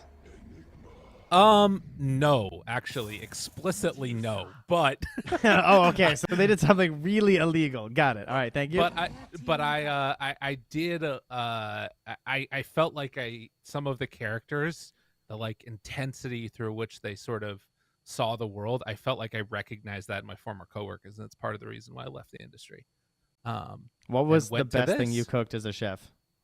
As we talk about letting them cook in these Dota games. Probably either like a rack of lamb that we would do. Okay. All right. Actually, no, it was I love racks of lamb. The short ribs were really good. Short ribs were really yummy. So if you were trying to impress someone right now, today, is that what you would cook? Like, would you still be able to whip it out? I mean, yeah, it takes a long time, though. So that one probably not as much. One time, we were doing a BTS event with Suns fan, Jenkins, Pop-Tart was there. Speaking of Pop-Tarts. I think Brax was there, too. I cooked them all at dinner, and I cooked them chicken breast wrapped in prosciutto with, like, asparagus and white cheddar mashed potatoes. And they seem to really like that. Bro, one time I just made like tacos. Like I just bought the ingredients for like ground beef and like peppers and stuff, and they were like fucking floored. It was like at TI with like an Airbnb, and I cooked tacos. I remember JJ. Oh my god, he's just like, these are so good. It's like the most basic ground beef tacos ever. Dude, It's you easy become to like impress a superhero. gamers, dude. Yeah, it's It gamers. really is. If you fry an egg, they'll be like, "How'd you do that?" No, literally. I remember Like, this. I was Shanghai Major. I was with Shannon, or not Shannon, Shane. And I made him scrambled eggs, and he couldn't believe it. He wouldn't stop. He still talks to me about my scrambled eggs. Literally just added milk, salt, and pepper, and he was like, "Dude, your eggs are so good." I'm like, okay. Let them cook. All right. We should probably talk about this draft. Techies first overall into Clockwork, Enigma, Medusa. So Nouns are going to get the Medusa this time. They have the answer, but FY going to be playing on his Enigma again. 10 seconds remaining. Possibly. It might be Chalice because there's a Clockwork. I guess that's true. I think it probably is. Chalice, I would guess with this setup. I feel like they feel comfortable that instead of the tiny, that the Clockwork's a little bit more flexible throughout the whole game. Kind of an interesting choice here. But Nouns, they get rid of the big three that we always talk about. Obviously, Lelis, big fans of our casting. The Anti-Mage, the Darkseer, and the Shadow Demon. Those are the three that really ruin Medusa. And so they'll have to find a different answer. Obviously, the Naga Siren, not a hero you need to be too concerned about, as Nouns know that well. And this is a Pango with an open Bloodseeker, but we very rarely see the flex into the offlane these days. Not sure if they'd go for it. Right. No, I think that's most likely going to just end up being the Somnus Pango in the mid lane. And it's kind of nice, you got the Diffusal Blade, start draining all that mana from the Deucer, make her feel terrible. Can they do it, though? Will it happen? We will find out. I think that match ended, by the way, and I'm pretty sure that 9 Pandas won. Yes, they did. So I hate to play spoiler out there to all you, but yeah, Nouns are eliminated from the tournament. Nouns weep. They're gone. But Azure Ray, they can still make their way through. And Nouns, they can play spoiler. I'm sure that they're still looking to try and win this game and freaking come away with the victory against the Azure Ray squad. Be huge for them. That's right. And no matter what, since 9 Pandas are playing Bleed, no matter what, if Azure Ray win this, they are in a tiebreaker. It'll either be versus 9 Pandas or Bleed, depending on who wins game 2, because one of those two teams is going to go to 8. Whoever goes to 8 could potentially play in a tiebreaker for the upper bracket. I think. I'm doing my math here. Yes, they could. It just depends on what happens with BetBoom, because BetBoom and LGD are both playing Game Gladiators and Quest, and so you have the situation where Game Gladiators and Quest are already guaranteed top, so it's a little bit weird. Their matches don't necessarily matter at this point, other than like positioning, I guess, in the group stage, to be fair. But if they even just get one game on BetBoom or PSG LGD, they cannot be caught by these teams down below. So things are still a little bit up in the air here. Either way, Azure Ray got to win. That's what really matters for us. That is what really matters, most definitely. They gonna try and do it. Man, went down to reserve time, down to nothing. They will have a silencers. They have an answer for the black hole now. Love that, love that. Quick pick on the Slark, though, into the Tide. Can be a bit of an annoying matchup here. And will they dedicate a position 5 and just keep this as a tricore, or how are they going to play this out? Nouns are going to just cover their bases here and just immediately ban the Shadow Fiend. Seems good. So I like they quickly say, like, okay, what mid hero would not want to play against Shadow Fiend? And they say Ember. Pretty good choice. Love that. Big heroes that are still left in this game that I'm seeing are Timbersaw. He's a pretty busted hero. Maybe a little bit hard to fit in here, but he's come to mind here. For I'm Nouns? going to get rid of the Snap here, too. Honestly, for both sides a little bit. Yeah. I like Timber a lot versus Slark. I don't know. It seems really annoying. But I guess it is kind of rough versus Pango. Right. Yeah, and I mean, they were going to ban it. There Don't it want to goes. have to run into it. Makes sense. Nouns, what are they going to take for themselves? He's out gonna of pick the Wind mid? Ranger. You think so? Yeah. I'd say very likely that he picks it right now. I'm trying to think of Give something me the else. Lone Druid. Give me the Lone Druid. Let's go. I mean, I guess that it technically doesn't matter. Play what you want to play. It's too logical. I get it. It makes sense. It's good versus Slark. Forces itemization that he doesn't really want to go for. It's pretty good versus the Pango. It's got an extra stun to help out with good range versus the Enigma. Right. That's a bit too good. They have a lot of time on Azure Ray. And again, they must win all this reserve time. They have a lot of flexibility between the Pango, the Enigma, and the Clockwork. Can do like 4 or 5 for both of those two heroes on the far left with the Clockwork and the Enigma. The Enigma could be a 3 as well. So it's got 3, 4, 5 stuff. But they don't even need that time. They grab the Lich. They want the solid 5 for the Slark lane. They want to shut down Moo and just get Lu off to a great start. Lu versus Moo. L comes first in the alphabet, and he wants to keep it that way. Alphabetical order being established by Azure Ray. Alphabetical. But wait, their names are not alphabetical. Chalice is, after FY. It's all mixed up before there. M, and they're in the lane. Where does Tianming go? Where does that character go? I don't know how their alphabet works. I don't think they have a song they sing with every character. That would be very long. Yeah, it's true. It's the song that never ends. Yeah, something like that, I think. Tianming started singing it. Okay. Game number 2, again, Azure Ray, like you said, have to come away with the victory here if they want to move on, if they want to not be eliminated. And again, they're in a weird situation because technically they cannot go to TI directly off of this, but getting deep in a tournament is the type of thing that can build your confidence, get you set and ready for those brutal China qualifiers, which are going to be coming up. Because man, oh man, are they going to need to make it through. Aster got helped a lot, and it means that, Aster getting to top 8 are putting Azure Ray in a better position where they're not going to probably have to play against them in the qualifiers, but there's still a lot of other good teams that are there. Yeah, every less team would feel great. Yeah, every one less. We'll just keep knocking them down here. But yeah, now they are looking. Yeah, I know. It didn't make sense. Just let it go. Okay.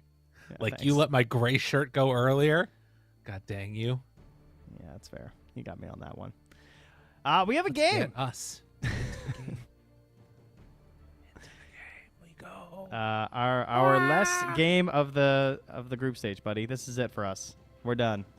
Unless they call us for emergency tiebreakers. I don't know if they have like a big red button with a siren that's going to go off in my room later. But yeah. I think we're done here. Well, I mean, after the game. But we're gonna go on a high note, right? Yeah, that's right. Yep. Out on a high note. Nouns gonna try and go out on a high note too, taking down Azure Ray, making them feel sadness. Misery loves company. Does he? Of course. Well, I see what you did there. Where is he at right now? He was coaching recently. I think he's still coaching for Bleed. Technically, yeah, he is still coaching for Bleed. So there you go. He's not too happy, I guess, because he just lost the game to 9 Pandas. And Misery really does not love company, because the company that will be coming for him if they lose this next game will be Azure Ray. Yeah, that's a good point. Misery loves Nouns if they can win this game, because then he just has no teams to worry about, and he just gets to go in the lower bracket. But that being said, if they get knocked out, Misery might be playing for one of those teams, maybe a little bit. I don't know. We'll see. Well, that's Nouns getting 3 bounty runes, getting 4 bounty runes. What? What? Huh? Hello? Oh, they're trying to spot him. It's like a handicap. And Somnus goes to check it out. Hey. He's like, hey, you guys didn't want to get a rune? Okay, fine. Man, interesting stuff. Oh. It's too bad they didn't get 4. They could have finally gotten the brooms here for Nouns. That's a sweep. You get all 4 bounty runes. That Mm. would have been great. The old sweepy sweep. Yep. Oh, nice secure up top from Tianming. I was watching the frost blast on that range creep, but yeah. It is a 4 clockwork. We've talked a little bit about this. I'm a big fan of clockwork. I think he is one of the best 5s. I think that it is a hero that at all stages of the game can have crazy impact because of flare, with how important Roche is right now. You just always have this vision. Obviously, hookshot is ridiculous. Even with the low net worth, you can have a big impact. Down bottom. Yeah, that was nice. Oh, well played. That's kind of Lose solo, all to be that honest. mana. Yeah. FY came in at the last second just to give him a little tap. Tap, tap, tap, taparino. What's that from? I don't know. Happy Gilmore. Oh, a little tap. Tap. Tap. Just tap it in. Go to your home. Yeah, that's good. FY trying to get back to his home. Lucas Well, actually, jumped on no, up he top wants to- there. he wants to stay in Bali. Yeah, that's fair. Wouldn't blame him too much here. But yeah, they just got quite a bit of damage onto Lu. Needs a handed over tango here from Tianming as he gets blast off and punched by some anchor smashes. But Mu is starting to run low on the mana, so the harass will have a limit. So we once again see that blindingly beautiful courier of Lu. It's a very strange courier, definitely, but very strong. Nouns, at the very least, should also have access to the Lotus pool when eventually that comes around. I would imagine, at least. So Tide can refill off that a bit. In the mid lane, haven't gotten to look at that too much, but Gunner's been doing pretty well so far. 10-3 versus that 10-4, and able to deny out a couple here and there. But Somnus still obviously playing on this Pango, a really good hero this patch. They lane pretty similarly, honestly. But, I mean, you're a ranged hero versus a melee hero, so oftentimes you just get beat out because of the travel time of your projectile. But both of them have a little bit of survivability, a little bit of nuke on the wave. And they're both looking for some rotations. Gunner support's a little bit weaker this game. Last time he had the Sky. Ooh, what a cogs by FY. Last time he had Sky and Techies for the rotations. This time it's going to be Silencer and Techies. Not as good. Right.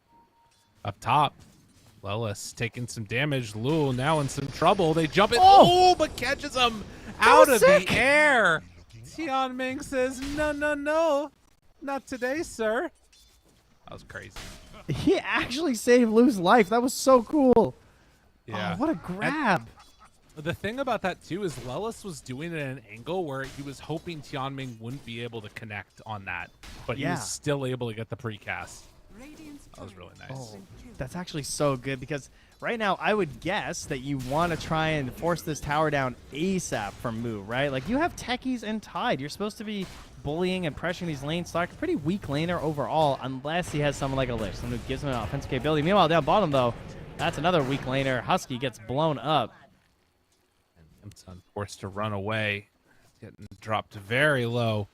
All those Eidolons getting their split off and making Yamsun feel terrible. Not what you want to see. You are a Nouns fan. But it is what you want to see if you're a Bleed fan. That's right. Yeah, Bleed fans rejoice. I mean, right now it's not looking good for Bleed fans though, because it's 0-3 to Nouns. So true.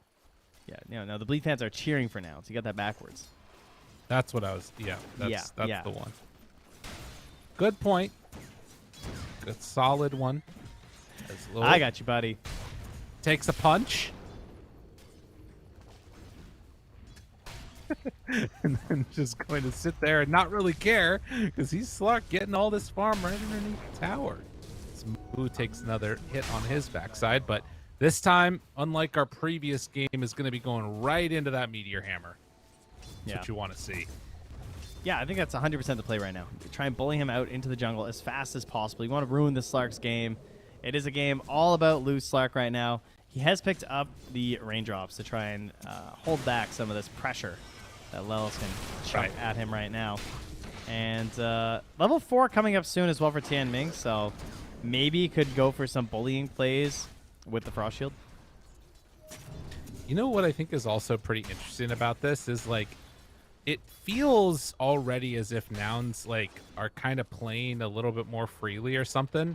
The way that Moo's playing up here seems like he's just fully in command of it. I wonder if there's some of the pressure taken off as, oh my God. Oh, Husky's in trouble. Well, as I'm saying good things about him, and immediately stop gassing falls him up. apart. And Yamsun, yep, ends up going down. Lelis does get the kill, though, on to Lich. There it is. Big mid lane, the roll. Rolling, but the focus fire. Somnus, oh, you can't touch Mecania. Oh, no, he gets the shield rune. More focus fire. More focus fire. Not going to do it. Dude, All right. That's the best interaction. I love that. That was a little wild. Or needs one of his teammates to die, but won't be able to, so has to run back home.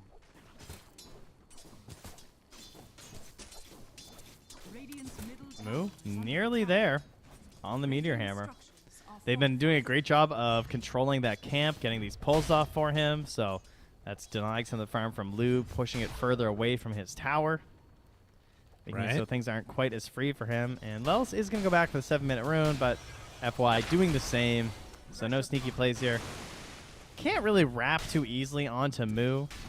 He does have TP and a Healing Lotus, so depending on how they try and play this out, maybe he still gets out. But with Gaze and Pounce, they have a couple choices. Right. Well, and they do need to be wary because they will have Meteor Hammer up on Moo, and he has level 6. Husky's here too. Moves on in. Ravage, does he want to do it? Ravage and the turn. Lelis jumps in onto all of them. Oh, it's not quite enough damage. No, they're all going to go down. Lelis in trouble. They turn with Husky. A couple more punches. And now FY getting chased. Oh, thinking about going, but not going to do it. So a trade of 1-for-1 as the Meteor Hammers delivered. Yeah, it was really close to working out better because Husky had come through the portal. He was also waiting, but FY in the trees lurking starts it off just before he could get in. If he had gotten that curse off right as the Ravage was there, that would have been so much better because then they wouldn't be able to like immediately pounce away. It kind of came after like the pounces and everything. So FY comes back in though as Somnus joins them. Oh, trying to survive, not going to happen. They get that big kill now. That is what you want to see if you are an Azure Ray fan. And ooh, poor old Husky just playing on a silencer, can't do that much. Yeah, I didn't really have a chance of living there. Even if he got bounced to the low ground, he's just going to get chased by a swashbuckle. So he is just dead.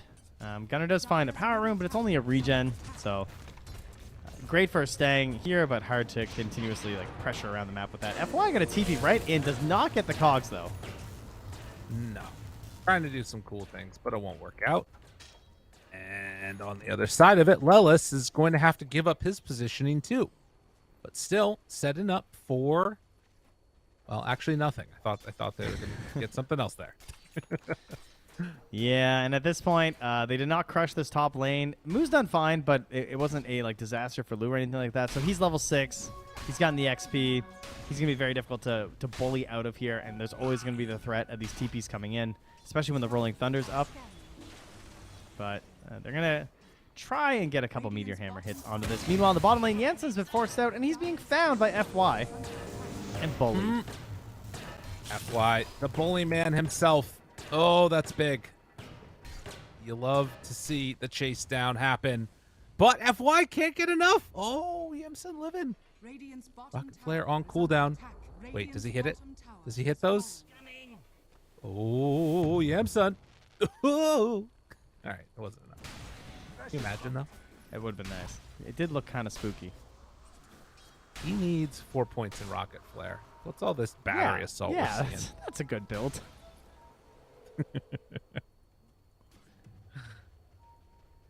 2K gold lead for Azure Ray as 4 heroes head on over to make Somnus's life absolute living hell. But look at the damage that's not being done because he has that frost shield. And now the bounce back and forth.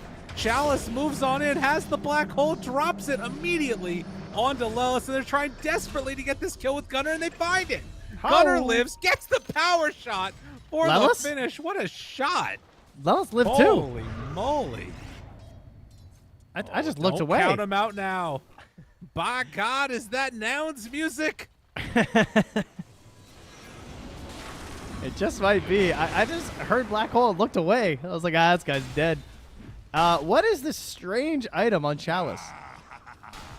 You know, that's a good question. I haven't seen this in years. Son, we have seen this before. Will they be able to kill this Medusa, though? Or is she really the most broken hero in the game? That might be true, as she just walks away. God, Medusa's silly. Why was I playing Naga Siren? He thinks to himself. All right. Chalice isn't done with him yet, though. Uh-oh. Yeah, son. Backs away. We'll get some mana back for him. While top tower goes down. Moo on a spree. Dude, does Somnus the go in for meteor this? hammer. Yeah, Somnus! Ah! 30 HP! He went for the swashbuckle into the tower and Husky lived. They are rapping right now with Gunner. Finds FY. Yeah, but and who Or else? FY finds him. Dun, dun, dun, dun, dun, dun, dun, dun. Global down, wants the kill desperately, gets it. Does he get out? Power shot off the mark. Getting for the piggy pull, but there is no escape. Enemy has vision here. I got bad news, Gun Daddy. It's not that. To be fair, they do have vision. It's just a little off to the side. Yeah. Man, the tomato though, Hellbear Smasher, putting in the work there, and now alongside the Eidolons pressuring this tier 2. But the glyph's gonna come out. That's gonna decimate Chalice's forces here. They're rejuvenating the hot dev for a minute here as the meteor hammer drops on mid, and a terrifying DD Techies rears his head, but it's FY. Catches them with the cogs, but who's caught Coup? And Shane Frost, bouncy, all done with that now. Moo, caught in a weird position, has Ravage, does not throw it out. Ends up trading his life for FY, while the mid tower is almost all the way gone. Gunner, gonna go on in, try and take this one down. Coming, Glyph. Does he deny it? Trying. Oh, no. It hurts. Husky bravely defending the bottom tower here. You know what I like to call this Helm of the Dominator build? What's that? Fine, I'll do it myself. That's the style of gameplay that I feel like Chalice is playing, where he's like, you know what? Y'all are out there doing all sorts of crazy stuff, trying to build team fighters. I'm just going to get towards a Helm of the Overlord and take all these buildings myself, because y'all don't push towers at all. Yeah. No, you're 100% right. It's a Slark and a Pango on this team. They have no regards for towers. A Clockwork, too, like, they don't actually see the structures. To them, they're just kind of invisible. That's why they dive under them so much. Exactly. They don't really understand the concept. Oh, what a meteor hammer, though. Oh, yeah. Dun, dun, dun. Does Chalice get chased out of here? Oh, my God, he's dodging. They were running over to try and find him, but it's not going to happen. He is out through the gate and away as Husky stacking him up. Is that Getting why the you're old killing stack them? up? Or do they just take the stacks? Oh. That's a pretty good idea, too. They're also scanning, it looks like. Maybe trying to find out where Yamsun is. Oh, this is supposed to be for Dusa. Trying, it was supposed to be for her. Yes, that would make the game easier if she had more gold. Yeah. But Yamsun, feeling a little too pressured, is just farming at the Ancients a little bit closer to the base where things are safe. And it looks like they're prepping for a smoke here mid. 4 heroes going to smoke towards Yamsun. They're going to bait out their Medusa, who has no Stone Gaze. So that's a little scary. They're going in. Yeah. They're making the play. All right, Chalice is gone. And Chalice, you're donezo. You're finished. He's gone. This man didn't stand a chance. As he slowly perishes into the abyss. That's right. Poor old Enigma. Gunner? Not poor, actually. Richest hero in the game. That's a good point. Even while dead. You can't take your money to your death, though, Trent. That's not what the Pharaohs thought. So, who's to say? That's a good point. Yeah. Well, Yamsun's about to find out. Oh, he hit those Ancients all right. And then the tumble toy forward. Oh, no, Yamsun. Well, FY doesn't miss. He was actually pulling them over for the chain I thrust. see. Yeah. That's sick. What a gamer. Gunner in trouble. Has Winrun back up. Wants to get away from them all. Run, Gunner, run. No! He dies to the freaking frost armor. And now Husky in trouble himself. Going to get brought down. Azure Ray just getting it all done here in this game 2. They want to move on. Try and stay in this freaking tournament. Yeah, Moo's got plans. He bought bots. He is just out on the map, though. He TPs out of the base up top. He says, I'm going to drag this game out as long as I can. I don't want to go out in the sunshine of Bali. No, sir. I want to stay inside. Play this game. I want to keep playing Dota. Vitamin Doing it. Dota. That's what I'm after. Give me that Dota. Oh, he showed for a second.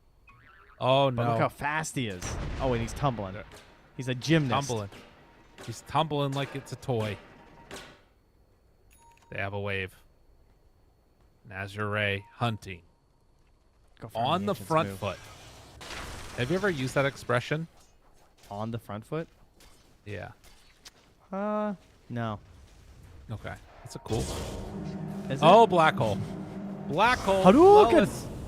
Lelis. They did global for that. Oh, the turnaround. Chalice. You didn't stand a chance. Oh, maybe you did. Maybe you standed a really good chance as they move in with everybody. And yeah, Gunner gonna go down. Azure Ray covering their bases, getting their friends nearby to help them out. At least this time And Husky didn't tip him. That's true. Yeah. The Timber, you know, similar situation right there. Would have been tragic. 5K Azure Ray. gold lead now.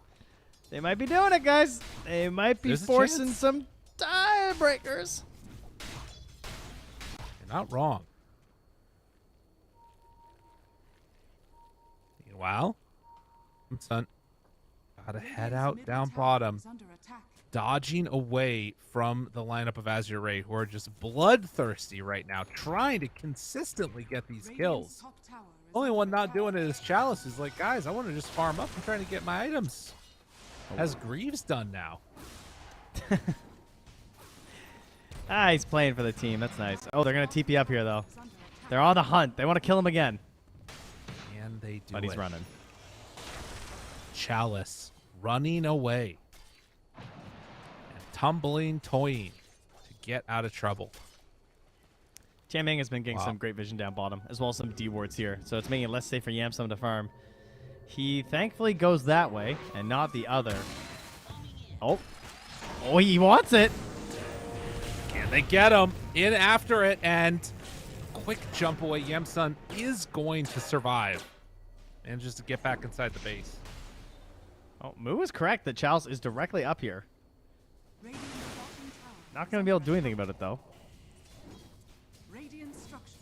I wish he'd gotten the Helm of the Overlord. I wanted to see a dragon on this map to like combat what Moo's doing. Dude, they're going to get it, surely. Yeah, but it's slow now. It's like he Oh. wants Greaves versus Global Silence or something, like some sort of dweeb. What a Like, dweeb. yeah, like what's up with that? Get a Purge creep too while you're at it. You know, help the team. Oh, he's got an Alpha Wolf. Now that's a gamer. I like that one a lot. Yeah, those Alpha Wolf Eidolons. Oh yeah. Nouns did manage to retake their triangle at the very least, which is nice. They needed to clear out that area. If they want a shot at this game, Medusa needs to be able to farm unobstructed. She's so poor. Yeah, that is a bit She's of a problem. Manta though. So, big upgrade right now, but yeah, this is not the terrifying Medusa you want to see. Moo trying to farm that Helm Grade. Oh, he gets hooked. Oh, that's unfortunate for him. And yep, they have more to follow. Mo going to fall. They have Black Hole back up again in a couple of seconds here. Yeah, this game. Well, let's. That was close. Well, if FY gets to the point where he is ahead of all of the Nouns cores, I think that Azure Ray will win the game. So he just needs to keep focusing on that farming. All right, I like that. You know, that double damage battery assault these days, the creeps, they fear Clockwork. That's right. As well they should. But look at this. The Philosopher's Stone. There you go. Yeah. Now we're talking. That's pretty good for them. Oh, Somnus finds Lelis. And will manage. Wow. Oh, he's Wow. doing the roll-up. Wow. That was nice. Yeah, savage. Nothing really to bounce off of. Will be a little bit annoying to get the kill, so Somnus no cares. He's waiting for his team. He's also got a Blade Mail with Diffusal and almost an Aghanim, so we got double Blade Mail here. Now, Trent, I have a feeling that they're going to be dodging consistently as Moo may be going to get caught. Nope, nobody else is there with the Lich. During that Roche, my dog managed to break in, and I somehow was able to get her out of here. But Nice. I wanted to Nicely let done. you know there's a brief period of time where my dog joined us for the cast. Oh, that's nice. Like Hi- an alpha wolf. Exactly. Pretty Kaya alpha says to hi. barge into the, the cast. Exactly. 8 to 15. And he's finally going for it. This right here, the big play from Chalice, going for the game ender, wanting to get that Helm of the Overlord. The dragons are strong, and they're flying. Well, not yet. Get one, though. But soon. I mean, he's got the Philosopher's Stone. So oh my goodness, that little armadillo just zoomed on by for Lou, didn't it? Had to catch him to Slurk there. Yeah. Oh, Lou coming in here. Can they blow up the Aegis? Jump, hook, pounce, damage, Ravage ready. He drops it. Oh, that the Chain Aegis. Frost hurts. Oh, that Chain Frost hurts. That is a good Chain Frost. Holy goodness gracious. Yeah, that one was rough. But they blew up the Aegis, right? I mean, you know. Oh, Gunner. Oh my God. Oh, that's so sad. Oh, no. Oh, God. Azure Ray, we're prepared. I want to see how much that Lich did, but he is still getting chased down. Lelis wanting to take some retribution. He can't quite get him. He's looking. Oh, the bind. It's not going to connect. He gets away. He did do Lich the second most in that fight. Yeah. Only Clockwork did more. Support's carrying here, apparently. No, that's probably because of the Dusa, to be honest. She's probably the cores were probably killing Dusa, so their damage numbers are weird. No, it was Lich that did it. I think it hit like 4 times on Lich. Well, I also saw Lou punching her a lot, and she only has 300 max HP, so he doesn't get a lot of credit. Oh, I see. You know. Oh, sorry, 428. My bad. She's got items in the inventory now. How dare you? How dare I disrespect her massive HP pool? I'm sorry.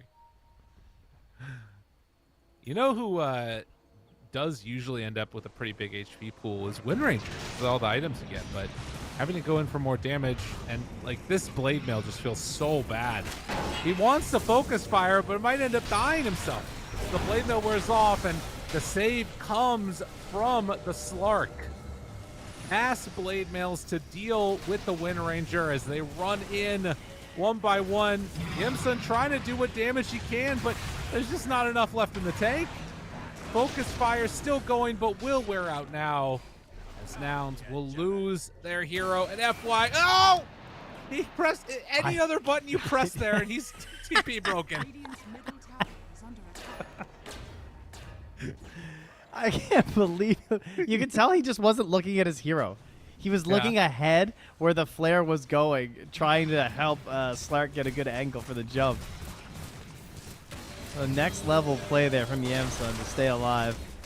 That's what they need more of, honestly. Yeah, they're trying everything. Radiant's middle tower. Don't forget, this is Medusa. Medusa is one of the most absurd heroes in Dota right now, and she's getting closer to this butterfly. Yamsun can get to that point. Maybe If you then wanna there's know a chance. How ridiculous what? this hero is, just look at the win percentage. It's still at 9% for Nouns on Dota Plus. Radiant's top tower. That's crazy. That is not real. That's inflation. You want to see inflation? That is inflation. You know, I try and go buy a green pepper. They're $4.99 a pound. I thought that was inflation. No. This is inflation. Wait, you buy green peppers by the pound? How else would you buy them? Individual. Yeah, but they're still priced by the Oh my pound. god! You see that damage? That was a lot of damage. That was reactive taser. What the hell? For a second, I thought they stole the Tormentor. Was that Tormentor damage? No, so That was just the taser. Okay. Reactive taser shard. Oh yeah, okay. Because the multiple. Yeah. That's really cool. I'm gonna go play techies after this. Hook shot. They find the one and only Yamsun. Has Manta, pops it now, gets out, but no mana for the ulti. Ravage on 5. Is it gonna be enough though? They jump in with Techie's Black Hole on 2. Gunner doesn't have a left in the tank. Is Moo one that is gonna be left alive when it is all said and done, but only for a second more, as GG is called. Azure Ray 2-0. Keep it moving. Came in with a mission today. They had to get a 2-0 to make sure they'd have a chance at remaining in the tournament, and that is step 1. Yes. It is complete. Step 2 is going to depend on our other series here to see what 9 Pandas and Bleed have cooking.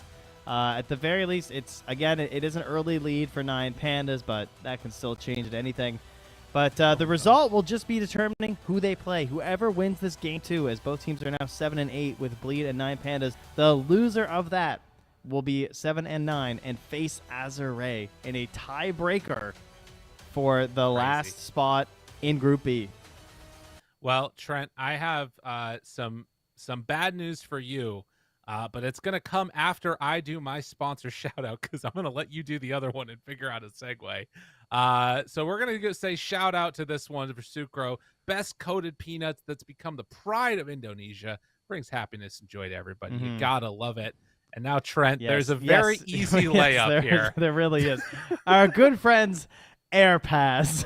Thank you for being our official travel partner and ensuring that teams like Nouns will get home safe and enjoy their time. So create your own special moments and start traveling now with AirPass, just like Nouns will be shortly. Oh, that hurts. That one hurts. But again, shout out to AirPass. Shout out to Sucro. Shout out to all our sponsors who did a fabulous job. And shout out to the teams. They made it happen. Trent, this is going to be it for us. We're going to wait and see if there are going to be more games to be played on this channel or if it's going to be on other channels where the tiebreakers happen. Shout out to production taking care of things as well. Do you have any sellouts you want to do? Where can people find you, all the goodness? Oh, yeah. Well, if Twitter survives, I'm at TrentPax. But you can also come to my Twitch. It's just Trent. We chill there. We watch replays and stuff. It's a good time. He got Trent. And, that's a crazy thing. Hey man, we're old now, buddy. Yeah, have you realized we've kind of been doing this for a while? It turns out, but we'll be enjoying the rest of the tournament here from hopefully the skirts. I don't think we're gonna get the emergency call for tiebreakers, but you never know what could happen. I think we're safe at this point. So go check out all the other streams. Well, obviously there are many right now. We're determining who's be playing what, and we will be having DK Truman and Kezu coming in later to wrap up some of these tiebreakers, I believe, if they're needed. I guess we'll have to figure out what happens. Absolutely, and of course, give me a follow over on twitch.tv/lyricaldota, and of course the YouTube as well. All the good stuff there. We might even be watching some of this tournament later on as well from our little hosts and things. Yeah, that's going to be tough. Maybe in some of the early ones. We'll see. Anyways, have a good one, everybody, and we'll either see you later or we're going to be going offline if the tiebreakers are not needed for it. But watch the rest of the tournament. Bali Major, it's a beautiful thing. See y'all next time.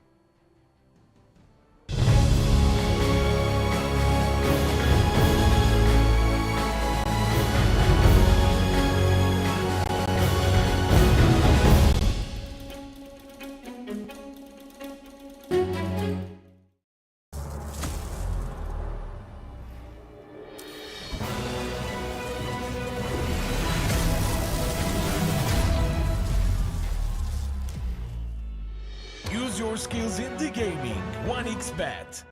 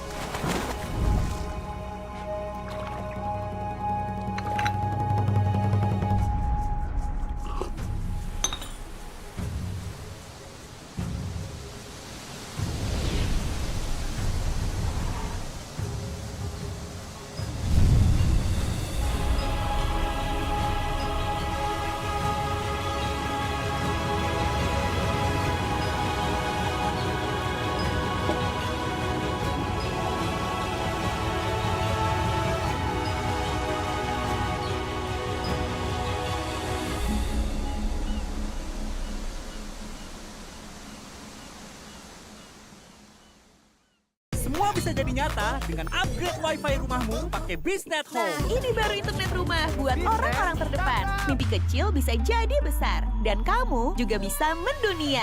Jadi, siap wujudkan semua jadi nyata?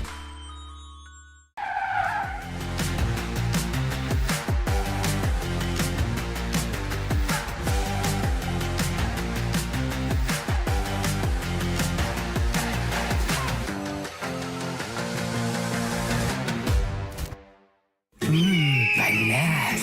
Di oven nih. Hai. Ya kelar. Wih. Nah ini Sukroven si paling seru. Mau gini seru. Mau gitu seru woy.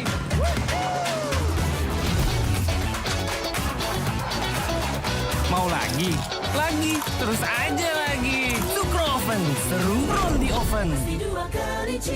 The world is your stage. Take the first step to change. Lead with vision and innovation. Perfect your strategy and make your goals reality. Así que vaya. Get in the game. Make it count.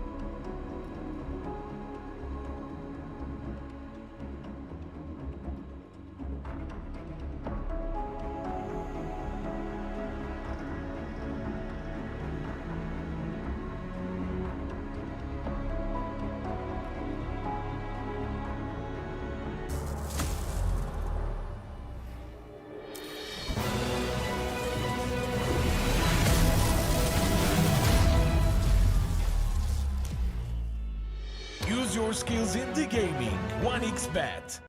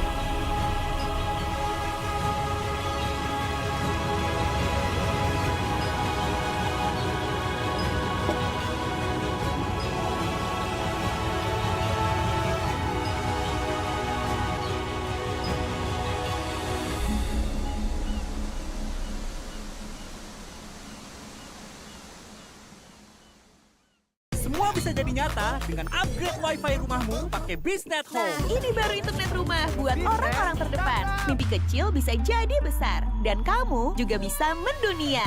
Jadi, siap wujudkan semua jadi nyata?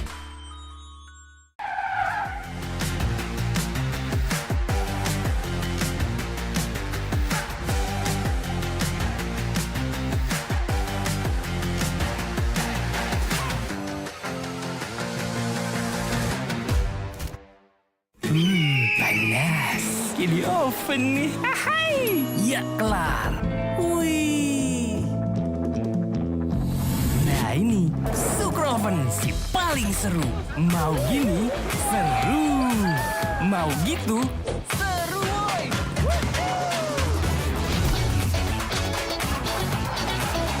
Mau lagi? Lagi. Terus aja lagi. Sukroven seru from the oven. The world is your stage. Take the first step to change. Lead with vision and innovation. Perfect your strategy and make your goals reality. Así que vaya. Get in the game. Make it count.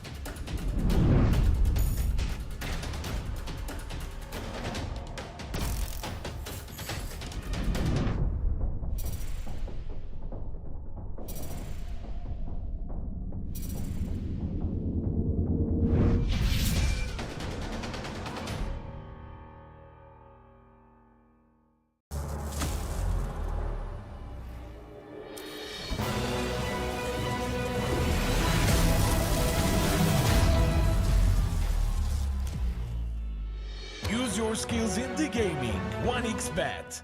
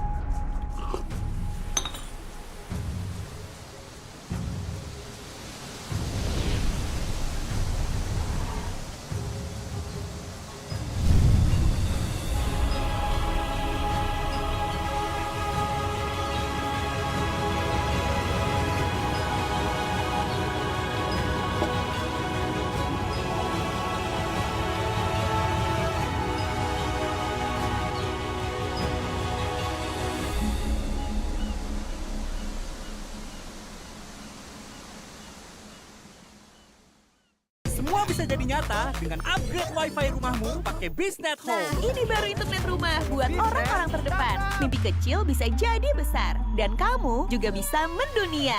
Jadi, siap wujudkan semua jadi nyata?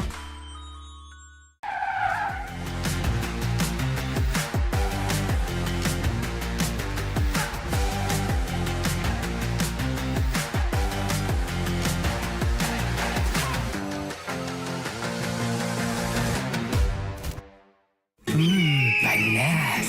Di oven nih. Hai. Ya kelar. Wih. Nah ini Sukroven si paling seru. Mau gini seru. Mau gitu seru woy.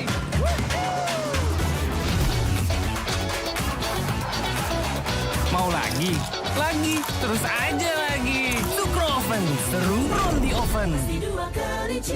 The world is your stage. Take the first step to change. Lead with vision and innovation. Perfect your strategy and make your goals reality. Así que vaya. Get in the game. Make it count.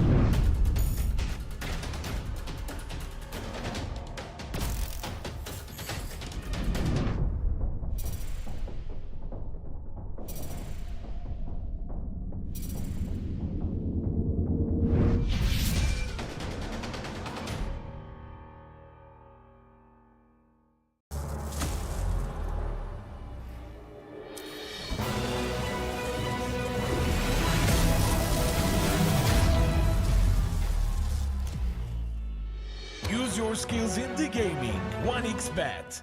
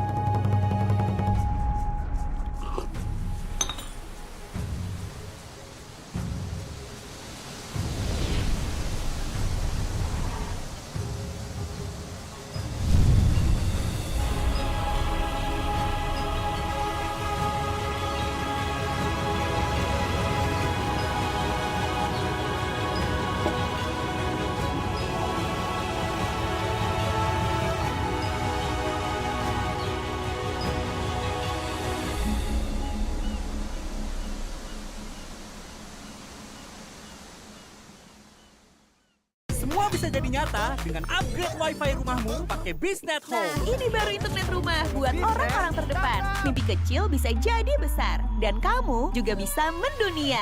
Jadi, siap wujudkan semua jadi nyata?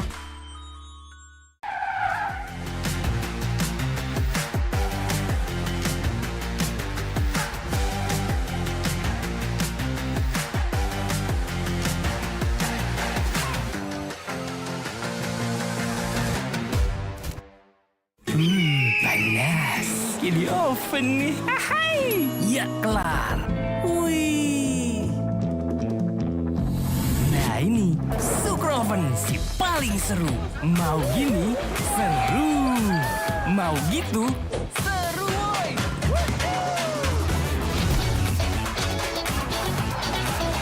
Mau lagi? Lagi. Terus aja lagi. Sukroven seru roll di oven. The world is your stage. Take the first step to change. Lead with vision and innovation. Perfect your strategy and make your goals reality. Así que vaya. Get in the game. Make it count.